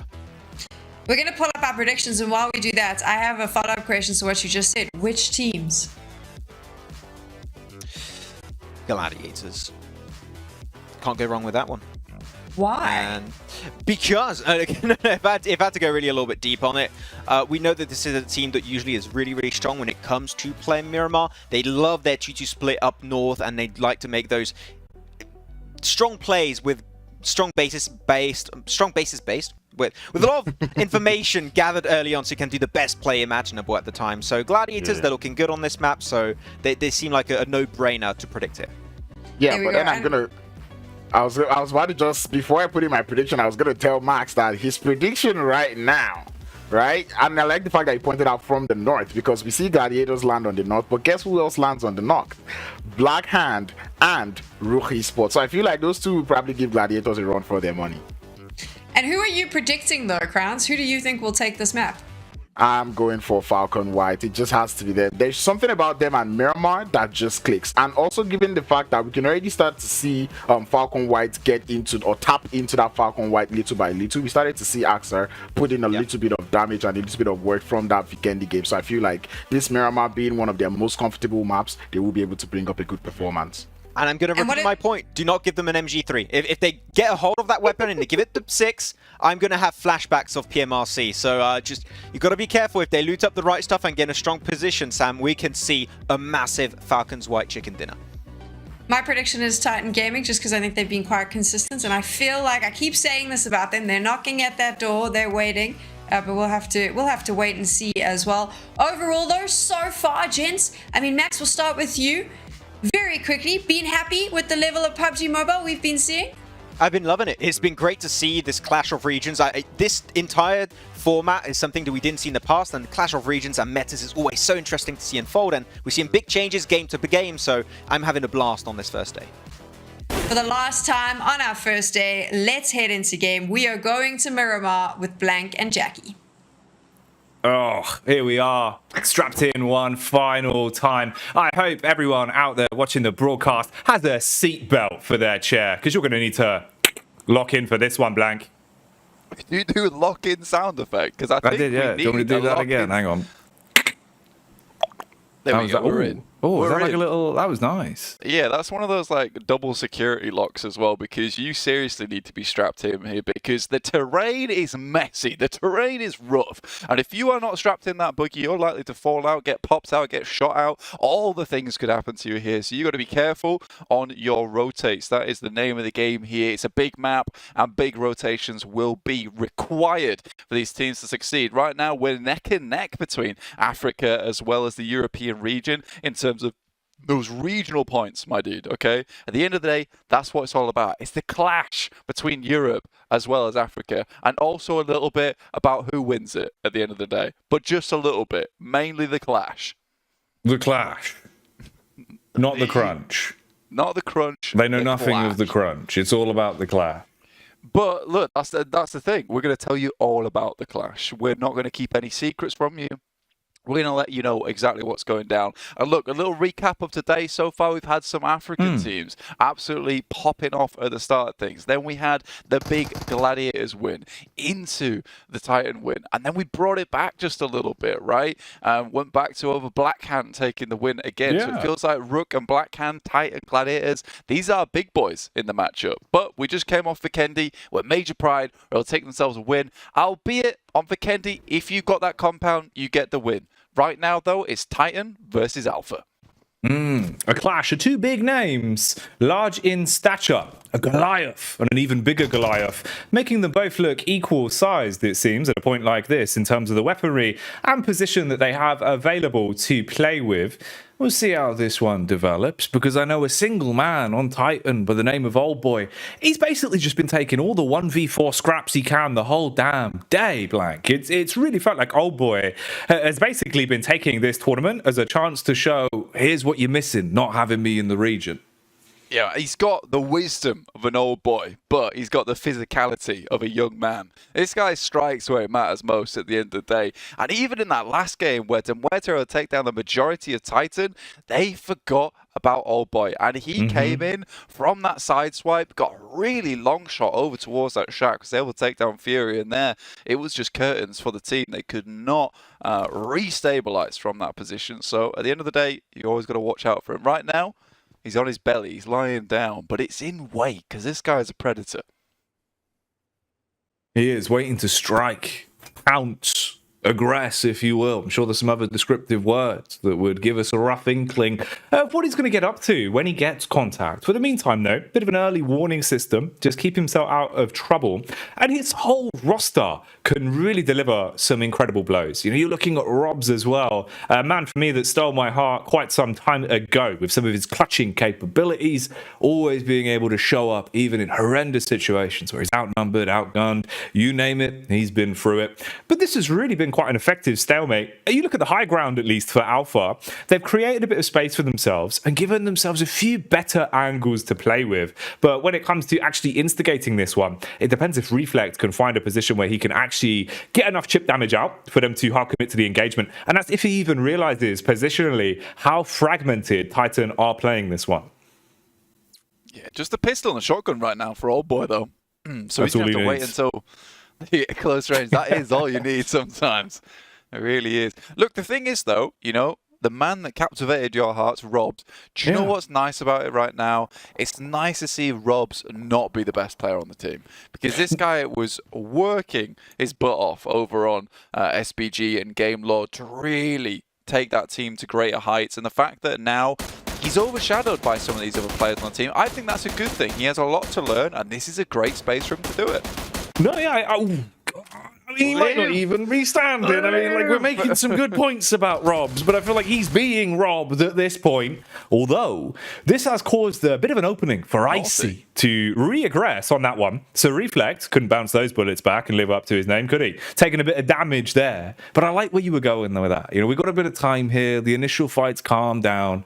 I feel like you're right. You know, Robs is now in a roster where even if he's not the big dog, he's not the one that's having to pull out those ridiculous clutches, that bodes well. If he's falling a little bit further down, the longer he has to mold and gel with the rest of these players, I think that's the longevity of this team that you're looking at. You know, this isn't the team you've slapped together and you're expecting to have a few early performances. This is a roster that could go far long term. Good optics on it. Yeah, you're right. This is no unicorns of love at the end of the day. That is some shade, actually. That is quite a bit of shade. I'm yeah, sorry, the sun's gone. I'm sorry.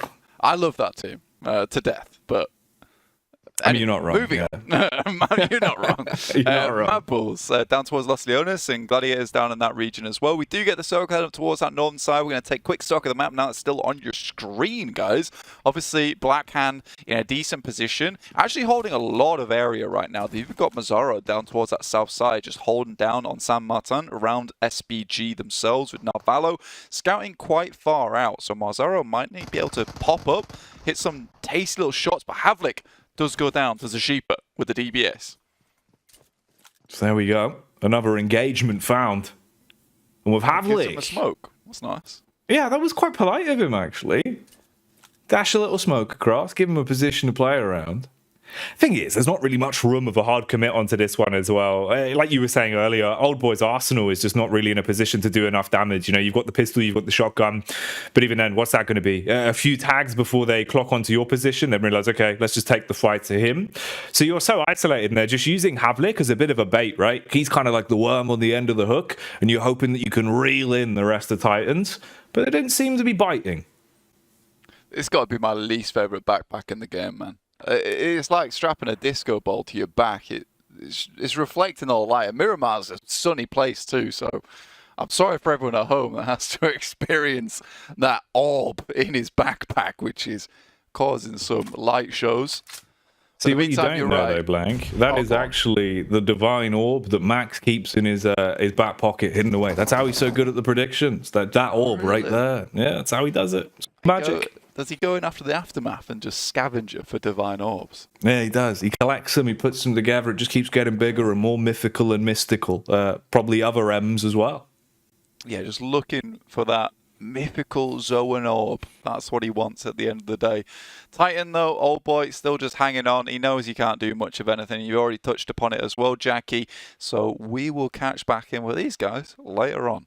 In the meantime, let's take a quick check over towards MUERTE, moving in from the western side. Seems to be actually having pretty good performance so far. So yes, they did remove a couple of players from their side. You know, Fleeke obviously went from this team earlier on over towards MADBULLS and been found success there. One of their better players, but they've reformed the roster, restructured it, and I think this is actually a decent team to play around with. I don't think there's any major weak spots on their side. I wouldn't say there's any major strong spots either, but this is the kind of playground at PMRC where you can find that star power. You really can rise to the top if you so want to. At the moment, 77k moving through one of these dangerous positions on the map, which can be a little bit isolated. If you get caught off by the players in the warehouses, you got to be careful about that. Robs moves in, looks to pick up Icy, as the rest of Alpha will have to move soon, Jackie, as we do see that circle head up towards the northwest side. Dude, this is a circle and a half as well. So much high ground to play around with here.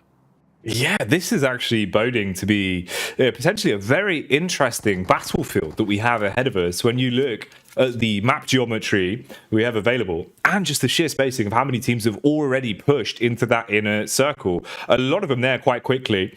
Obviously down towards the bottom as well, you can see there is a bit of a scrap that could potentially occur down towards the blue, with Falcons that have been no stranger to taking a bit of a slower approach to those later rotates. They'll want to try and take their time a little bit later on. As you mentioned as well, Robs went on that recovery mission.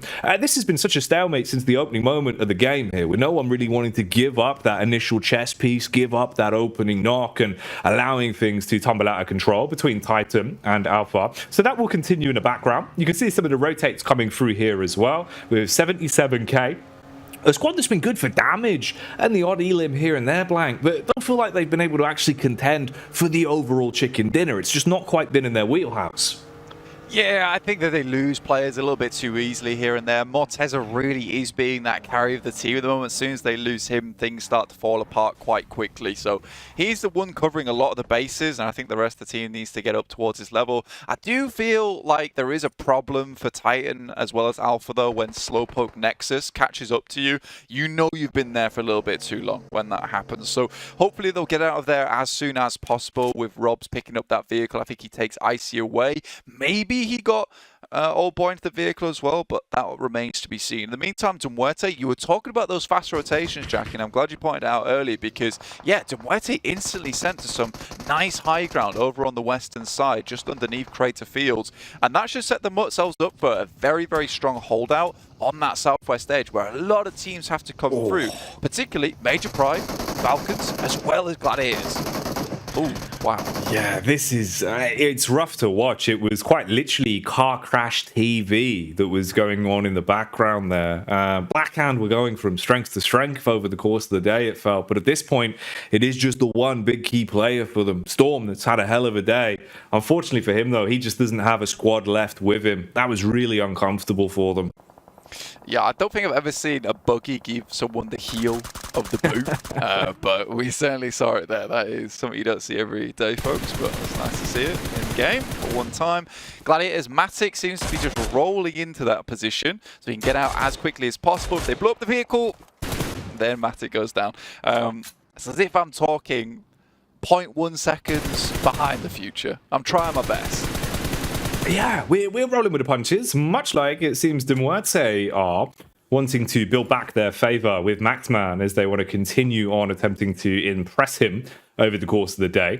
Nice bit of damage done from Corker. We've had the odd highlight from Corker here and there. Always feels like Fury is the one you tend to focus on when the scrap really kicks off. Great right hook on him, good understanding of adapting his playstyle to play with the tempo. Actually, let's have a look at this for a second. The one man that got away from Blackhand in Storm, they're trying to sniff him out, Blank, and you're all on your lonesome, about to be fed a fistful of frags, it seems. Out the back window. Now, Storm is a pretty damn good player, but at that amount of HP, can he deal with this? No, is the answer.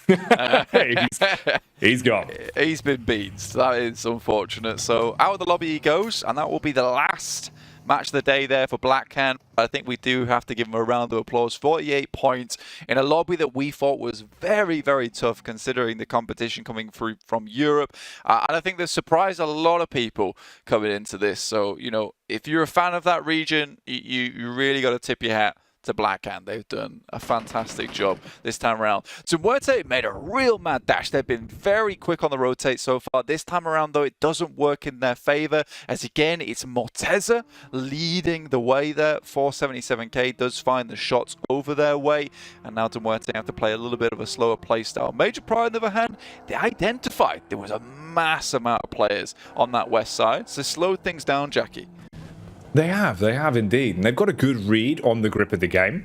And that's something that I feel like towards the start of the day we were questioning a little bit. It didn't really feel like the grey matter, the grey gears, if you will, were turning correctly for Major Pride with a few of their decision making. As the day's gone on, though, it's looked an awful lot better. Obviously, fresh off the back of the win on Vikendi, bit of a different flavour when we're talking maps when it comes to Miramar, but still, at least that should be a bit of a confidence booster. And you're only a few points outside of the top 5 at the minute. Interesting one there as well, Blank. That's the top 5 as it stands currently that has majority teams from the African region in it, which is a really cool tidbit to have. Like we've been saying the whole day, they've been delivering. Yeah, massively so. Now, for Major Pride, because I do want to touch on what you're talking about, and like you said, you know, those grey gears, as you were saying, it's starting to turn a little bit faster, move everything in the machinery just a little bit quicker. And I think you're completely right, because the way I describe them right now is really definitive, because they're picking their spots in these circles really, really well, calculating how they want to rotate in. And what we saw before in PMPL, when things started to go bad, is they were playing a little bit wishy-washy. This time around, they've slowed things down a lot, and I really like to see it because it felt like they were just a bit out of control over in PMPL. And here, they look so much cleaner, which is nice to see, and it's a good adjustment to make on the first day of play, because that could lead to something very big by the end of the tournament. Oh, massively, especially attempting to counter that slower style of meta that we do tend to see from a lot of the teams from the African region as well. It could be the perfect storm for them, but we'll keep our eye on that. That's a slow burner that we can touch on, obviously, over the course of the next few days. We have here, which is the great thing about this tournament, spanning over that 4-day period, like we've been saying, really gives us a good set of optics to look at. Again, though, engagements kicking off here, as you can see the consistent chip of damage coming across, trying to make it very awkward for the teams that are later rotating in, being effectively backhanded by some of the squads that set up slightly earlier and have better positions to play with these compounds, using that geometry for their advantage. For Nexus, though, it's all about the peaks from the top of the hill, it seems. You've got the backup from the back line, switching between both of the angles, with another man up close and personal. Seems to be Kapahala, who's now also finding the odd knock here and there, recovering from the spot that they were in. Obviously, we've been saying the whole day, Nexus need to give it a bit of give and go, and we haven't really had that. Maybe this is the change of pace. Yeah, they just have to unleash the beast within. And I think that, you know, back in the day when these guys were Eastern Stars, they were the kings of Miramar. They always did extremely well on this map. And it was funny because a lot of their qualification periods to some of the Super Weekends, if you guys remember that back in the day, they came through from those Miramars at the end of the day. They would get a huge amount of points of those. And although they looked a little bit slow, those Miramars would bump up their points massively. So for Nexus, perhaps this could be a game to get a lot of points on board, maybe break into the top 8. Because currently in 13th place, it's not where you want to be, especially after being downtrodden over in the PMRC Europe versus MEA. You want to bring things back up to speed a bit, get that confidence back on board. Now, Hacienda del Patron, this is a bit of a grim place to be finishing over towards the western side of it. There's this entire urban area that you're going to have to control, and a lot of these teams on the outer edges are going to be scared by it. I think SBG has particularly picked a very nice spot, which gives you that eventuality. If this circle heads down towards the southwest, goodness me, it's going to be a firing range for them down towards this urban finish. Oh yeah, clean line of sights. As long as they got the ammunition for it, you'll certainly see no punches being pulled. Nice little establishing shot here as well, giving you an overview of the battlefield we've effectively got laid out ahead of us here.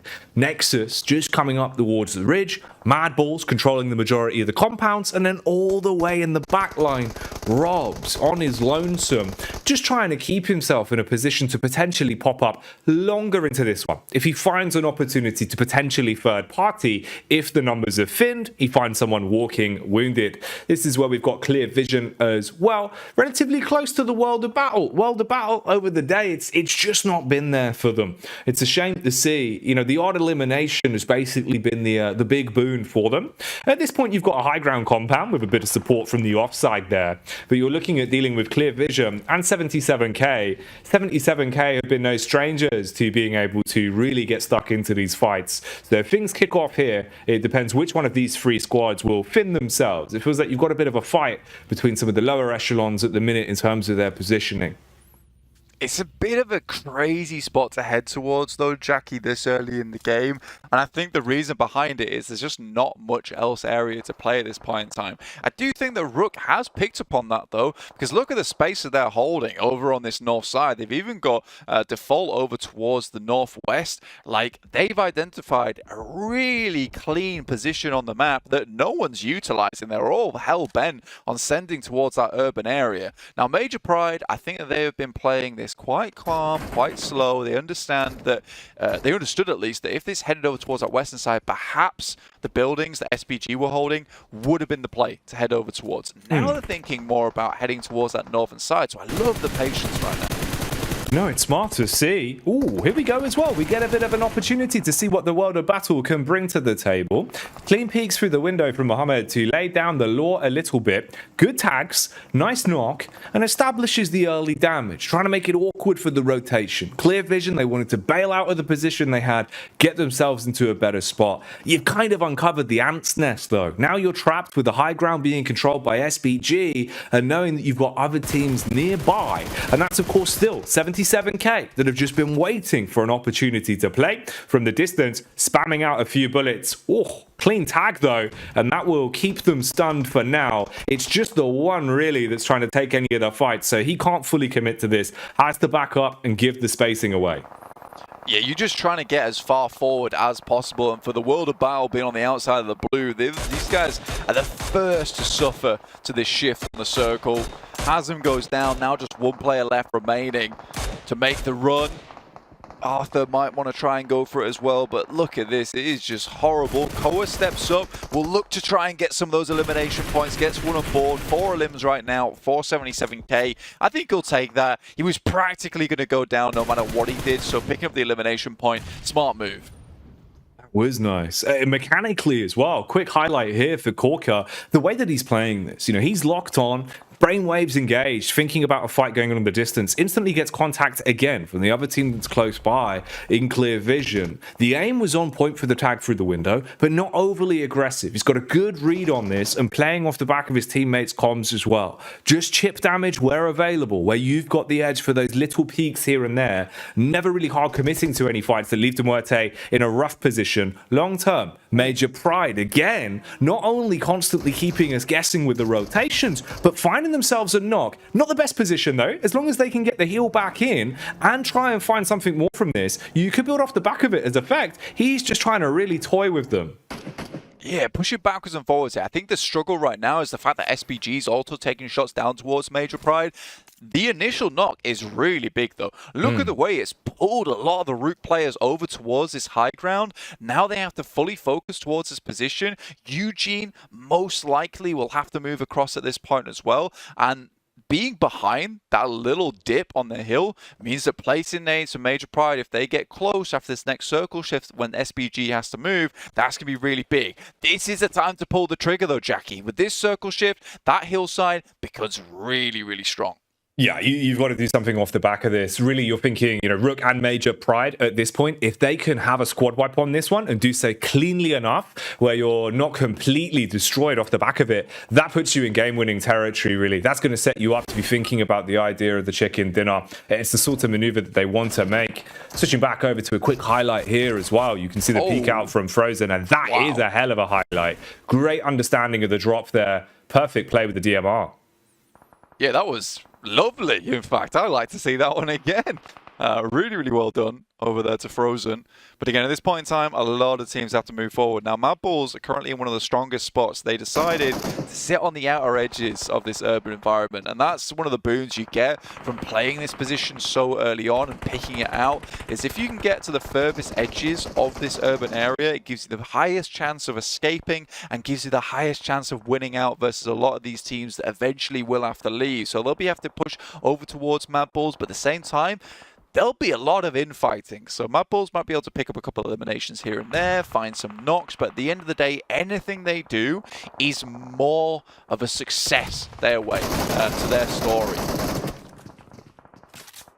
Not the dream on the peak there. Falcons White hoping the last man left standing could potentially be a bit of a tripwire on the close quarters engagement. They peek him together, they play with the teamwork, and that will make the dream work. Removing them, the Falcons taken down for the last time here on our final matchup of the day. Our 6th game. Ooh, MUERTE though, pressure being applied. Look at the peak from Malloy. He is going to get slapped straight in the face on that one. Can't commit to the fast peak that he wanted to work with. Ooh, hello. Look at the HGs on this. Frags coming over. Nice damage back onto NEXUS. Yeah, I think this is really smart from MADBULLS because he saw NEXUS try and eke their way on the side. Cheeky move, but easily countered here by the MADBULLS, who swing up the forearms and just let the punch roll off. Really, really well done. And I think they identified that, you know what, they needed to stop taking shots over towards the teams inside the urban environment. They'll take care of themselves in the city. They need to focus on this team that's trying to get ahead of them. Oh, this is such a bad spot to be in for Furia, but we call him so consistent in these sort of situations. Very adaptive, smart player, good decision making when it comes down to it. Here he's going to be pushed. Quick timing on a bandage. Wide swing round the corner though. Too little, too late to be prepared to fight back on that one. Titan Gaming down and out. Tried to pull out the weapon, but yeah, a little too late for him with the first aid kit. Desha on the outside. They haven't even pushed him yet. I wonder if they even know where he is. He finds the first one. Will get knocked himself, but Carry Boy taken out by Rook's position on this hillside. We talked about how strong it was. We talked about the amount of control they had from this hillside. The identification of this spot and then just complete bewilderment. The fact there was no one else here. They've done excellently to hold on to this position for so long. Crowns was talking about on the desk saying they are ultra consistent and they keep showing us it time and time again today. They really have. It felt like you could see, you know, the cogs really turning between both Rook and Major Pride when it came to controlling this position, just how pivotal it would be the longer the game went on.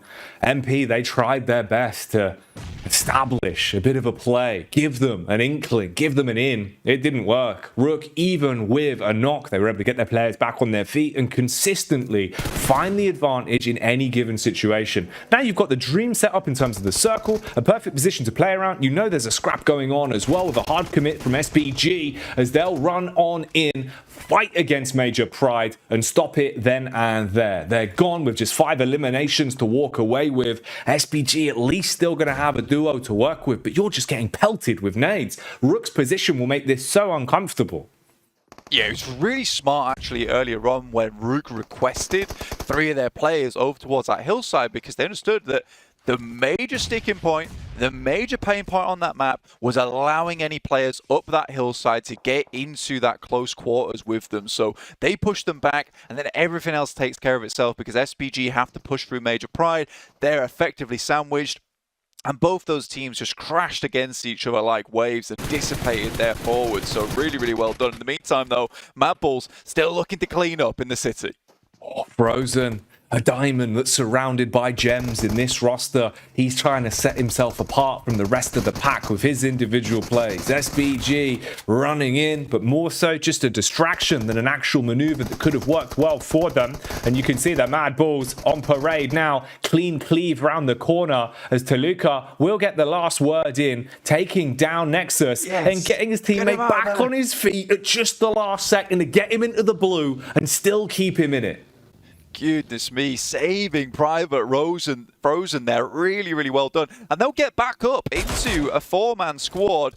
But Eugene's already on the case, taking shots down their way. Where will the circle go next? Will it favor them? If it pushes down towards the south, Rook really needs to take this time to get a little bit more advantage on the circle. You can see them already starting to push up, because if it pushes them over the top of this lip, it's game over. But no, goodness me, MADBULLS have it out for them now. Their work is so much more difficult. They have to push up towards this lip side.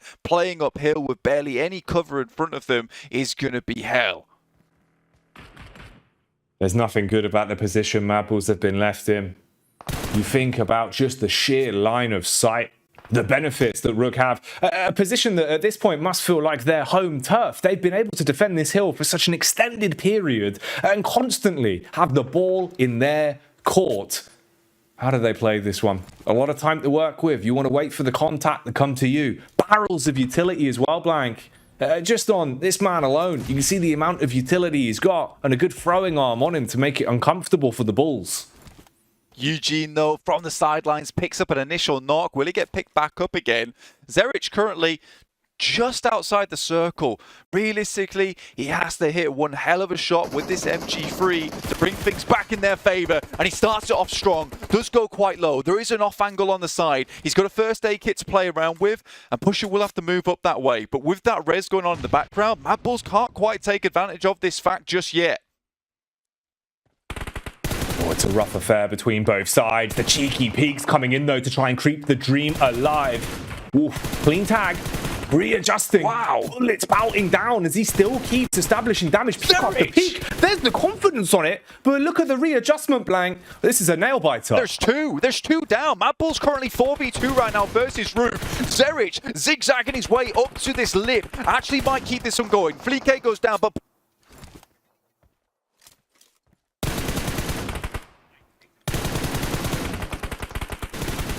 oh, and they're trying to keep this one going. Look at the contact, Eugene, from the sideline. A game of push and pull that's resulting in them popping off. Frozen, he's got to be ice cold. There needs to be ice in his veins to keep himself composed in a spot like this. Nice maneuvement. He's chicaning his way back up as he gets closer in.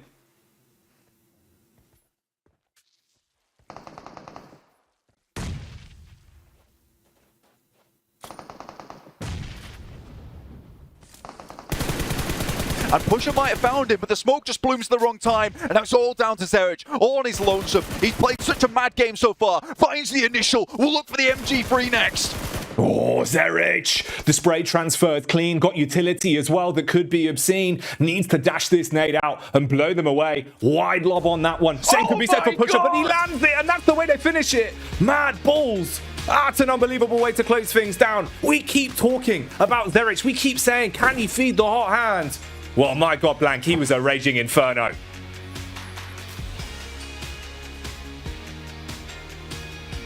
There it is. MADBULLS with a chicken dinner at the end of today's game. Finally picking that one up on the 6th outing. And that was incredible. I mean, that final circle alone, the fights that we saw there, I can just imagine how much we're going to have an exciting time in terms of the desk breaking this one down. Max and Crowns are going to have a field day with that because the micromanagement, the plays from top to bottom, through the roof, and the individuals alone, so explosive. Let's get it back over one final time. Sam, enjoy this one. What a banger.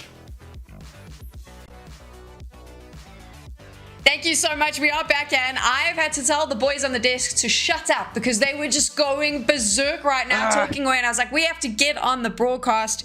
It is absolutely mental what happened there. I honestly thought that that was done. We knew what was going to happen, but then MADBULLS pulled something out of the hat. So I think the first thing we have to do for anyone watching at home, because this is what they're going to want to do. I don't normally like breaking down final fights, but in this case, we have to. Maxman, what was it that MADBULLS was able to do to ultimately steal that chicken away? They did so much. Not only do they, of course, steal the chicken dinner away, but initially, before even doing that, they clear most of the teams inside San Martin are able to then successfully leave the city with multiple angles secured by Esports, eliminate Default, and I think that we agree there, Crowns, the Default had the pivotal off angle to secure that game. The moment he gets knocked, it just enables such a great opportunity for MADBULLS to initiate a push, get into the circle. A few players don't quite make it that far because, as we know, it's a rough transition, but then Zerich in the 1v2 clutch scenario, best finish of not only the day, but I would say this is one of the best finishes I've seen this year so far. That's how good it was. And one thing the MADBULLS did that actually just blew my mind, the confidence coming out of that team. The instance they did not have that zone anymore, they had to push out. Everyone is out and relying strictly on gun skill and the return fire, and it was excellent coming through from them. It was such a nice play. Esports were holding the off angles, but it becomes bad when you try to have two players on an off angle. It didn't work out. Look, this game was so hyped, Sam, I just want to go and cast over the highlights. I just have an inherent need to cast over it. I mean, it's one reason why Zerich is the MVP of Europe, and it's because he can just pull off clutch moments just like this out of bloody nowhere. It seems like it. But yeah, early game was... No, just it was an early game, not as interesting because we know that San Martin was in play a lot. Teams sent it there relatively early, but once more, the fact that MADBULLS not only are able to survive the entirety of that fight in San Martin, not only are able to get 9 eliminations before exiting the city, so they eliminate more than 2 full teams, is that they did it as a 4-man squad. They had every single player still alive after that huge, massive city finish, and they just are able to exit, and we mentioned it, Crowns. When Default falls down, then the floodgates open, and that's the full send moment that you need to see for MADBULLS. Yeah, and coming through from the side of Esports, this was something we pointed out from them in like game 3, right? Oh, sorry, in the third round, I'll give that.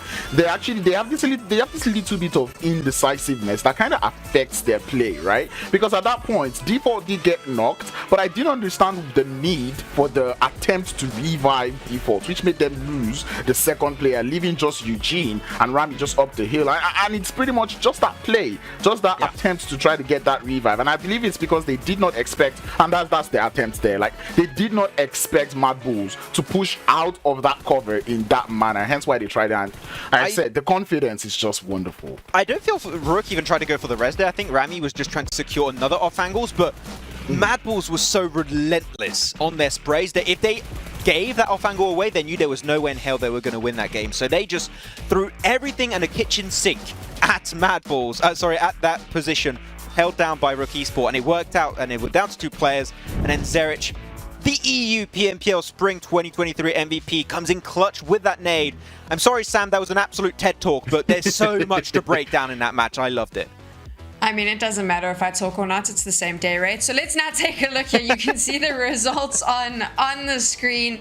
Incredible performance from the MADBULLS. They're going to claim all of those points, but Rook's going to be happy as well. And this is the thing about them. I know that they lost it at the end there, but I have to say, building into that crowns, I was really impressed with like Rook's strategic play, the way they choose to rotate, where they choose to position themselves. And I don't think it's luck, because we've been seeing them do it throughout the day. They are playing extremely well. Yeah, and for a game that pretty much is really based off of momentum, I think Rook Esports were able to ride off of the momentum. And I say this because early on in the game, they see on the elimination field, GG is out. The Gladiators are out early. Rook Esports were able to take out the side of Black Hand. And as I pointed before the beginning of the game, there are three teams up on that north that everyone should be scared of. Gladiators, Black Hand, and Rook Esports. And Rook Esports, seeing that 2 out of those teams are gone, they're pretty much so confident in that northern hemisphere of the circle that they played so wonderfully well. Look, I'm going to give you a really good compliment to your region, Crowns. As much as I don't want to say it, and I hate to say it right now, Rook Esports are a pretty damn good team, okay? They've improved so much from the start of the day to the end of the day. They've been popping off. They've been looking to be a lot more aggressive and controlling. Of course, it didn't work out, but they're the most consistent team of the day by far. And if they can keep that momentum in the next 3 days of show, I feel like PMRC might be looking like a potential win for the team, though. Looking at the stats, Zerich is up there with 6, and Snox from SBG, a little bit of life from the French team coming to fruition with 5 eliminations to his own. We're obviously looking at the last match damage as well now on your screen, but this is what I wanted to touch on, is where you said they're consistent. 5 out of 6 games today that they've placed in the top 4, the only team to claim 2 chicken dinners. And of course, you can now see a host of their players on the screen as well, getting in the damage. This will be fantastic for Africa, Crowns, if they can keep this up. Yes, if they can actually. I like the fact that they're waving that flag for us and we're proud of them, to be honest. I'm liking the way I'm seeing them play. I know them to be a team that knows how to start off a tournament. We did see that type of play coming through from them in the spring split of the PMPL Africa. They played that well, started off the tournament okay. And I'm very confident, given the fact that it's, 4 days of play. I think they will be able to keep up with this momentum that they have. I'm so sorry as well. I said 2 chicken dinners. They didn't win the last one. I told you guys I did this. I was so convinced that they were going to win it. So that was a little split. Of course, MADBULLS stole it from them right at the end. I'm still struggling to believe that, because I don't know how that happened. But we'll forgive me, because it's only day 1. But good results all around for all of our teams that you're seeing on your screen right now. Of course, they're all taking home those chicken dinners. Maxman, overall though, impressed with what we've seen so far? Yeah, really the European teams, a lot of them played to the level I was initially expecting. Major Pride were a little bit slow to kick off their ascent towards the top, but they did get there towards the end, especially on that one Vikendi map.